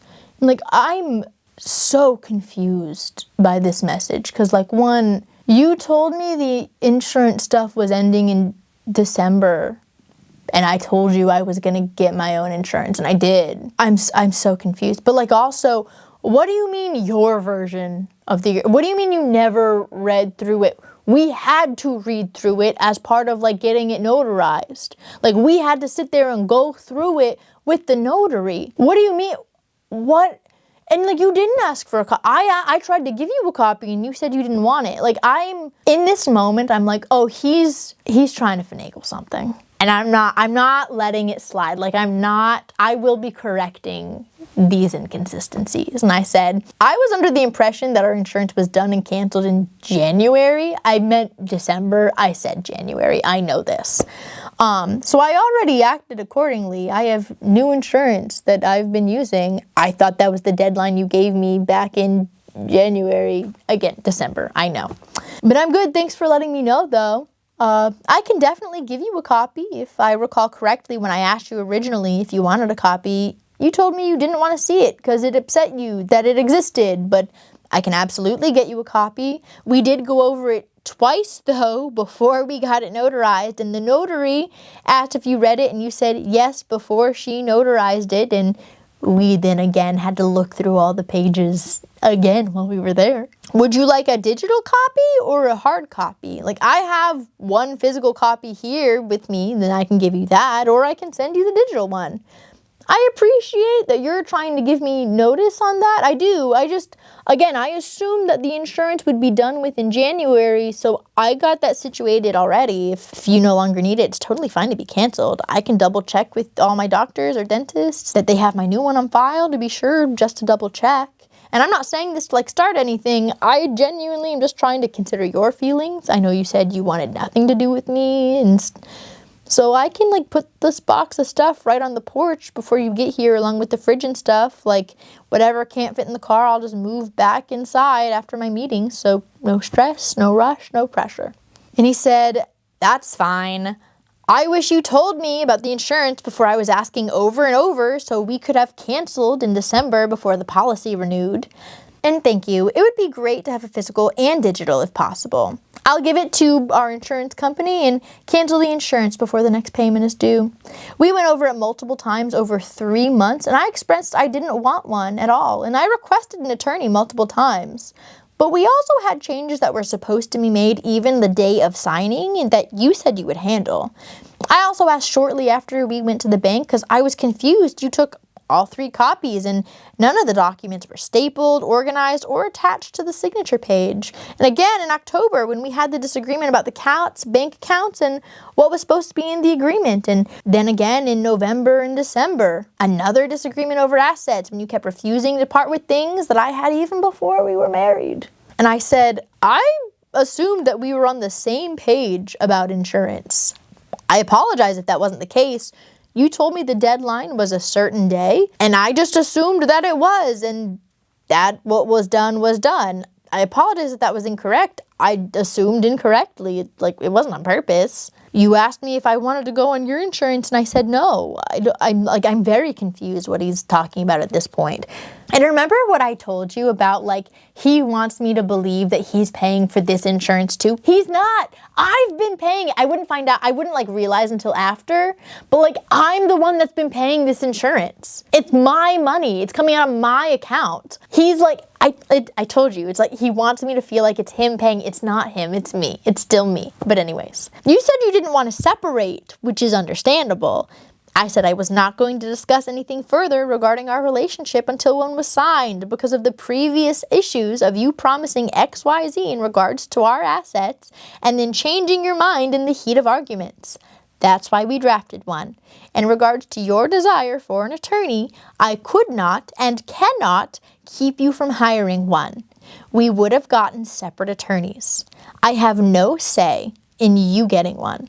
I did say I didn't want to be the one paying for one for myself, and it was discussed that you could not afford one, so we did it ourselves. But again, I can't keep you from seeking counsel. And at the end of the day, you are an attorney. I'm the one without a law degree. I'm not sure what point you're trying to make here. You did voice a concern over the stocks the day of, and I asked you if I needed to draft a new version to reflect it, and you told me no. We agreed at the end of the day, if something was not aligning or was not the way we thought, I would never purposefully keep something that was rightfully yours away from you. And since then, I did look into the stocks and found that it all did come from my bank account. The people at the investment place said that considering our agreement, it would not make sense for me to just hand over this large chunk of stocks that came solely from my savings account in the first place. Especially considering most of our stocks have been at breaking even this entire time. There's not really any profits for us to split. I don't know what you're referring to in regards to asking me shortly after the bank because things weren't attached to the signature pages. Everything was attached. We signed and notarized all 3 copies and acquired a digital version. The only question you asked me is why I had 3 copies and if we really had to sign all 3. And I said, yes, 1 for you, 1 for me, and 1 for the county. You then told me you didn't want a copy, that its existence upset you, and you didn't want it anywhere near you. So I gave the extra copy to my mother, not knowing what else to do with it. In October, we argued because you wanted to change the agreement, say that you should receive 75% of the townhouse profits, and after selling it, and I received 25% of the profits, and that you wanted to change Vixie's ownership, and I said no. That was what the arguments in October was, which clearly indicate you understood what was in the agreement. I'm not sure what things you're referring to in regards to possessions that you had before we were married, and the only one that I can think of is Vixie. But I don't believe there's anything else, but if there is, please remind me. I might just be having a brain fart. And then he comes to pick up the things. I set them aside on the fridge, and I let him know that I'm growing increasingly uncomfortable with these lines of statements and questions. I cannot tell if you're truly confused and misremembering and seeking clarification, or if you're trying to insinuate I coerced you or tricked you, which is blatantly not the case. You can call me paranoid, but based on the way you've spoken to me for the last few weeks, I feel like that's warranted. If insinuations keep being made implying the above, I will be forced to seek my own counsel since, again, I'm the only one here without a law degree. And considering you've already tried telling me something that is perfectly legal was illegal, I feel very vulnerable and uncomfortable about these accusations. And literally that day that we were arguing, something was actually going on with this little gremlin right here, Miss Vixie. And when I tell you, like, I genuinely thought this man got into my house and did something. Like, I was freaking out. I didn't know what was happening. She just looked like she was in pain. I couldn't tell what was wrong. And I just shoved her in the car and we went to an emergency vet clinic. And we had just argued about her being happy and thriving and blah, blah, blah, blah, blah. And the last thing that I wanted to do was let this man know that something was wrong and that she was hurt. But I did anyways, because I felt like it was responsible and that it was mature, and that if something was wrong with Milo and he didn't tell me, I would be devastated. And so I called him and he immediately answered with an attitude because he thought I was calling about our fight, and I let him know I'm in the car with her. I'm taking her. I don't know what's going on. And I'm just letting you know. I don't know what's going on, but something's wrong. I genuinely expected him to like come and sit with her because he's so adamant that this is his cat, and I would if it was me and I was fighting for Milo. Absolutely. You think I'm like already in the car? I'm already in the car, and you guys might disagree with me. I genuinely thought if he really wanted to prove like this is his cat that he's fighting for, we're going to the emergency clinic. You're not interested in going? And that's fine. Like, some of you guys might, I think a lot of people will disagree with me on that, and that's fine. But I was genuinely shocked that he wasn't interested. But I gave him updates throughout the night whenever we got word. And she ended up, her arthritis was acting up. And not only that, but they found that the food, we always used to joke that I was in charge of Milo's stuff and he was in charge of Vixie's stuff. And Milo liked soft food and he gave Vixie hard food. Apparently, that's really bad for cats, is to only have hard food. And it was so bad for her that while they were checking her out, they found that one of her kidneys died. But her other kidney, because I had recently been turning the faucet in the bathroom on, because she likes to play in the water, and so I've been doing that a lot lately. And they said that her other kidney was so hydrated that it was perfectly functioning perfectly fine for in place of the 2. So like she only had 1, but it was working just as good as 2. So I was like, oh, thank God for that. I guess water bill's gonna start being high again, or at least actually reflect what someone says that it was. And so, you know, I worked with the vet to like completely revamp her diet, and I mean, she started dropping weight immediately, and they said that like dropping the weight would help the arthritis and that would help the pain. So they gave her an anti-inflammatory, and we did the diet so that she wouldn't have arthritis flare-ups frequently. And like at the time, she weighed more than 17 pounds, and now she weighs like high 13, low 14. She's still got some excess skin, but she's so healthy. Like she's been, I'm gonna cry. She's been running and playing more in the last year, like now, today, than I've seen her in years. And sometimes to this day, like I still will get paranoid. Like if I think she's having a bad day, or if I think like, am I not petting you enough? Like sometimes I'll still get in my thoughts and feelings about like, are you happy? Am I loving you enough? And I like still worry about that. But I know that she is. Like I do. She sleeps in the bed with me and Milo. I've never before in my life, never have they ever sat on the same person at the same time, both in the lap. That's happened numerous times. And like, it's crazy. Just in a year, the amount of progress that like these two have made towards like being confident, a relationship with each other. Like it's crazy. It's wild. And so I'm not going to read it all, but I'm putting on the screen at least like, you know, the updates that I was giving her about her progress, both throughout the night and the next day, and then the following checkup to make sure everything is okay. I'm another message of like, I'm cleaning out the closet and I found something that I knew that he wanted. It was a gift it was one of the last gifts that his mother ever gave him when he graduated law school. I found it just in the closet and I let him know, I found this, I'm trying to take care of it. I want to make sure it doesn't, like nothing happens to it. I want you to know I'm taking extra care of it until you can come pick it up. I want you to know that kind of thing. Offering, you know, hey, here are shelves that I found. Like, do you need any of these shelves? Do you need these storage cubes? Like, you know, all these things. My birthday passes, he tells me happy birthday, and I'm thinking, okay, we're on happy birthday terms. Maybe things have calmed down a little bit. And I even tell him, hey, now that we know she's fine and there's nothing serious, do you want to see these funny videos that I took of Vixie on a lot of painkillers and stoned out of her mind? They're funny. Sure, sent them, didn't really get a response, but I think they're hilarious. Don't get a response, but I end up reaching out and I send this long message, and I'm not going to put the entire thing on there because I feel like a lot of it is just so redundant.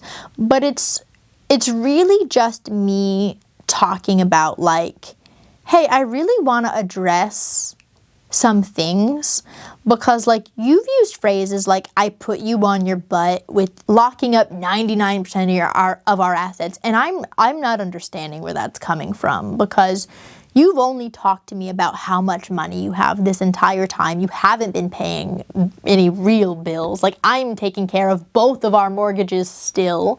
I'm just so confused as to where all of this stuff is coming from, and all these accusations, and like I'm not trying to point blame. I'm just saying like I can't help you accordingly if you're like lying to me about not struggling. Like, and you can't tell me you have all this money and you don't need help and then later get mad at me because I didn't help you with money. Like that's not fair. I don't know how I'm supposed to help in that case. Like that's not fair. But I do want you to know that like I take that seriously if you have been struggling and not telling me.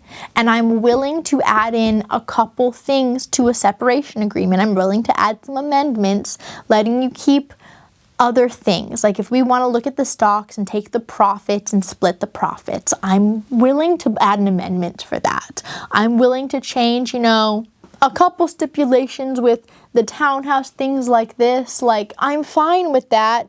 You can't be upset with me about things you told me weren't a problem. Like, not helping you with things that weren't a problem. Like, that's just not fair. And the only response I got from him about that was, most of this is only half true, as per the norm.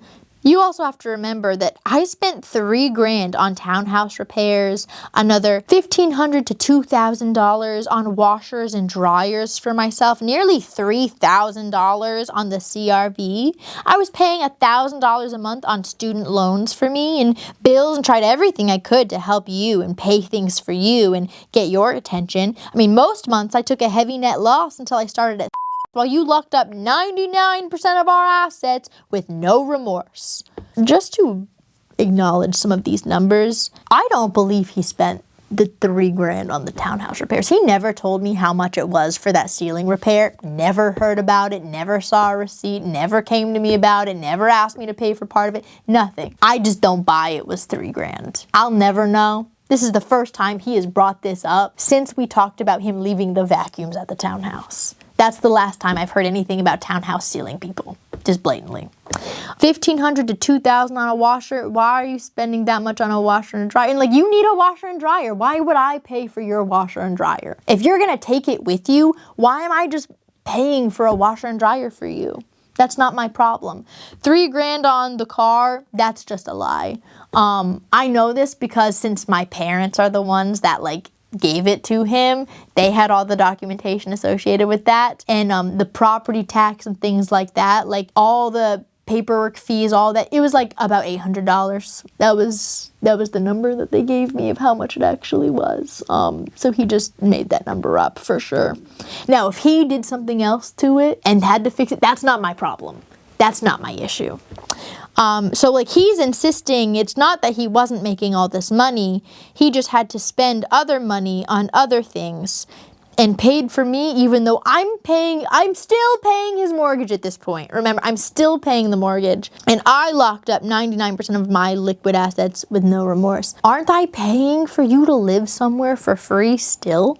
I said, I don't know what you're referring to in regards to half-truths. When I'm telling you that I experienced something and had these thoughts, it doesn't make sense to say, well, this isn't true. That's what I believed. This is my experience.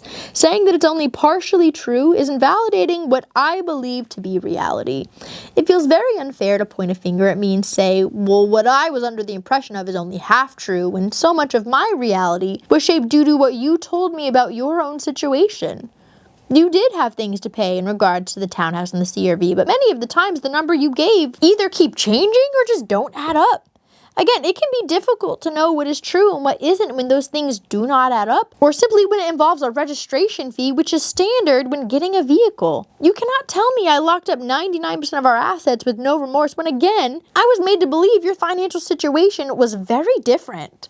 And second of all, you made a whole big deal of telling me you did not want to take what I had worked so hard for. I offered numerous times, over and over, and I was told the same thing, that you didn't need anything. It wasn't until I made the decision that we weren't getting back together that you started asking for more. So yeah, naturally, I believed you were only asking me to try and punish me. You can't tell me that's only half true, because those are my thoughts, those are my feelings. They're true and valid. They might not have lined up with what was happening in your mind, because I can only go based off the information that I was told. But regardless, I only tried to share all of this to try and share my point of view. I've been trying to meet you in the middle, but I'm not going to be told that my point of view is only half true when that was my reality, and that was what I was made to believe. It's very unfair to tell me I locked you out of all of our assets when I got you a place to live for free. Twice. My parents and the townhouse. I was trying to get you as much food as I could until you asked me to stop with the factors, and even then I kept forgetting to change it, and you kept saying that you'd come pick up the extras. I know you kept insisting that I should have left the house, but in reality, when I'm not only paying for the house and it's where my job is, that doesn't make sense. On top of that, again, you told me over summer that I worked hard to buy this house and you didn't want to take it from me. I'm not sure who is telling you otherwise, but my studio is here. My equipment is here. My ability to pay for this house is here. I've been the one paying for it entirely, so I'm sorry, no. But me not being here did not and does not make sense. Again, I'm not saying this to attack you. I'm trying to meet you in the middle here. But much of what you're saying here is not correct, inaccurate, or giving me the ability to meet you in the middle. If you're not interested in me doing these things for you, you can simply say that. And then comes the last messages. In response to your last message, I wanted to let you know that I have retained an attorney to represent me for this matter. They will be reaching out this week. And I said, if that's the way you want to go, it is what it is. However, if that's the case, I will come by and I will grab the rest of my stuff from the townhouse sometime over the next few weeks. And I need you to get your stuff from this house sometime within that time frame as well. I'm also going to insist on access to my utilities. Please don't make any changes right now and direct any asset discussions to my attorneys once they reach out. Thanks for understanding. And I said, I need access to my utilities. And that is the last text. The last time we interact with each other for a long time. I genuinely thought, like, when I first made part 1, I think part 2 might be longer than part 1, and that's the craziest part, to be completely honest. That's wild to me. Oh God, for Facebook, I might even need to break this up into more because it has a limit of what I can post time-wise. I think it's like 4 hours. But anyways, post it in times 2 speed, I swear. I can't tell you like how cathartic and like therapeutic this whole thing is for me. Because even things when I go back and I'm like, oh, maybe I was wrong. Maybe it wasn't as bad. Maybe he wasn't as gaslighty as I think. Nope. He is just a liar. I, again, really want to thank you guys for even just allowing me to do this, because you don't, like, even living through it, and I can tell myself all day, I know he's gaslighting me, I know he's lying to me, I know he's manipulating me, but like putting it all out there, like, you don't understand what the reassurance means to somebody who's been gaslit for so long. This whole experience, like, even to this day, I feel like I'm just occasionally realizing, oh, that was a bigger deal than I realized. Like, I'm still having realizations to this day about things that have happened or did like, it just feels like it's never ending sometimes. And like, I'm gonna be honest, I've been considering of, do I want to even do part 3 next week, or like wait, because I still don't know when it's going to officially all end. Someone won't sign divorce papers. Like, it's still going. And like the crazy stuff I'm hoping is passed, but I just don't know, because I didn't think the last couple months of going to court over someone trying to silence me telling my story was gonna be a thing. So I have no idea. And like, I can laugh and joke about, like, we laugh so we don't cry, but like, I really just, I'm so tired. And it's like, when are you just, like, you're all about, I just want to forget you exist. Let me go. Please, dear God, let me go. Sometimes I think back and like, I even get so frustrated with myself for allowing so much for so long. Because like, even when I thought me even just separating was putting my foot down, and it was. And then I look back at the BS that I entertained and allowed for months during the separation. Like, why did I do that? I guess I just really wanted to believe that he would actually step up for me. I really wanted to believe that that could happen, or he might be serious, or that he cared enough to even attempt. And I just feel like it wasn't. Everything's fine. And it's like, I don't even know how to explain it, because, and this might sound mean, especially if like he's watching, or his friends and family, whatever. And again, like, I still don't even know what story they've been told about things. Couldn't tell you. No idea. But like, when I get emotional like this, it's not even like I miss him. I don't. I truly, like, I do not. I don't miss being told that the things I liked were dumb because he didn't like them. I don't miss being manipulated and lied to and jerked around. I don't miss any of these things, really. And like, even, I put a lot of emphasis on how like early on I was really concerned about missing my best friend. But like, even looking back now, what kind of a friend was he to me? These are not ways that you treat your friend. And when I sit and I get emotional, a lot of it is really about like, this is the way that I thought people who loved you acted. And I hate that. I hate that I believed that this is what love looked like. And I hate that I believed that this is an acceptable way to treat people that you care about. And it just makes me so sad. I was so scared to lose that treatment because I thought it was good that I just kept putting up with more and more crap for so long. And like, that's what I was holding on to because I, for whatever reason, just thought, I don't even know what I thought, to be honest. I just feel dumb looking back sometimes and frustrated and angry. And I feel like I've lost so much time. That's the biggest thing for me is I feel like I've lost so much time and I'm still losing time. Like I know there's going to be someone in the comments that's like, oh, well, you're still giving him his time. I'm still in it. I'm still in it to this day. It's 2026. This has been going on since 2024. Still in it. Can't get him to sign papers from October. It's January. Like it's, just let me go, please, dear God. Oh. So that is where we're going to cut it today. I've been recording for like 12 hours at this point. I gotta go to bed. My poor editor. Bless her heart. I don't even want to think about how long this video is gonna be. I think at this point, I just remember vividly thinking, like, this is it. There's no way to even like befriend this human being. Like, why would I ever even want to like befriend him? Like now I'm in the point where I genuinely am like, I don't want anything to do with this person. This is a mean person. Once the lawyers truly come in, that for me is the point of no return of like, I never want to see you again. I never want to speak to you again. Like for you to go through all of this and put me through all of this. Now what is your point with this? What is your goal? What are you looking for? And I don't know what I expected was going to come from the attorney part of this saga, but it wasn't, I couldn't have guessed this in a million years. I just couldn't. I think the rest of this is going to be in part 4. If you are someone that is experiencing it and feels